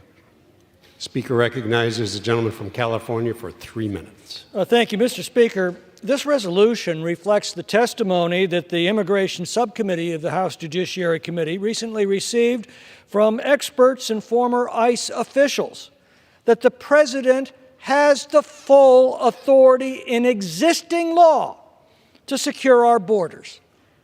He simply refuses to do so. Now, Donald Trump enforced our laws. He used Title 42 to stop millions of illegal crossings. He required asylum claimants to remain in Mexico or other safe third countries until their cases were heard. He enforced court-ordered deportations, and it worked. Illegal immigration fell to a 46-year low. Now, the laws didn't change. The president changed. On Biden's first day in office, he ended the Remain in Mexico policy. He ordered ICE to stop enforcing court-ordered deportations, and he ordered all construction on the border wall to cease. And since that day, this administration has deliberately released more than 4.5 million illegal aliens into our country and allowed an additional 1.8 million to evade apprehension by the Border Patrol while it was overwhelmed. That is a combined population of illegal migrants entered into this country the size of the state of Missouri, our 18th largest state with 8 congressional districts. And I repeat, the laws didn't change, the president changed. Last year, the House passed H.R. 2 to make it harder for future presidents to flout the law, but Senate Democrats killed it. Instead, they tout a bill that would leave a future president powerless to enforce our immigration laws until illegal crossings reached a minimum of 4,000 per day. This crisis is exactly what the Democrats promised to unleash, and it's exactly what they have unleashed and defended every day for the last 3 years. The hard truth is that that cannot be fixed by the Congress. That can only be fixed by replacing this administration with one that will secure our border, enforce our laws, and protect our people. And that can only be done by the American people at the ballot box. I yield back. Gentleman from California yields. Gentleman from South Carolina. I reserve my time. Reserves. The lady from Washington is recognized. Mr. Speaker, I have no more speakers, and I'm ready to close. Gentlewoman reserves. I have no more speakers, and I am also ready to close. I reserve. The lady from Washington is recognized to close. Thank you, Mr. Speaker. We're very efficient here. While you may not know it from some of the language being used today, we are debating an immigration resolution that is non-binding. That means it does absolutely nothing. It is full of empty rhetoric, but it makes no actual policy changes to address the outdated immigration system. It does not a single thing other than take up time for debate on this floor when we should be working on making sure that our government doesn't shut down. Rather than debating the meaningless resolutions, we should be exploring how to meaningfully reform the broken immigration system to expand lawful immigration to the United States, given the documented benefits that it brings. In 2021 alone, DACA recipients paid $6.5 billion in taxes, refugees paid almost $28 billion in taxes, and TPS holders paid $2.2 billion in taxes. Likewise, in 2021, undocumented immigrants paid approximately $18.6 million in federal income taxes and $12.2 billion in state and local taxes. Recently, the Department of Health and Human Services released a study demonstrating that refugees and asylees generated $124 billion in fiscal benefits over 15 years. And the Congressional Budget Office, a nonpartisan entity, recently released a report finding that recent immigrants who joined the workforce will add $1 trillion in revenue to our country's GDP between 2023 and 2034, and $7 trillion overall to our GDP. It's also estimated that putting undocumented immigrants on a roadmap to citizenship would not only increase U.S. GDP by $1.7 trillion over the next decade, that action would also raise wages for all Americans and create hundreds of thousands of new jobs. Unfortunately, Republicans talk a big game when it comes to immigration and border security. But instead of trying to pass thoughtful and bipartisan legislation to address the problems in our immigration system, we are wasting our time on resolutions like the one before us today. It cannot be clearer. Republicans are simply not interested in solutions. And before I yield back, let me yield 1 minute to the chair of the Congressional Hispanic Caucus, Representative Nanette Barragan from California. Three minutes. For 3 minutes.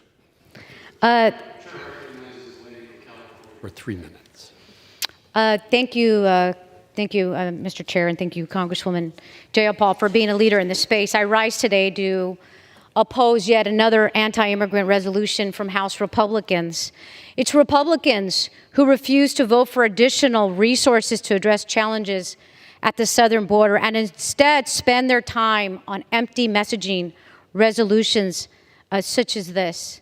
Worse yet, they continue to lie. Just take a look at the resolution. This resolution says the Biden administration suspended and terminated asylum cooperative agreements with El Salvador, Guatemala, and Honduras, established by the previous administration.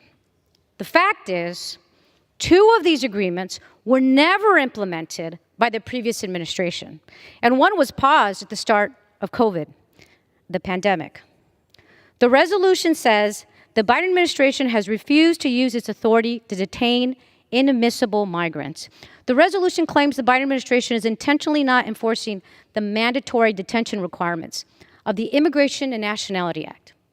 The fact is, the no administration, including the Trump administration, has fully complied with the act because Congress is not funding and providing the funds, and the previous administration never even asked for the funding to come close to having this mandatory detention for all, something I don't even agree with. Yet even the prior administration didn't do that. Now, this administration, the Biden administration, is actually detaining migrants. The fact is, the Biden administration is detaining approximately 39,000 inadmissible migrants. The resolution also says the Biden administration has the authority to use expedited removal and is refusing to use expedited removal. Again, that's not true. Let's look at the facts. The Biden administration has expanded expedited removal to remove hundreds of thousands of people. My point today is, this just goes to show you Republicans are not serious about the border. If they were serious, they would stick to the facts and they would stick to solutions. This bill, this resolution is not about solutions. It is all about politics. They have consistently opposed legislation to increase funding to address the needs of the southern border. It is Republicans who refuse to consider President Biden's $13.6 billion funding at the border. Let me talk about some of what's in that. Republicans refused to give $850 million to combat fentanyl from crossing the southern border. It's Republicans who refuse to consider $723 million to hire additional Customs and Border Protection officers and Border Patrol agents. And Republicans even refused $1 billion for ICE detention beds. One more minute. The lady from California gets one more minute. And Republicans refused even to consider $1 billion in ICE detention beds, something I don't even agree with. And refused for money to put new fentanyl detection technology for ports of entries. Yet it's Republicans who have said no to all of this. Then the Biden administration helped craft a punitive, conservative, bipartisan Senate immigration bill that I didn't even support. House Republicans, they said no before the ink was dried. Why? Because Donald Trump called and said, don't consider it. We don't want to do anything at all. I need a campaign issue. That's what this is about. Time and time again, Republicans have had a chance to do something. They failed to act every time. They misled, they fear-mongered, they demonized immigrants, and tried to convince the American people that they're not responsible for their own failures to act. Democrats should reject these tactics and this dishonest resolution. I urge my colleagues to vote no, and I yield back Lady from to Ms. California's Jayapal. time has expired. Thank you. The lady from Washington is recognized. I thank the gentlewoman, and I yield back the balance of my time. Lady from Washington yields. Gentleman from South Carolina is recognized. Thank you, Mr. Speaker. I'm prepared to close. You know, unfortunately, I think my colleagues on the other side suffer from a little bit of amnesia because just as quickly as these Border Patrol policies were taken away with the stroke of a pen at the start of this administration, the purpose of this resolution is to remind our president, who seems to have forgotten, that he has every authority to put back the policies that worked in the first place with that same stroke of a pen. There are steps today that this administration could unilaterally do, including ending catch and release, reinstating the migrant protection protocols, entering back into asylum cooperative agreements with Latin American countries, ending abuses of parole authority, detaining inadmissible aliens, using expedited removal authority, and reining in taxpayer-funded benefits for illegal aliens. The Biden administration single-handedly created this crisis at the southern border, and they can end it with the stroke of a pen. This resolution calls out these numerous actions the Biden administration has taken to systematically open up our borders, and I strongly urge my colleagues to support House Resolution 1065. I yield the balance of my time. Gentleman from South Carolina yields back. All time for debate has expired.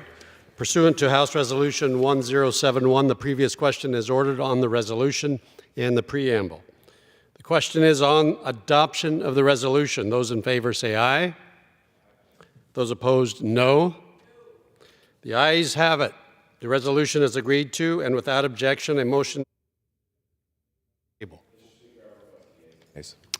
Gentleman from South Carolina requests the yeas and nays. Those favoring a vote by the yeas and nays will rise. A sufficient number having risen, the yeas and nays are ordered pursuant to Clause 8 of Rule 20. Further proceedings on this question are postponed.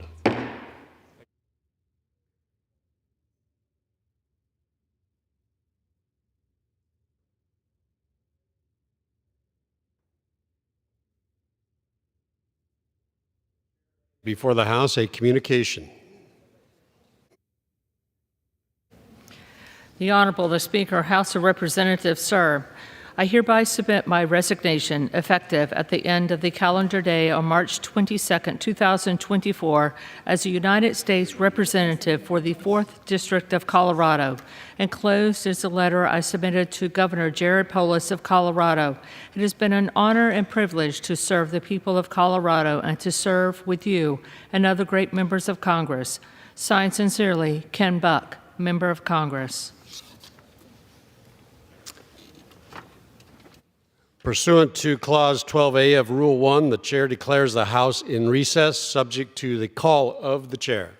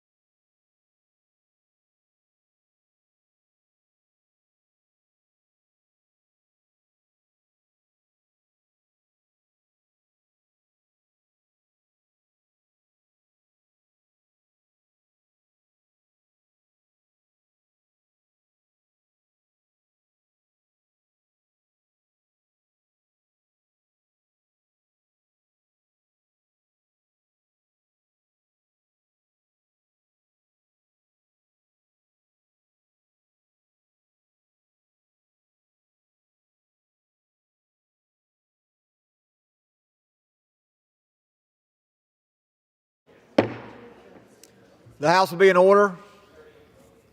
Pursuant to Clause 1C of Rule 19, further consideration of H.R. 6276 will now resume. The clerk will report the title. A bill to direct the Administrator of General Services and the Director of the Office of Management and Budget to identify the utilization rate of certain public buildings and federally leased space and for other purposes. For what purpose does the gentleman from Virginia seek recognition? Mr. Speaker, I have a motion to recommit at the desk. The clerk will report the motion. Mr. Byer of Virginia moves to recommit the bill, H.R. 6276, to the Committee on Transportation and Infrastructure. Pursuant to Clause 2B of Rule 19, the previous question is ordered on the motion to recommit. The question is on the motion to recommit. All those in favor, please signify by saying aye. Those opposed, please say no. In the opinion of the chairs, the noes have it. Mr. Speaker, I ask for the yeas and nays. The yeas and nays are requested. Those favoring a vote on the yeas and nays will rise. A sufficient number having risen, the yeas and nays are ordered. Members will record their vote by electronic device. Pursuant to Clause 9 of Rule 20, this 15-minute vote on the motion to recommit will be followed by 5-minute votes on the passage of the bill, if ordered, and adoption of House Resolution 1065. This is a 15-minute vote.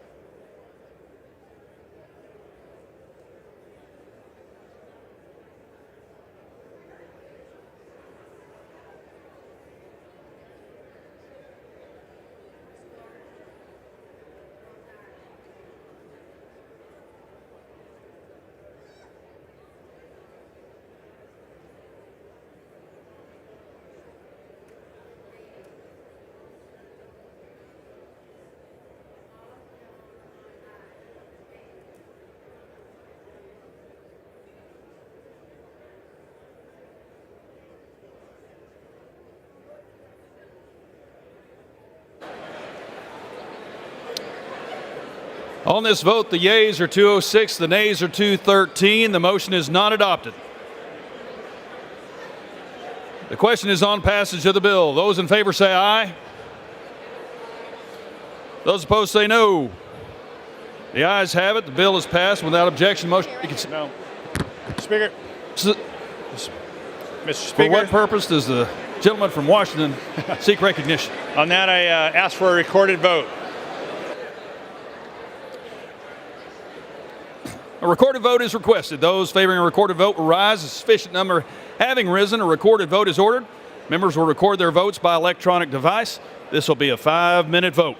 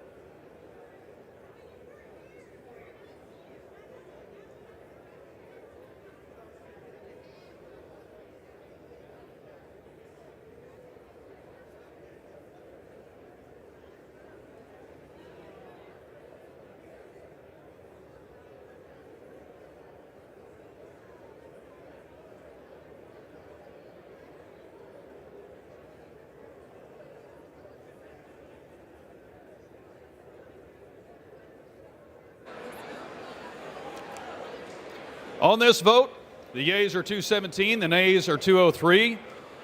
The bill is passed. Without objection, the motion to reconsider is laid on the table. Without objection, the title is amended.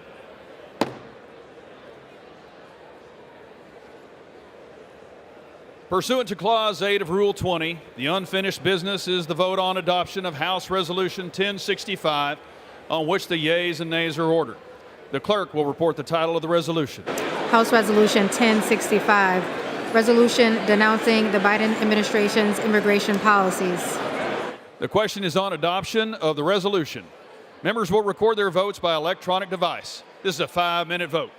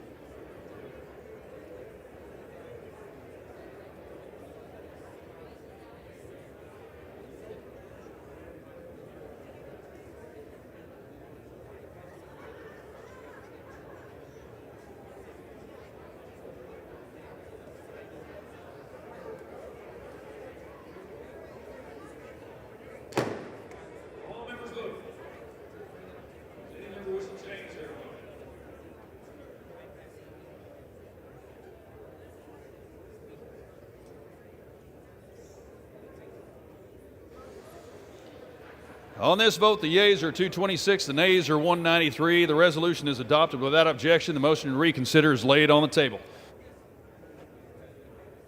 Does the gentleman from Pennsylvania seek recognition? Mr. Speaker, I ask unanimous consent that the clerk be authorized to make technical corrections in the engrossment of H.R. 6276 to include corrections in spelling, punctuation, section numbering, and cross-referencing in the insertion of appropriate headings. Without objection.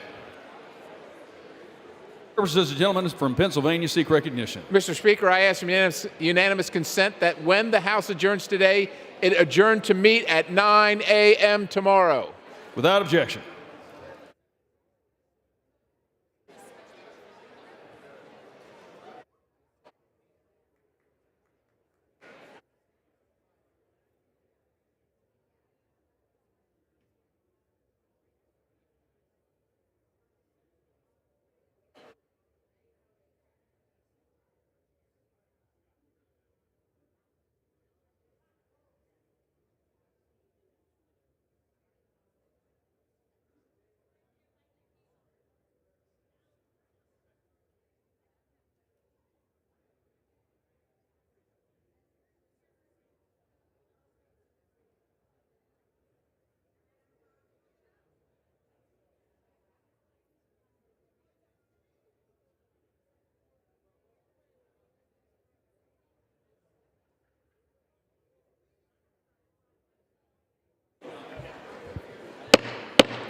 The House will be in order.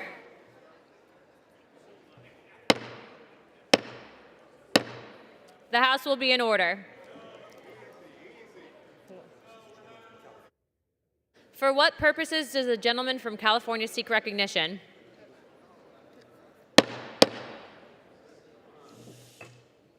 Thank you. Madam Speaker, I seek unanimous consent to address the House for 1 minute and revise the similar remarks. Is that okay? Yes, without objection. The gentleman is recognized for 1 minute. Thank you, Madam Speaker.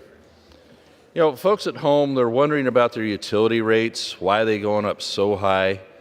And it isn't always the fault of the utility. When I look around and see what government does to make things cost so much more, whether it's stopping the exploration for oil and gas in order to run some power plants, or tearing dams down because they don't like dams because it might impede fish passage, so we don't have hydroelectric power. But then some of the demands government makes in order to give them a permit to operate once again like they've been doing for 50 or 100 years. Do you know they demand things like, well, we want you to build a road for us here and maintain it for us, even though the utility doesn't necessarily actually use that road, or at least a big chunk of that road. And they don't have a partnership with the Forest Service, for example, say, well, you do half, we'll do half. No, they just make demands. It's like Don Fanucci walking around in Godfather. Please take your conversations outside. Sir, please continue. Do I get extra time? The House will be in order. Please.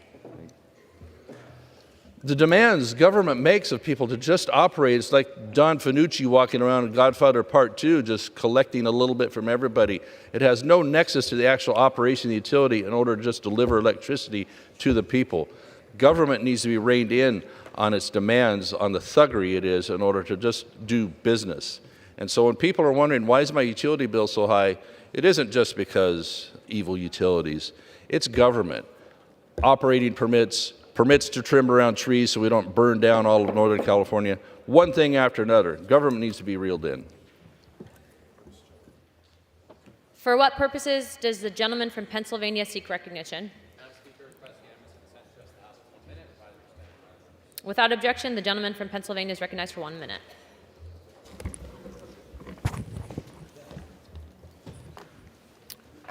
Madam Speaker, today I want to congratulate Sister Linda Yankowski, CEO of the Holy Family Institute, on being recognized as a Pittsburgh Business Times Woman of Influence and receiving their Career Achievement Award.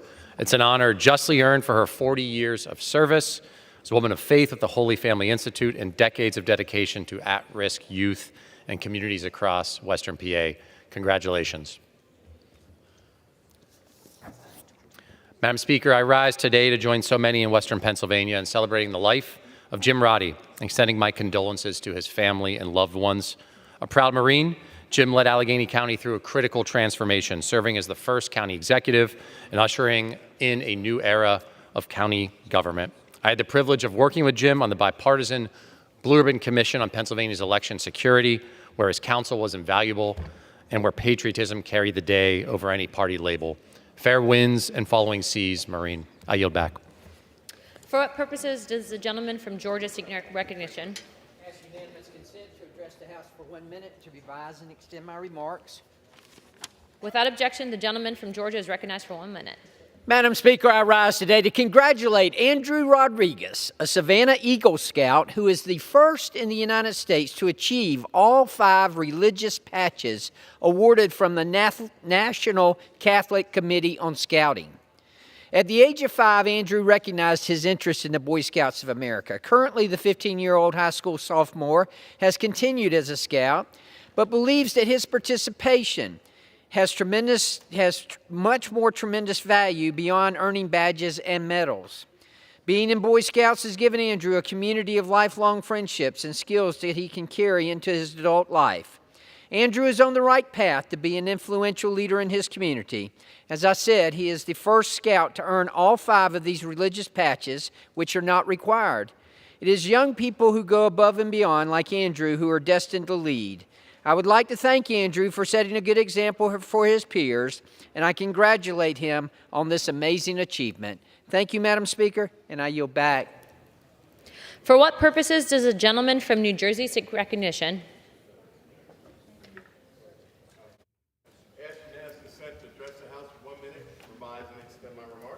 Without objection, the gentleman from New Jersey is recognized for 1 minute.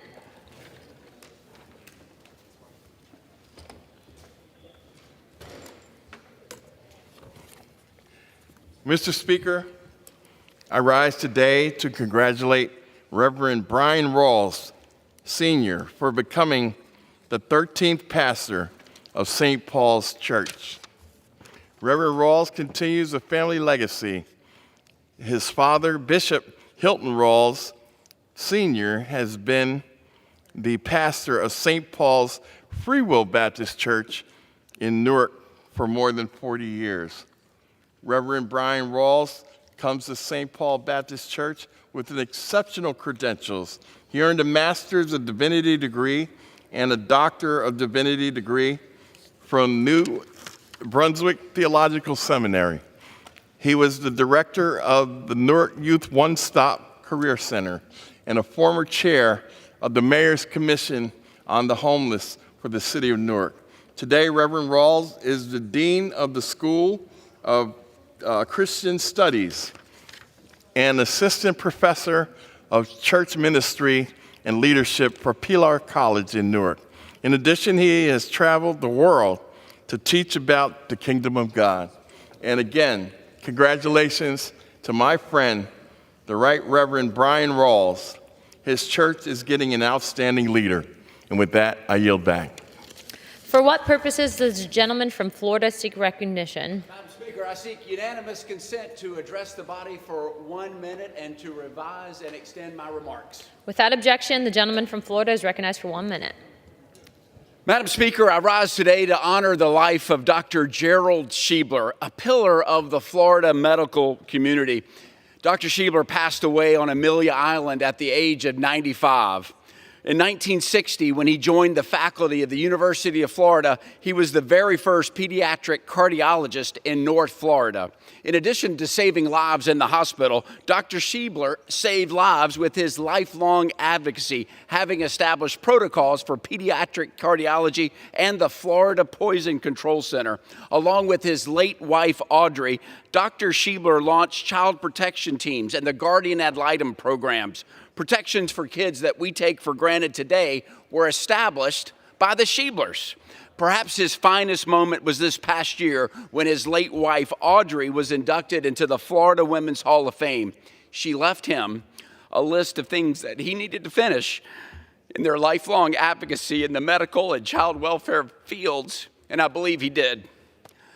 He was a friend. I loved him. My family loved him, and we will miss him. I ask my colleagues to join in celebrating the amazing life of Dr. Gerald Schiebler along with offering our deepest condolences to his friends and family. Madam Speaker, I yield back.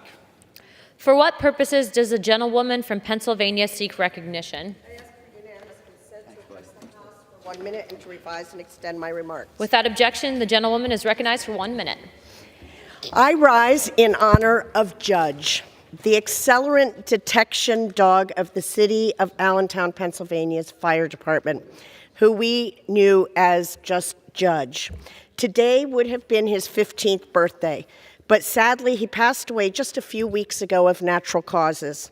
Judge came to the city fire department at about 1 year of age and had been specifically trained as an accelerant detection dog. He would sniff out accelerants such as gasoline and paint thinners and that kind of thing that are rapidly flammable. His work led to 16 convictions of arsonists, leading to prison time. Because of his formidable reputation, arsons dropped by 60% in Allentown. Judge spent his time, all of his time, 24/7, with Fire Chief Lee Lawback, and was a beloved member of the Lawback family. But first and foremost, he was a working dog. We all miss you, Judge. May you rest in peace. I yield back. For what purposes does a gentlewoman from Louisiana seek recognition? Madam Speaker, I ask to address the House for 1 minute and revise and extend my remarks. Without objection, the gentlewoman is recognized for 1 minute. Madam Speaker, I rise today to recognize Mr. Jim Harper's time as president of the Louisiana Farm Bureau. Jim is a longtime resident of Rapides Parish, where he farms sugarcane, rice, crawfish, and soybeans, some of Louisiana's finest crops. He has given 25 years of his life to the Louisiana Farm Bureau Board of Directors, and I join the countless numbers of people in thanking him for the tireless work that he's done to protect our farmers, ranchers, and producers. Our Louisiana agriculture industry is better because of his commitment and his dedication to Louisiana's largest industry. Jim has been a friend and a true colleague, and there is not a soul who doesn't enjoy the opportunity to work with him. I wish him nothing but the best in his next phase of life, spending more time with his wife, Debbie, and their grandchildren. I know he will never be a stranger to the Louisiana agriculture community. Thank you, Madam Speaker. I yield back. For what purpose does the gentlewoman from Texas seek recognition? Without objection, the gentlewoman is recognized for 1 minute. With a great deal of consternation, I rise in opposition to the opposition. HRES 1065, here we go again. Rather than solutions, Republicans denouncing the Biden administration's immigration policies. What do you have to offer? This is an outrage, and I thought it was extremely important to make sure that I put my statement in the record about a president who is putting forward solutions by putting forward a supplemental almost a year ago that would have provided more resources to our southern border, where I live.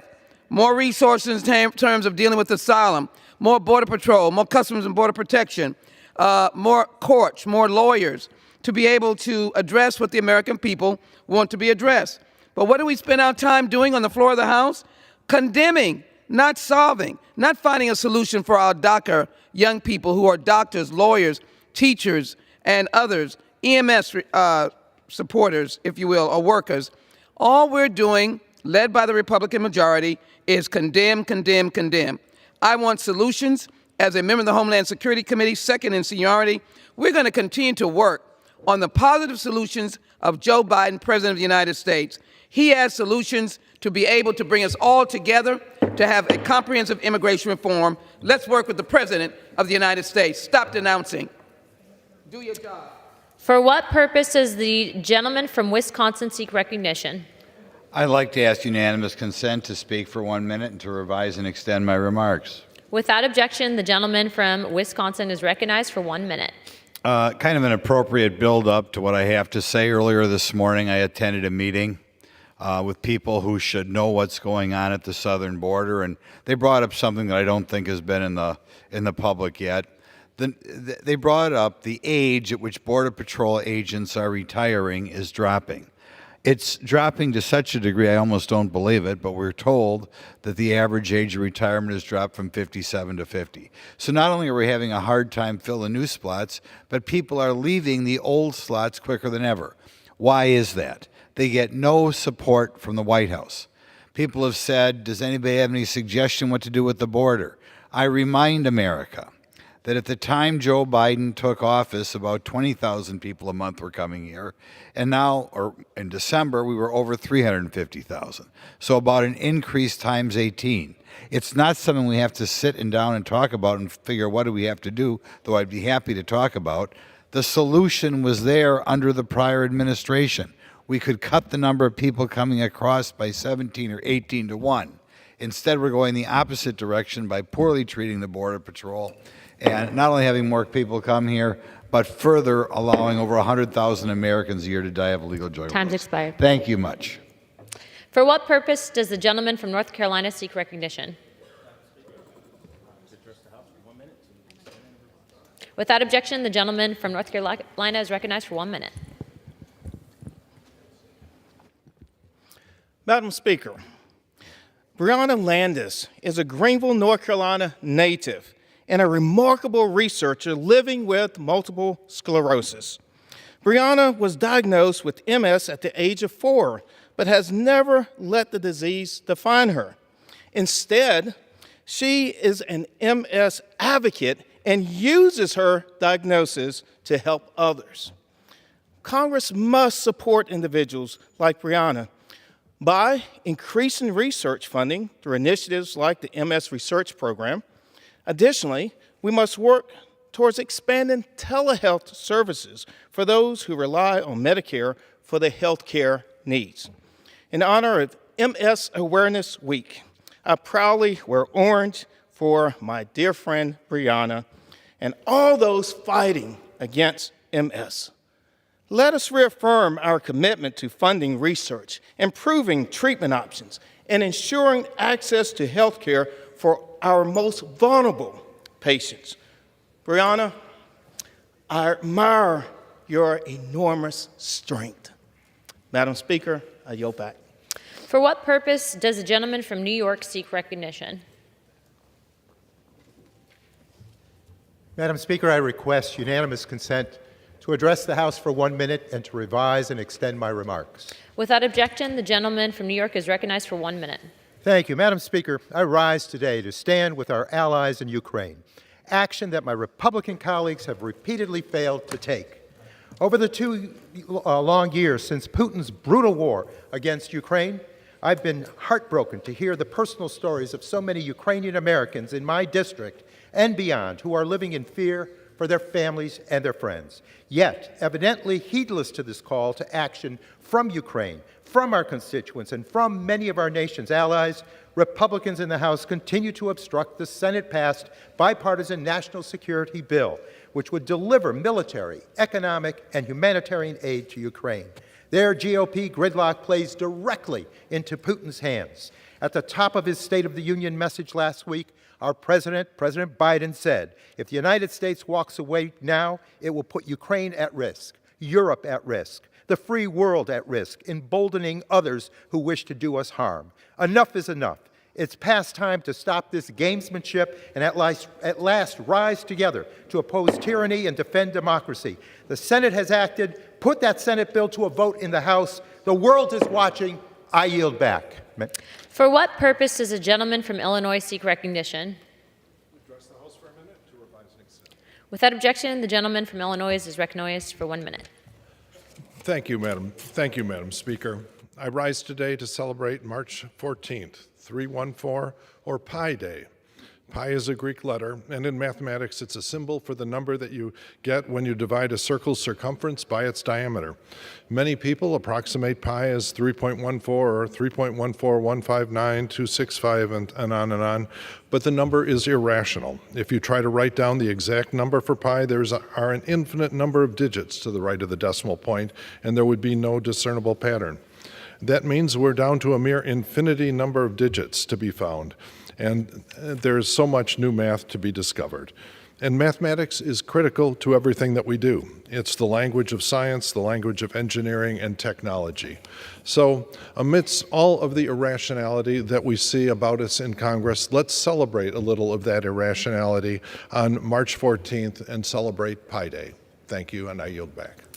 The chair lays before the House the following personal request.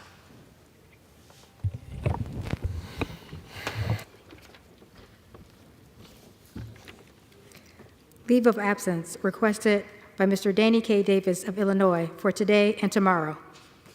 Without objection, the request is granted. Under the Speaker's announced policy of January 9, 2023, the gentleman from Texas, Mr. Roy, is recognized for 60 minutes as a designee of the Majority Leader. I thank the Speaker, and I am glad to be here in an empty chamber having the rigorous debate that we are so accustomed to here in the People's House. But that's, again, where we find ourselves with the level of debate at the moment.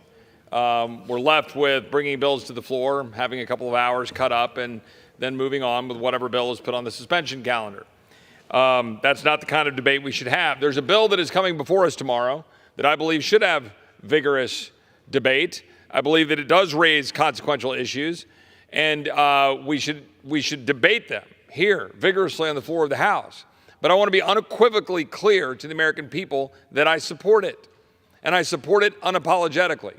We have legislation before us that would ensure that foreign adversaries are not able to collect information on the American people, collect data on the American people, use that data to target the American people, undermine our national security, undermine our democracy, and undermine our way of life, which is precisely what is happening with the evidence we have before us. Both classified and very publicly known information indicates very much that TikTok, that has significant ownership by the Chinese Communist Party, that is targeting American citizens.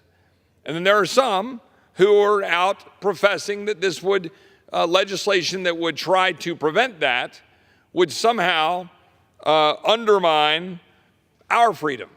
Now look, I do not like the heavy hand of government being used, certainly not wantonly.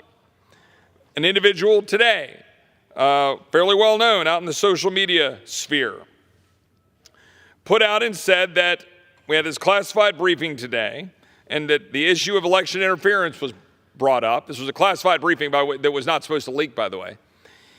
That's how things work in Washington. It was leaked. Then we had the additional point here, not coincidentally, the anti-TikTok legislation. Let me clarify and stop. It is not specifically anti-TikTok legislation. It is anti-foreign adversary control of American data and information legislation. That this legislation, according to this individual, now being debated on the Hill, would allow the federal government to force the sale of any social media platform that interferes in elections, just so you know what's coming in 2025. Now, if I believe that to be true, I certainly wouldn't support the legislation. It is 12 pages long. I would note that a friend of mine who serves on the FCC, Brendan Carr, responded to this, and I happen to agree with Mr. Carr. Mr. Carr wrote, "It would be concerning to many if the bill allowed this." This being the post on X by someone this afternoon that I just recounted. It would be concerning, Mr. Carr says, to many if the bill allowed this. It does not. The text is definitive on this point. The bill does not apply to just any social media platform. Far from it. Here's the only and targeted application, Mr. Carr writes. 1, if you're an individual user, the bill confers zero authority to the government over you. That is true. 2, the bill only applies to applications controlled by one of 4 foreign adversary governments previously codified in law by Congress: China, Iran, North Korea, or Russia. The bill is clear that it is not enough to merely have operations there or do business there. It must be controlled by one of those 4 governments. Number 3, even then, the bill only applies if the application presents a demonstrated and significant threat to national security. Control by one of 4 foreign governments alone isn't even enough under the bill. So you got to have significant ownership by these foreign governments. You've got to have a demonstrated and significant threat to national security. And then, number 4, only after public process provided and Congress reported to with a description of the specific national security threat. Every single one of those hoops and more must be cleared and met. It is very narrow. It confers no authority to go after any other application, even if someone were to allege that it engaged in election interference. What is happening here is a reflexive reaction and a sort of scaremongering tactic. Now, let me pause. I do believe this legislation should have full debate. This is also why I prefer legislation to go through the Rules Committee. This is also why I prefer legislation to be amendable, amended, debated.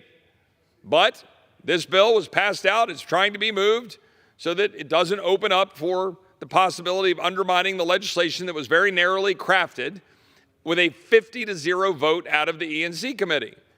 Now, many of my conservative and more libertarian friends say, well, 50-0 vote gives me the heebie-jeebies and I don't like it. Well, you know what? That's my general default position in this town.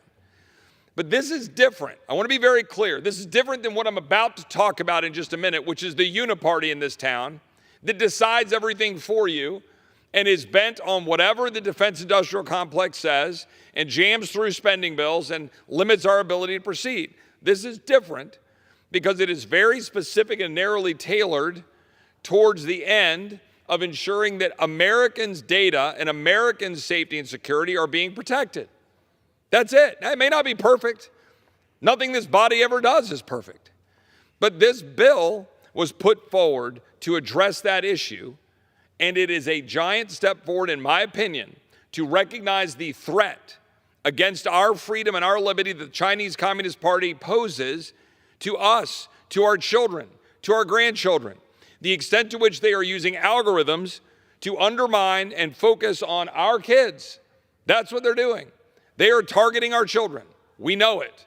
They are targeting our people. We know it. They are skewing the data and the results. If you do a search for China virus, now just my utterance of that word make my colleagues on the other side of the aisle's head explode. If you search for China virus, the difference between Instagram, which is hardly some paragon of like right-wing reporting, the difference in the algorithm response on Instagram versus TikTok, it's 400 to 1. The responses you get if you search for China virus. If you search for Hong Kong, I think it's 180 to 1. If you search for Tiananmen Square, I think it is 80 to 1. The fact is, you're getting demonstrably shaped information out of TikTok. And what most people don't understand, most parents at home while their kids are out using TikTok, and this is a parental problem, not just China, China is specifically limiting the information that kids can see in China. They're making sure that the kids in China see patriotic, pro-China, engineering, all of this stuff you want to try to have your kids see in order to make them into what you want to make them. In our country, we are allowing freedom to undermine our freedom. And that's what's actually happening here. It's the false name of freedom, to be clear, to undermine our freedom. It's not actual freedom because the freedom that we have is being attacked by China, and we're sitting back in the false name of freedom saying, oh no, let's not touch that. I hope that tomorrow we will crack through that. I hope tomorrow, on a bipartisan basis, we will send a message that the Chinese Communist Party cannot knowingly attack us and get a response that is a whimper, because that's what we've been doing so far. If you wanted to destroy America, you would set out and do exactly what China has been doing, bit by bit, targeting our people, undermining our access to information, or at least information that they're trying to control, and target our kids with propaganda very specifically. Yes, we have problems with Google, but I'm getting tired of the but Google. Yes, we have problems with Facebook, but I'm tired of the but Facebook, because I get that a lot. The fact is, those things, we want to break up Google? Let's sit down and do it. Happy to have a bipartisan bill to talk about that. You want to deal with Facebook? Happy to have that conversation. You want to talk about the misuse of the power of those big companies, attacking First Amendment rights, targeting people for their political beliefs? Happy to have that conversation. But Do you know how hard that is? Because none of us want to use the power of the government to go after companies so that the government is saying what they know is best about what that means for our freedom and our rights here in this country. That's what we're wrestling with under our Constitution, to protect our rights. But when the Chinese Communist Party is actively targeting the American citizens, I'm tired of people hiding behind the flag to let China do it. And that's what's happening. And people are going to do it in the false name of freedom and in the false name of, oh, let's go do this because, I don't know, a former president says so or a media personality says so. How about we do our job here in the House chamber to take on the Chinese Communist Party and not act like they're not doing what they're doing? I think it's important. I support the legislation. I appreciate my friend Mike Gallagher working on it. I co-sponsor it. I will defend it tomorrow. I will defend it in the future. I'm defending it now. I hope we pass it tomorrow on the floor of the House. But I want to bring something up, because that brings up the question of the uniparty in this town. The fact is, we have yet again reverted to the mean. This town has reverted to what it does best, which is a handful of people making decisions, dropping it on the floor, and then walking away from the deliberative process. Now, again, I want to reiterate, the bill I just talked about, I think we should go through committee, and I think we ought to amend it. But we are walking away from our duty that we fought for 14 months ago, to have amendments, to open up debate, to run through the normal, regular order, but more importantly than that even, to actually stand up to the powers that be in this town that make all the decisions. 3 years ago, I stood on the floor and I pointed out that our border was in chaos already, a mere 2 months into the Biden administration.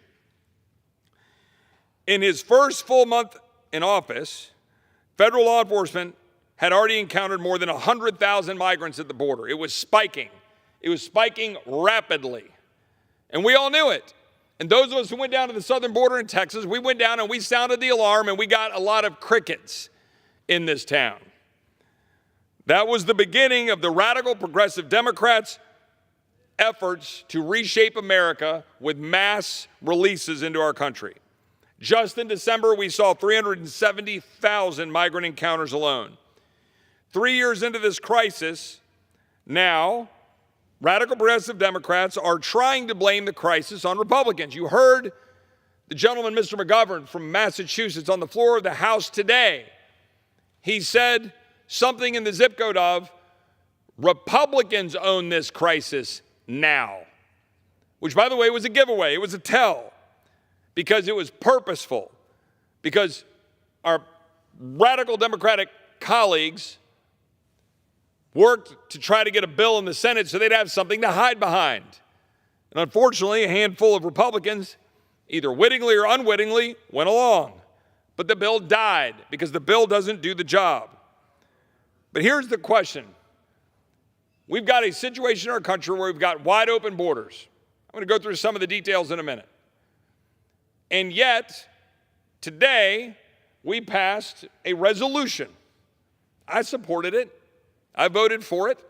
I went to the Rules Committee, did my job, defended it, argued for it, came to the floor, debated it, argued for it. I support it. But come on.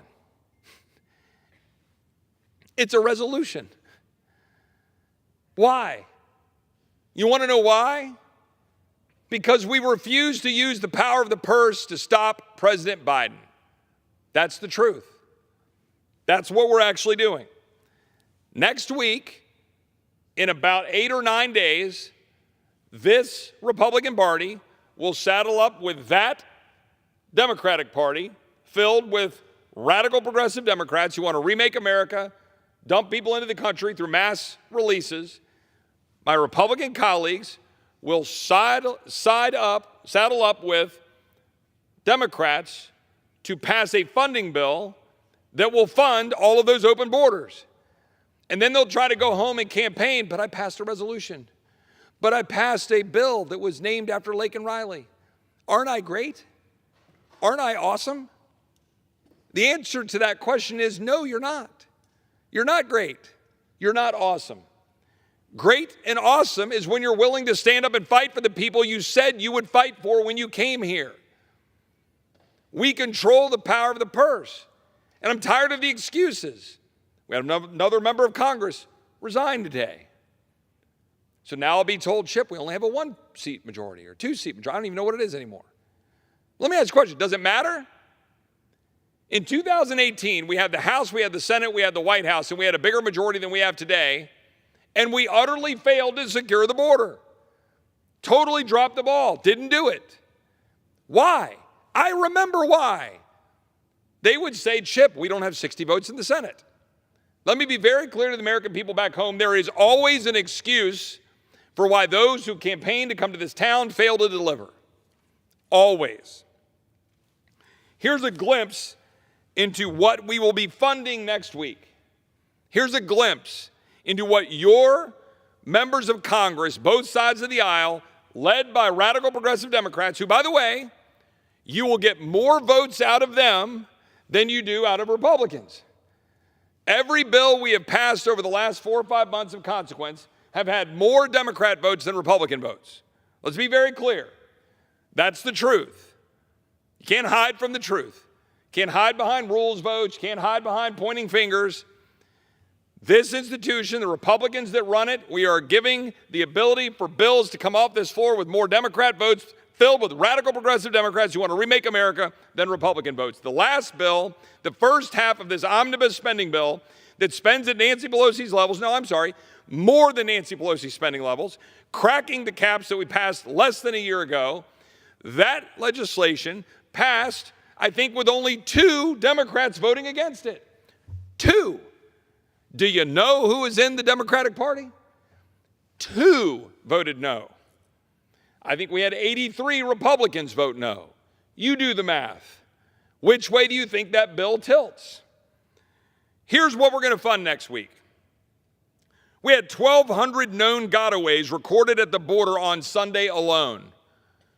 In this country, 1,200 people came into this country. We don't know who they are. We don't know where they came from. We don't know what they're doing. But I promise you, for at least a large block of them, they ain't up to good.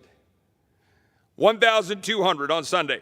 4 human smuggling loads were caught in 48 hours in Kinney County just this week, just south of San Antonio. These are friends of mine that live in that county.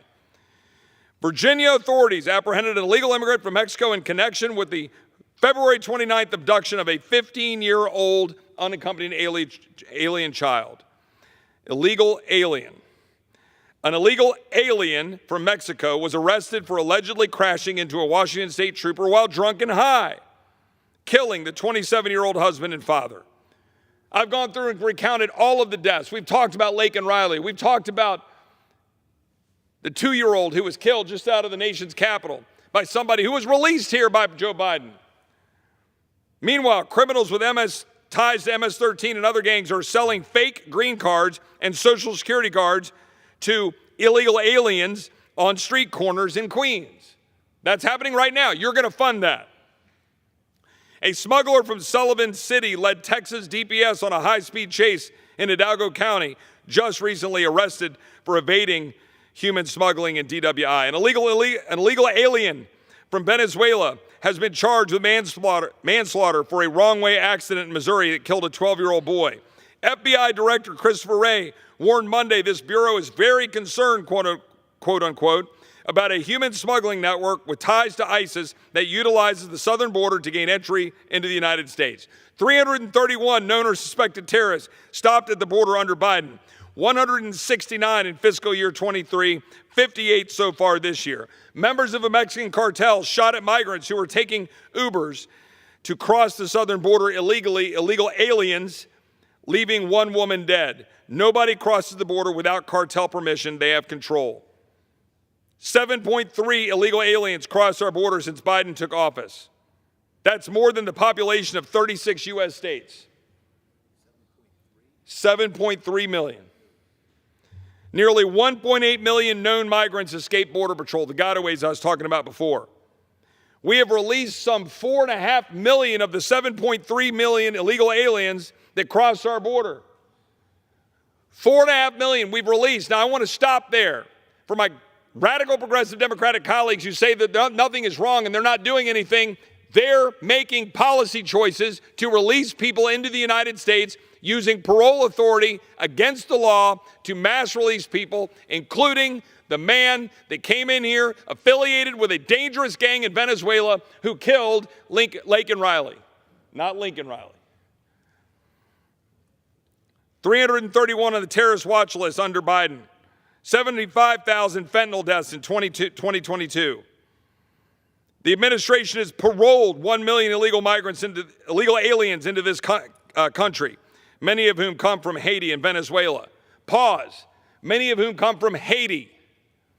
Has anybody looked at Haiti recently?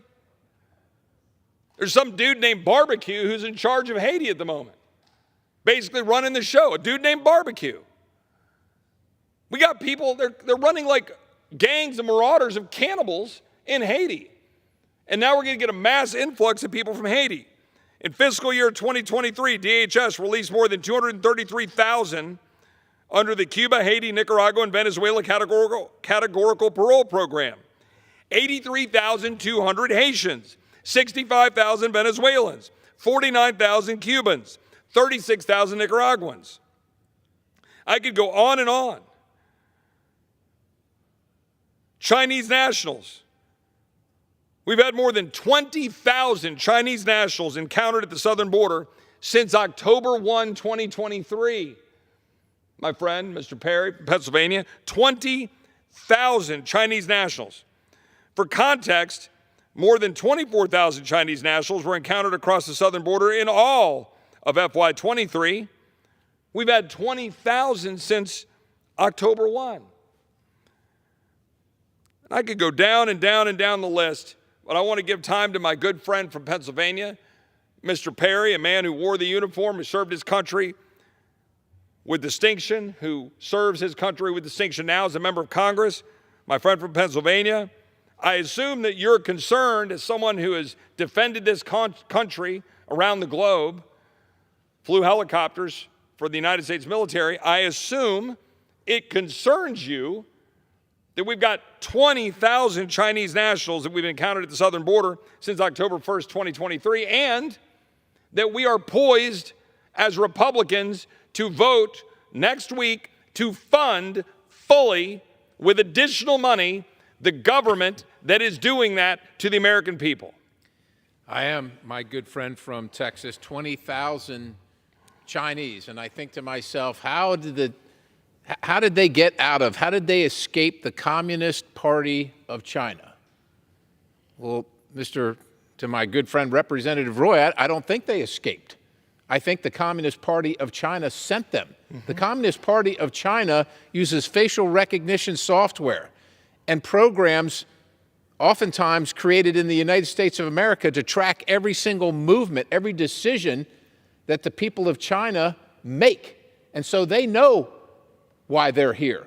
We aren't sure why they're here, but I suspect it's not because they love America. It's not because of that, and we're going to fund that. And you know what else we're going to fund? And you mentioned this, but I think it's important to put a boy's name, a little girl's name to this, because that's what it is to many Americans. Travis Wolf, a day away from his 12-year-old birthday, 12 years old. Travis Wolf, one day away from being 12. Unfortunately, Andrina Bracco, here illegally, an illegal foreign national in our country, driving 70 miles an hour in Missouri, the wrong way on the highway, crashed into his and his parents' car. And on March 6th, they took Travis off of life support. He didn't make his 12th, well, he didn't celebrate his 12th birthday. He didn't celebrate it because now he's passed on. And I imagine Travis Wolf's parents are thinking, I live in America. I had fourth grade civics.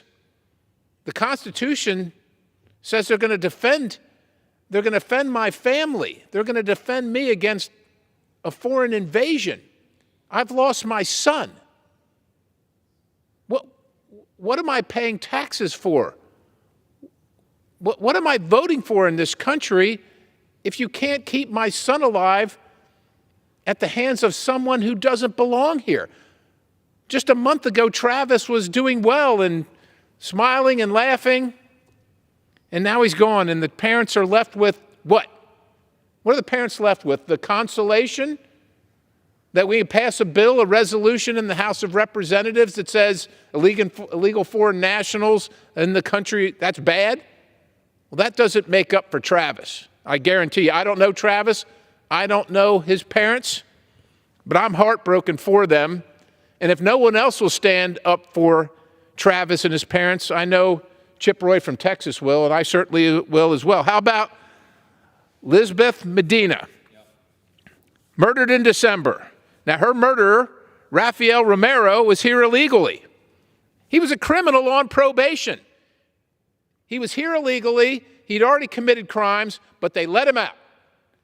So he stalked Elizabeth, and he went into her apartment where she lived. Elizabeth is 16. She lived with her mother. That's where kids should be, with their parents. But Rafael went in, and he bashed her head in, and he stabbed her to death. She was a cheerleader at her high school with her whole life in front of her in America. America, the place that's supposed to protect its citizens. Supposed to protect its citizens.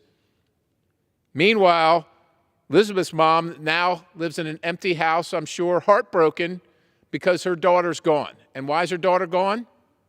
Because President Biden says that Rafael Romero and Adrina Bracco deserve to be in America because they came here.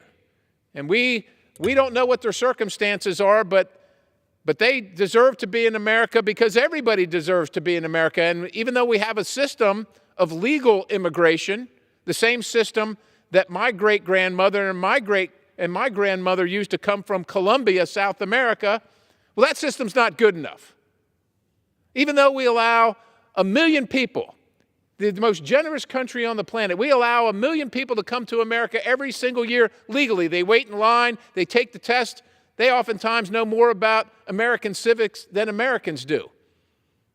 But according to President Biden, how many million people, Mr. Roy? 7.3. 7.3 million people can come from all these other countries, don't have to abide by the law, and can kill American citizens. And you know what the insult to injury is to Elizabeth Medina's mother?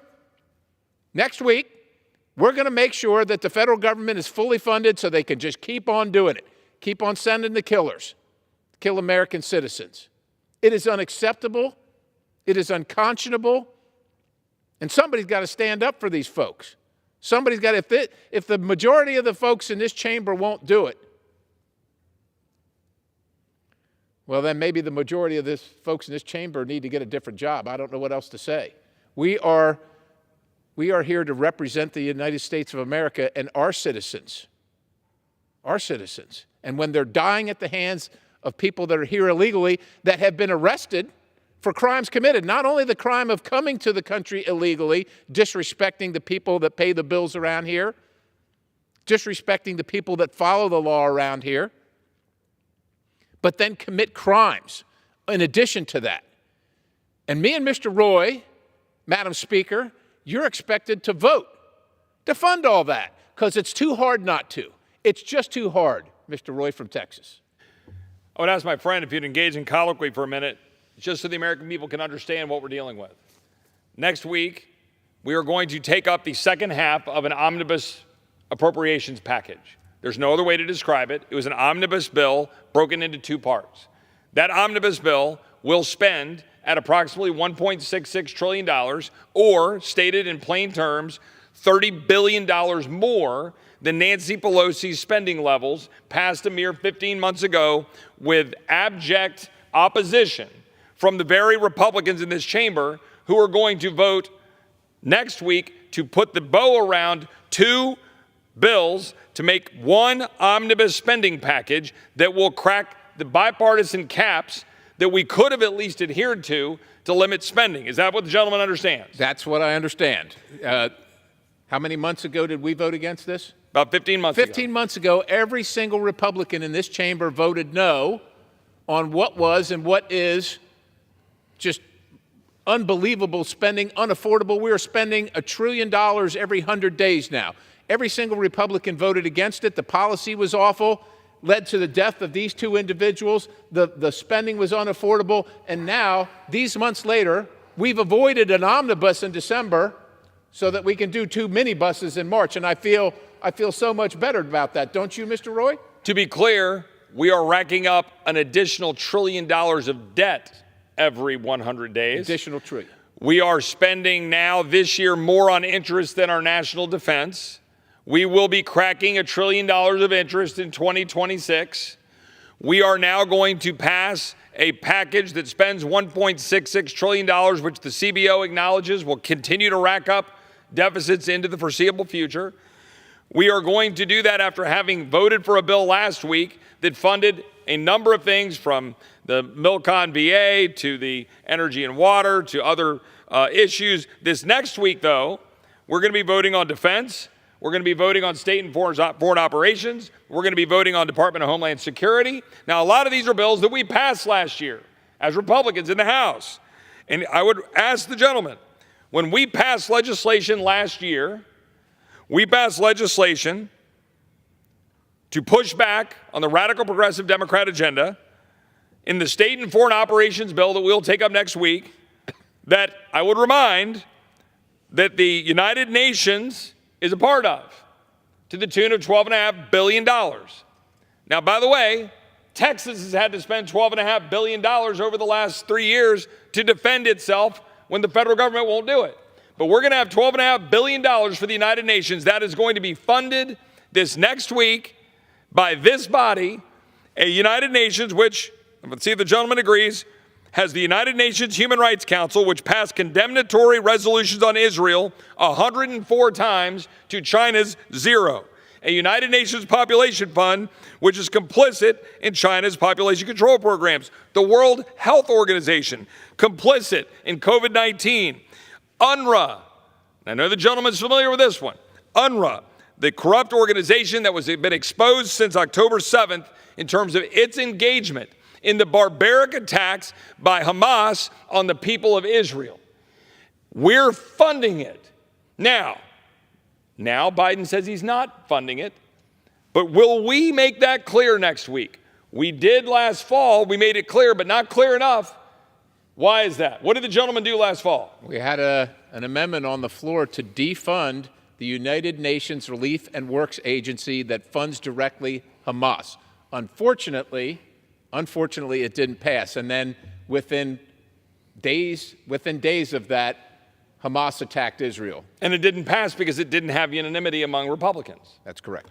And so now, will we vote this week to fund UNRWA? Now, even if UNRWA is taken out, which it's possible that it will be, even if it's taken out, will we continue to fund all of the so-called humanitarian relief that is still getting funneled to Hamas? Well, what about the funding to the United Nations that is then funneled to south of the border, right, which is used to pay the cartels to move people from 150 plus countries through my good friend Chip Roy's district in Texas to the rest of the United States, funding the people that are taking the life of Travis Wolfe and Elizabeth Medina, funding those people. Will we continue to fund, through the State and Foreign Operations Bill, the president's radical anti-life agenda? Will we pass instead any of the pro-life protections like the Mexico City policy, or no? What will we be funding? Continuation of the radical anti-life policies of this administration. Will we be voting to end, or will we be voting to fund all of the manner of wasteful and woke international envoys? The special envoy for racial equity and justice, the special envoy to advance the human rights of LGBTQI persons, the special envoy for international labor, the special representative for Palestinian affairs.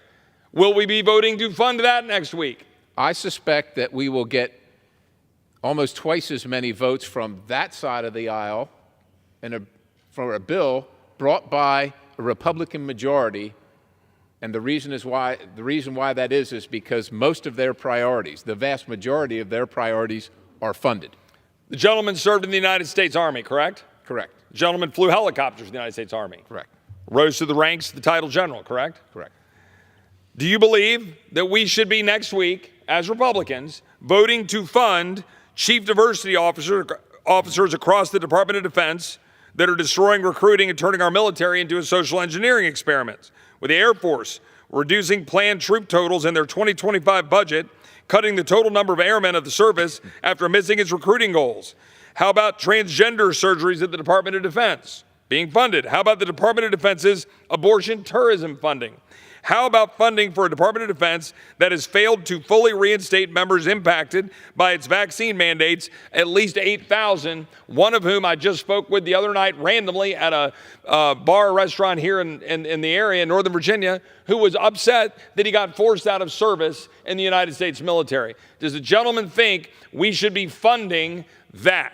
You know that I will be registering a strong no in objection to those things that are destroying the greatest military the planet has ever known. Yet will not the very same people that will stand up and say we must fund this do so on the back of the men and women in uniform, saying that we must do this for defense? We must do this to make our defense stronger. Will they not be voting for all of those policies undermining our own Defense Department? They will indeed.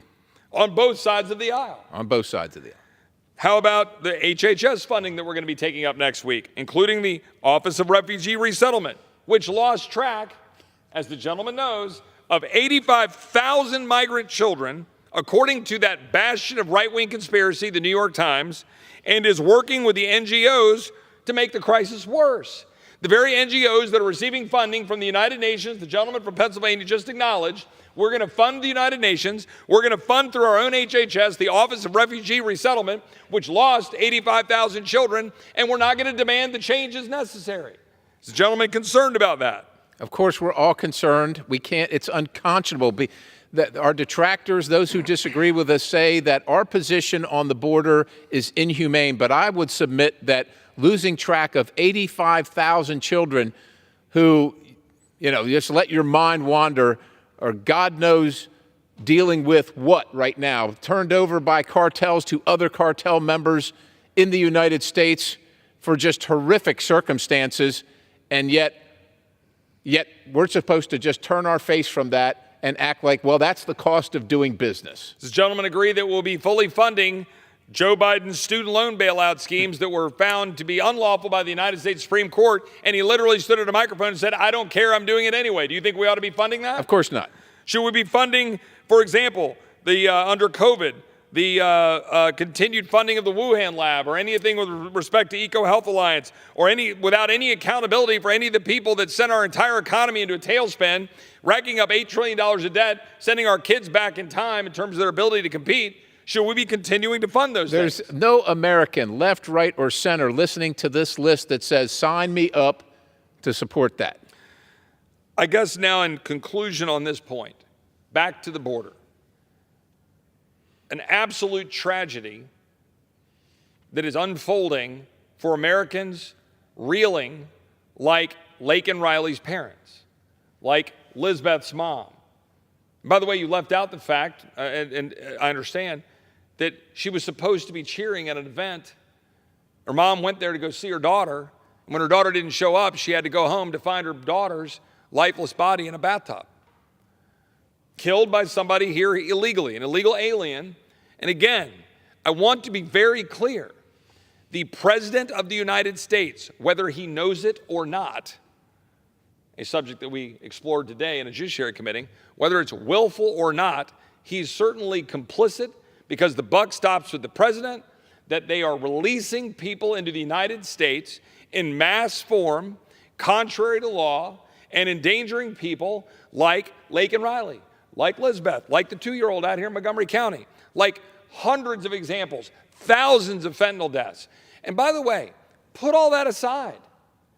The fact is, we're destroying our country through the weight of what that means for our school districts, our prisons, our hospitals, what it means for health care. We have 50 million foreign-born people in this country. And my colleagues on the other side of the aisle act like somehow this is anti-immigrant, or that we don't want to have immigrants in the United States, when nothing could be further from the truth. I assume that the vast majority of the people that I know working at the Border Patrol, for example, who I know to be majority Hispanic, They want the law to be enforced. I assume that we want to back the people who want the law enforced.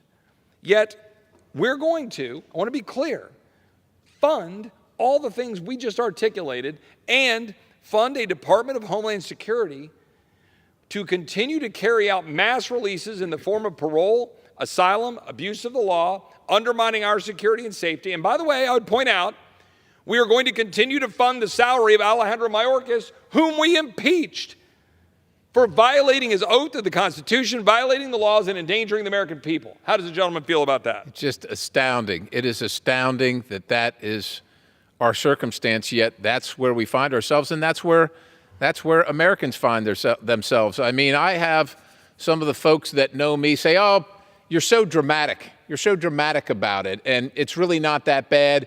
Immigration's always been an issue. It hasn't changed that much. You're just trying to increase people's anxiety. You're over the top. But I guarantee you, I don't know him, but I guarantee you, Travis Wolf's parents, Elizabeth Medina's mother, there's nothing more dramatic than losing your child.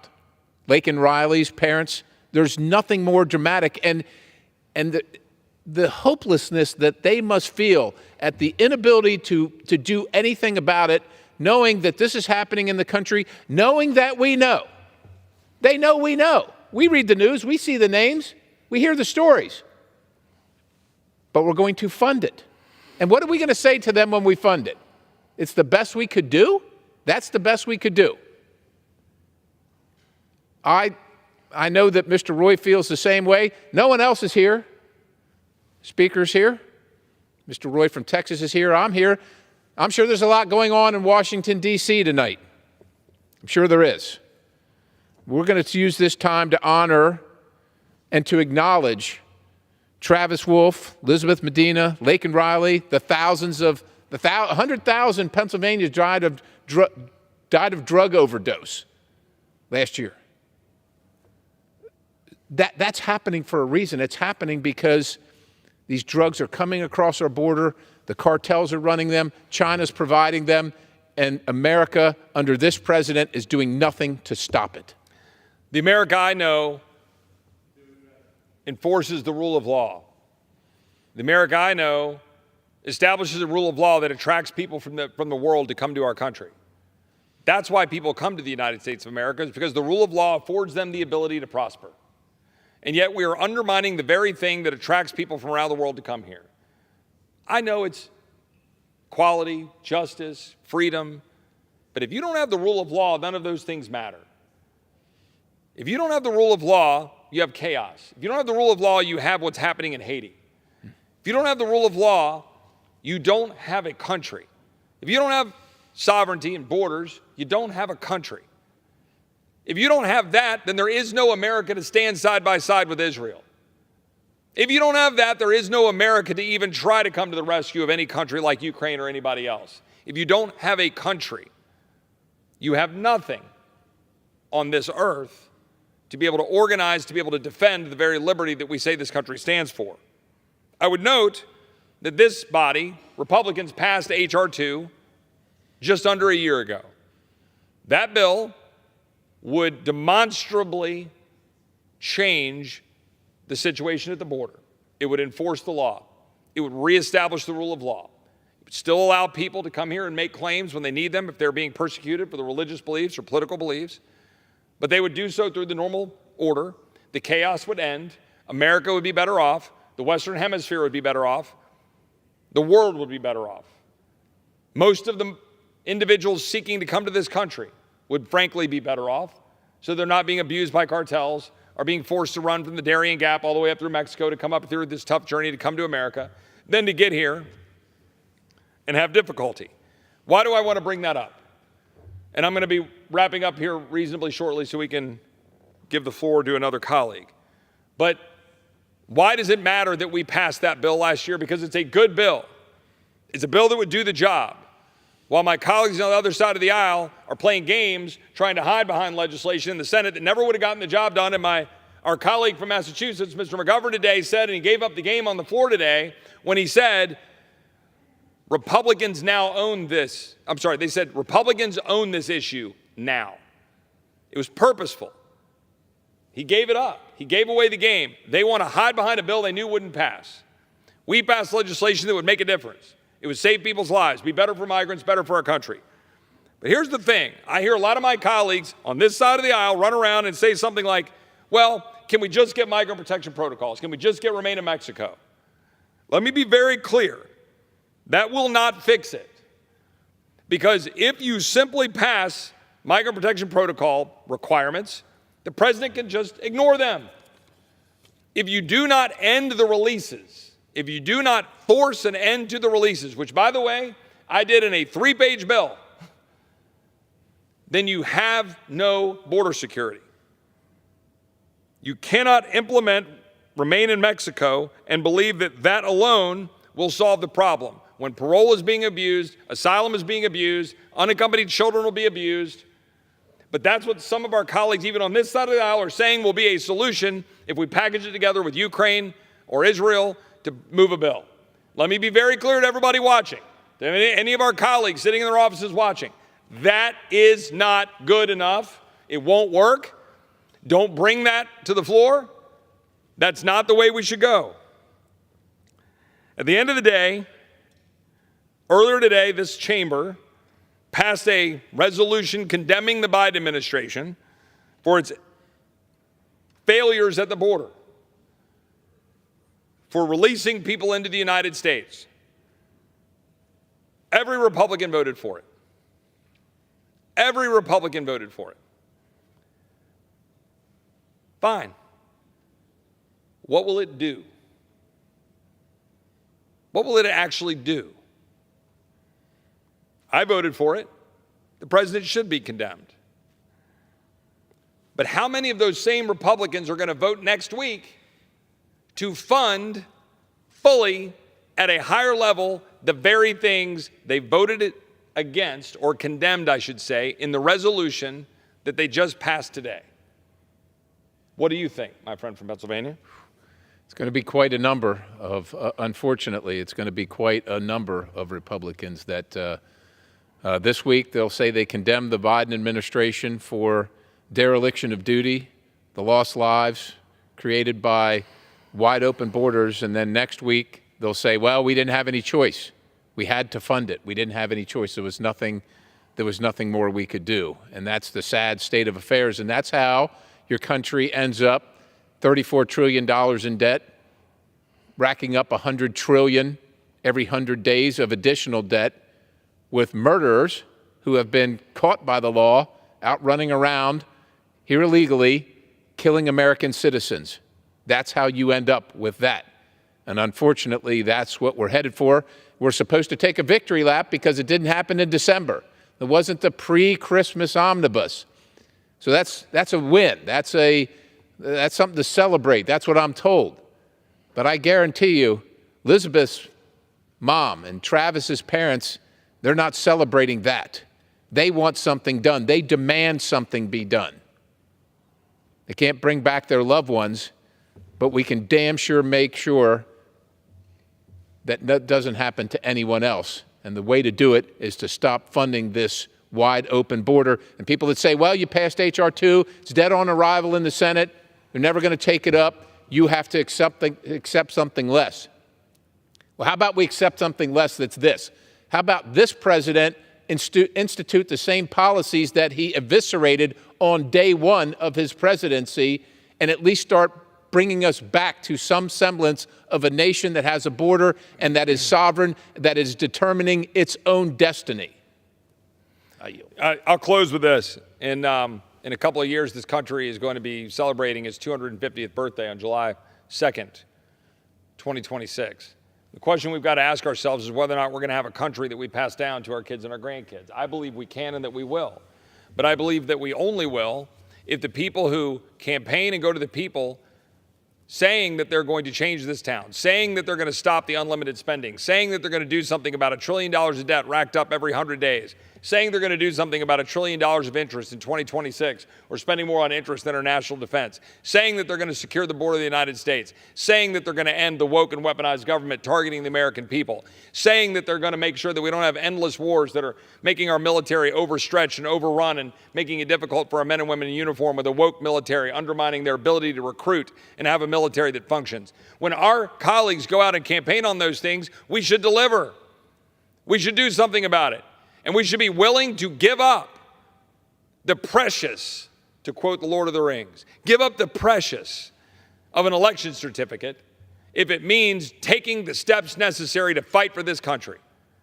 When the founders gave us the power of the purse, articulated well in Federalist 58 by James Madison and otherwise throughout the founding documents, that power of the purse was supposed to be used. Because if you don't use it, what do you have left? An impeachment that you send over to the Senate to die in the Senate and then go campaign on it? Because the balance of power matters. The separation of power matters. And when a president of the United States is ignoring the law and ignoring the Supreme Court, violating all of the norms of the past to undermine our sovereignty, endanger the American people, spend money we don't have, ignore the law, make us weaker around the globe, when the president of the United States is doing those things, it is incumbent upon the House and the Senate, but particularly the House, to do something about it. And you shouldn't hide behind rules votes and thin majorities and what the Senate has or doesn't have to say that we could use that power of the purse to force change out of a president. I, for one, believe that on July 2nd, 2026, we're going to be able to stand up and say that we're doing the right thing. I believe something is stirring in this country. I believe people are seeing what's actually happening. I believe people are seeing their country being taken away from them. And we're seeing the people like Riley Gaines standing up, and we're seeing people like Chloe Cole stand up against the Madison, Scott Smith in Loudoun County. We're seeing the people around this country stand up and make their voices be heard, and the parents who've taken their schools back, the parents who stood up in Texas and just had a strong election to try to force that state to stand up for universal school choice, to empower parents rather than bureaucrats to stand up for our kids. I believe that the American people are right now going through a great awakening. And it is time for the people in this body to catch up to the people. It is time for the people in this body to stand up and do our part to make sure we restore that constitutional order and the very premise outlined in the Declaration of Independence for the pursuit of happiness, so that in July of 2026, we can say that our people live in a free country and that we have, in fact, kept the republic, to quote Franklin, after the Constitutional Convention. With that, I yield back. Under the Speaker's announced policy of January 9, 2023, the Chair recognizes a gentleman from California, Mr. Kiley, for 30 minutes. I thought you were going to yield them some time. That's why. Oh, no, these guys are on top. Okay. Hey, see you, Kevin.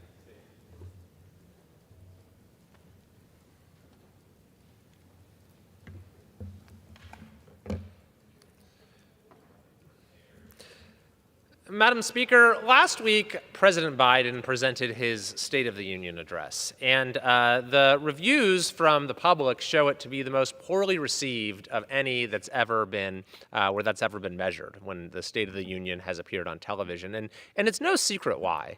You know, the president's tone and his general approach to the address really encapsulated why a lot of people are so turned off by the work, by politics and the work of our government these days, is that the partisanship and the eagerness to cast blame and to scapegoat rather than to seek common ground and find solutions is exactly why so many people are so frustrated with the direction of our country. But on top of that, the president said a lot of things that just simply did not accord with reality.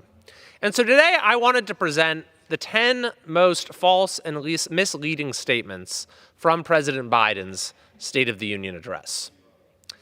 First, near the beginning of his speech, President Biden said, "Not since President Lincoln and the Civil War have freedom and democracy been under assault here at home as they are today." Well, I'm afraid that President Biden has a very short memory because we all just lived through the COVID era. Starting in March of 2020, the most basic freedoms and tenets of democracy were not just insulted in this country, they vanished entirely in many places. Governors like Gavin Newsom in California declared the legislative branch abolished and barricaded Capitol buildings. This Capitol itself was barricaded, ruling by executive decree, even threatening to declare martial law. Citizens were not allowed to leave their homes. Businesses were not allowed to open their doors. Children were not allowed to go to school or play sports. People of faith were not allowed to worship or even gather for Bible study. Beaches were declared off limits. Curfews were imposed, even for adults having dinner with one other couple in a private residence. Pedestrians were tackled, literally, for not wearing masks, walking around outdoors. Employees were fired from their jobs, kids were expelled from school, and consumers were banned from coffee shops over their personal medical decisions. Social media users were suspended for deviating from the government-approved narrative, even if they happened to present true information. Now, it's understandable why Biden would like to pretend that none of this ever happened, but we all lived through it, and the scars will be with our country for a very long time. A second related statement that the president made is that the pandemic no longer controls our lives. The truth is, the pandemic never controlled our lives. It was government actions in response to the pandemic that controlled our lives. And if you look at the data now, where you had different states that took very different approaches to dealing with COVID, what we've learned is that states like California, which had by far the worst lockdowns and restrictions on personal freedom, where people's lives were controlled far more than in any other state, actually had among the worst public health outcomes as well. And so now what you see on the part of many, and in particular the Biden administration, is that it's very clear that this was in many ways the worst set of policy decisions our country has seen in modern times.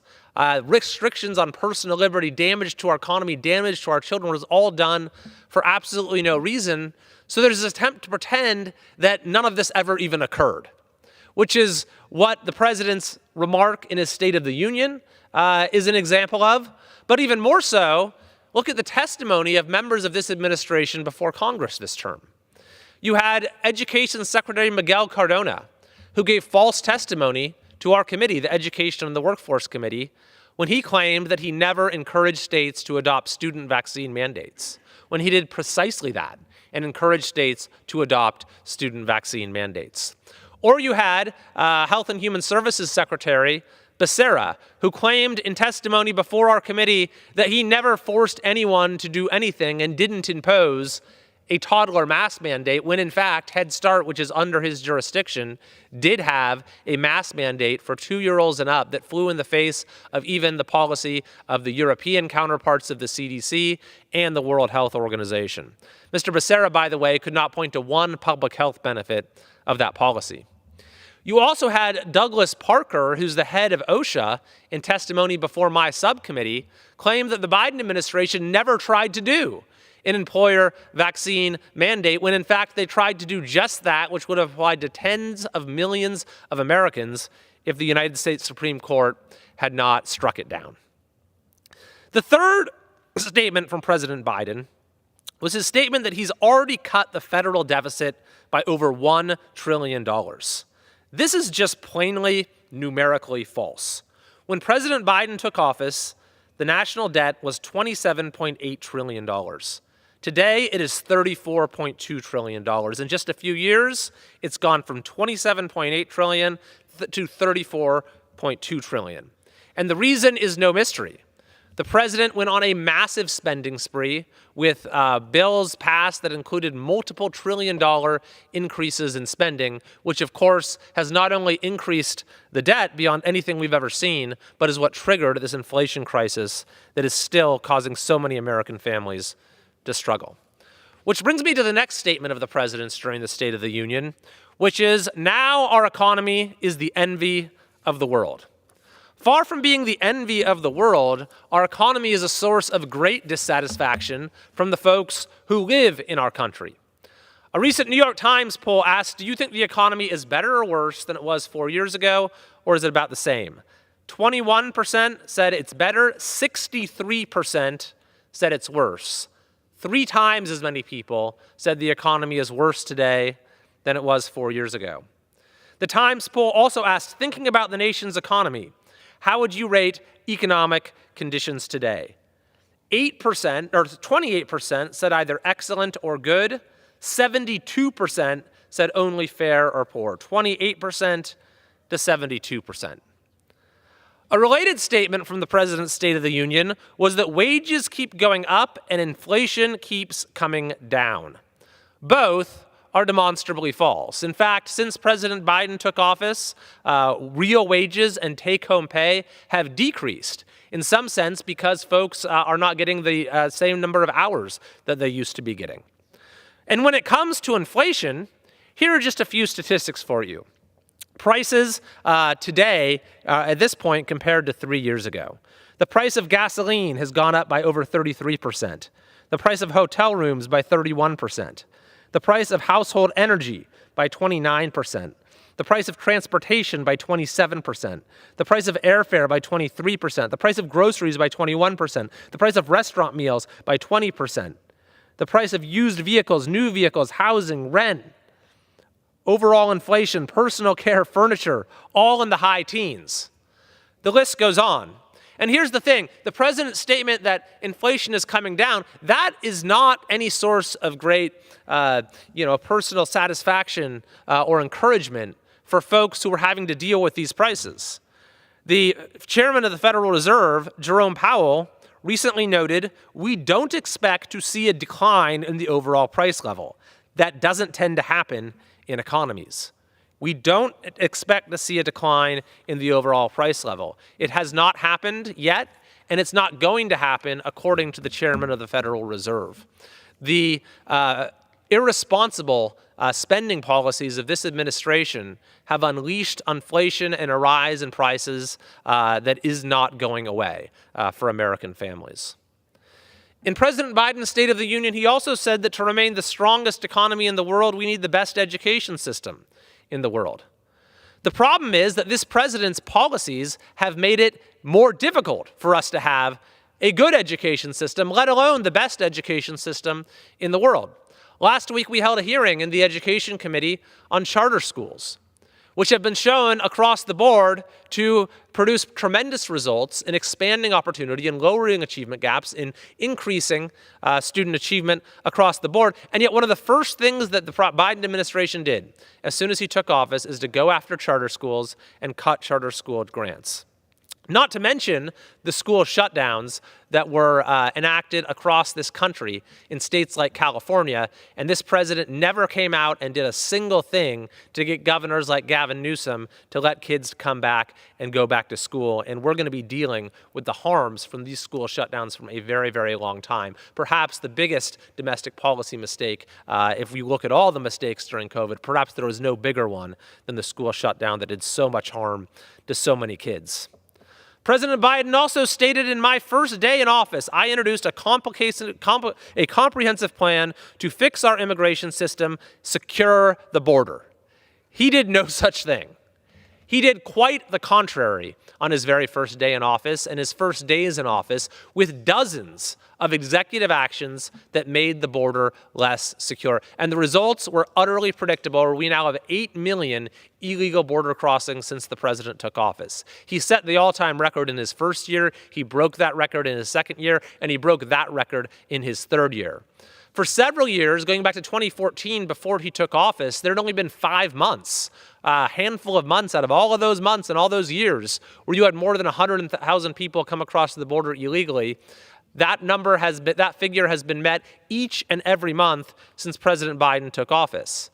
And so you can look at exactly what he did and trace these consequences to that change in policy, those unilateral changes in policy, where he ended the migrant protection protocols, remain in Mexico. He instituted catch and release. He ended Title 42. He ended the border emergency. He completely distorted and warped the parole and asylum systems to let tens of thousands of people into the country.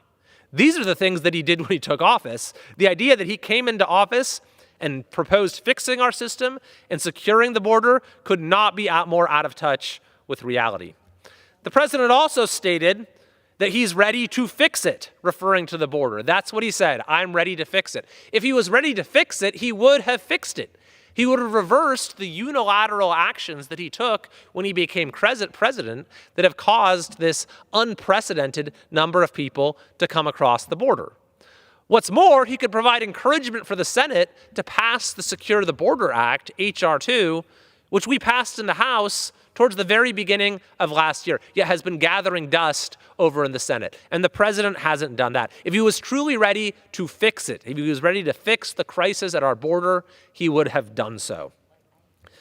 The ninth false and misleading statement from the president's remarks are that violent crime has fallen to its lowest level in the last 50 years. In reality, violent crime still has not gone back to what it was before COVID. And what's more, property crime has skyrocketed across the country, including a huge increase in vehicle thefts.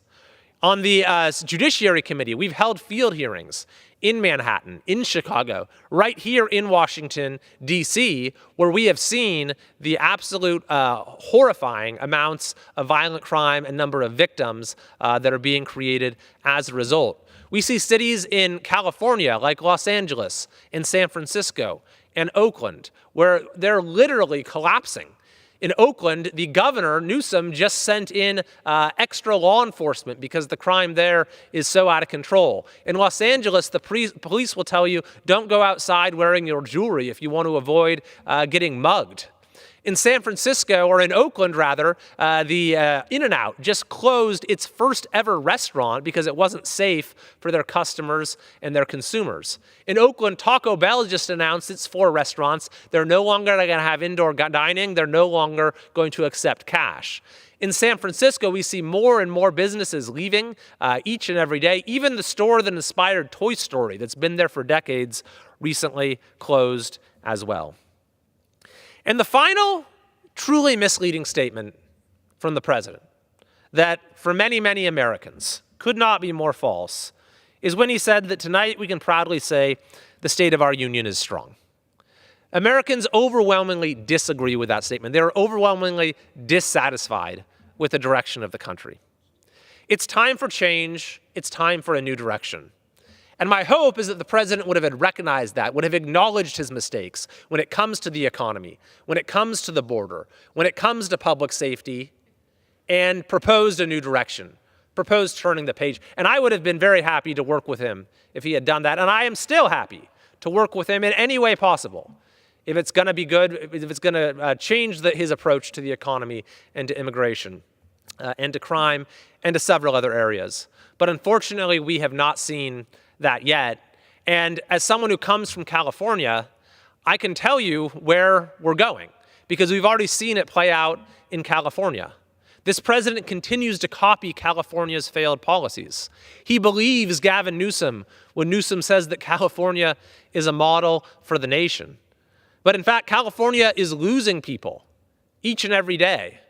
It's very sad. The state where it used to be the state anyone could get ahead has now become the state so many can't wait to leave behind.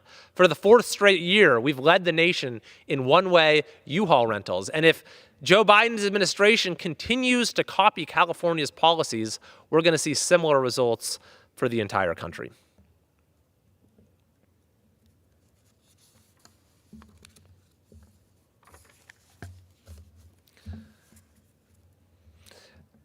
Madam Speaker, yesterday was a very important and I think will be remembered as a notorious day in the history of the United States workforce for 2 reasons. First of all, it was the 1-year anniversary of Julie Su being installed as acting Secretary of Labor. Ms. Sue was the Labor Secretary in California for Gavin Newsom. During her tenure, California had the worst unemployment in the country. California has had the highest poverty rate, the lowest level of wage growth in the country. She was responsible for $31 billion in fraud at the state's unemployment department, and she was the architect of one of the worst laws in our state, or truly our country's history, known as AB 5. Unfortunately, President Biden thought this was a good resume to be the new Secretary of Labor, so he nominated her last year. And the administration set up a war room inside of the White House to get her confirmed. It was a very, very aggressive campaign to convince senators to confirm her. And yet, after all of that, the Senate rejected her nomination. It was never brought to the floor for a vote. There was bipartisan opposition. And at the end of the year, the Senate returned the nomination to President Biden, not having confirmed Ms. Sue. And yet, she remains as Secretary of Labor, acting Secretary of Labor, and has just passed her one-year anniversary. This is truly a lawless situation, an end run around the advice and consent process in the United States Constitution. And the fact that Ms. Sue has been there for a year, despite the Senate rejecting her nomination, despite the White House doing everything they possibly could to get her confirmed, and the Senate still refusing to confirm her, is an insult to our Constitution and to our workers and to the American people. But it just so happened that on the very day that Ms. Sue marked her one-year anniversary as the unconfirmed acting Secretary of Labor, the new rule that her department has proposed, the independent contractor rule, which is modeled on Gavin Newsom and Julie Sue's AB 5 law from California, went into effect. Now, AB 5 has been a complete and utter disaster for our state. It's caused folks in over 600 different professions to lose their livelihood, their ability to make a living. What the new rule does, like AB 5, is significantly restrict one's ability to be an independent contractor, to work on your own terms, to be your own boss, to be able to set your own schedule. And in many industries and for many people, if you don't have that ability, then your entire enterprise or business model becomes non-viable, which is exactly what happened in California. After AB 5 went into effect, or even before that, in late 2019, early 2020, you had all kinds of people that suddenly had lost their ability to earn a living. And now, a few years later, we recently got some empirical evidence for this as well, out of George Mason University, which studied the employment effects in California, specifically of AB 5. And what the study found is that it decreased self-employment by 10% and decreased overall employment by 4%. Which might be one reason why, just today, with the new job numbers out, Californians' unemployment rate has ticked up again. It's at 5.2%. It is the second highest unemployment rate in the entire country. Now, Ms. Sue's independent contractor rule is modeled on AB 5 in California. President Biden cited AB 5 as his model for labor relations nationwide. It's worth noting, by the way, that AB 5 has become so toxic, so infamous, that when I asked Ms. Sue about it in committee, she wouldn't even opine on whether it was a good law. She said she didn't know, had no opinion on the matter. She was the architect and lead enforcer of that very law. But the new independent contractor rule that the administration is proposing is also creating an extraordinary amount of uncertainty. It has 6 different factors. In fact, more than that, it places an extraordinary amount of discretion in the enforcer, that is in Ms. Sue, the very architect of AB 5. By the way, AB 5 was so bad in California that over 100 different professions were exempted, and they are not exempted in this new independent contractor rule from the Department of Labor. So when I asked in a recent hearing the head of the Wage and Hour Division, does this apply to various different professions, she could not give an answer to any of them. I asked her about realtors, a couple million realtors in this country. Can they be considered independent contractors? And she couldn't say. So this new rule is about to throw our entire workforce into chaos. Fortunately, it has already invited 4 different lawsuits that are proceeding in different parts of the country.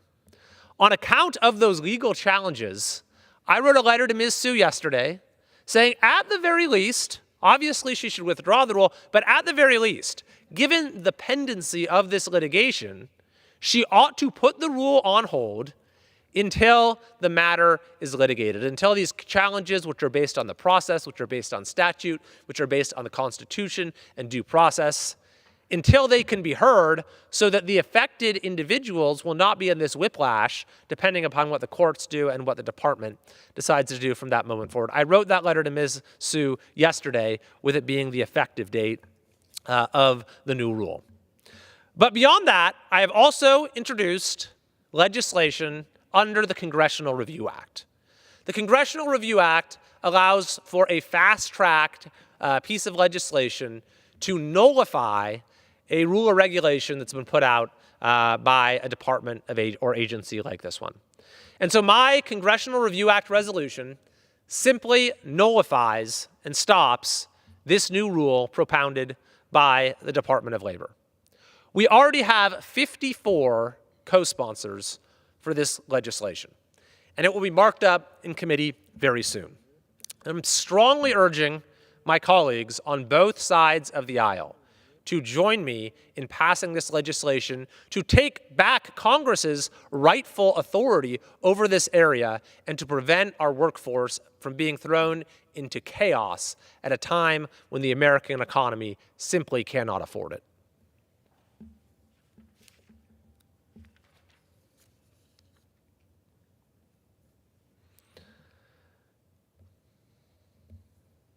Madam Speaker, earlier this week, I filed an amicus brief with the United States Supreme Court in the case of City of Grants Pass, Oregon versus Gloria Johnson.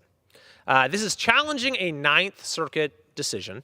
It's been agreed to be heard by the Supreme Court, and as a matter of fact, oral argument will be taking place next month, and we expect a decision later this year. Several of my colleagues here in the House who serve and represent districts in California and on the West Coast have joined me and signed on to the amicus brief. We are urging the Supreme Court to overturn a line of Ninth Circuit cases that started with what's known as the Boise decision, and that has contributed to the explosion of homelessness and crime in California. California's homelessness situation has continued to get worse and worse, even as homelessness has gone down in many other parts of the country. As a matter of fact, right now, about half of the unsheltered homeless in the United States, in the entire country, are in California.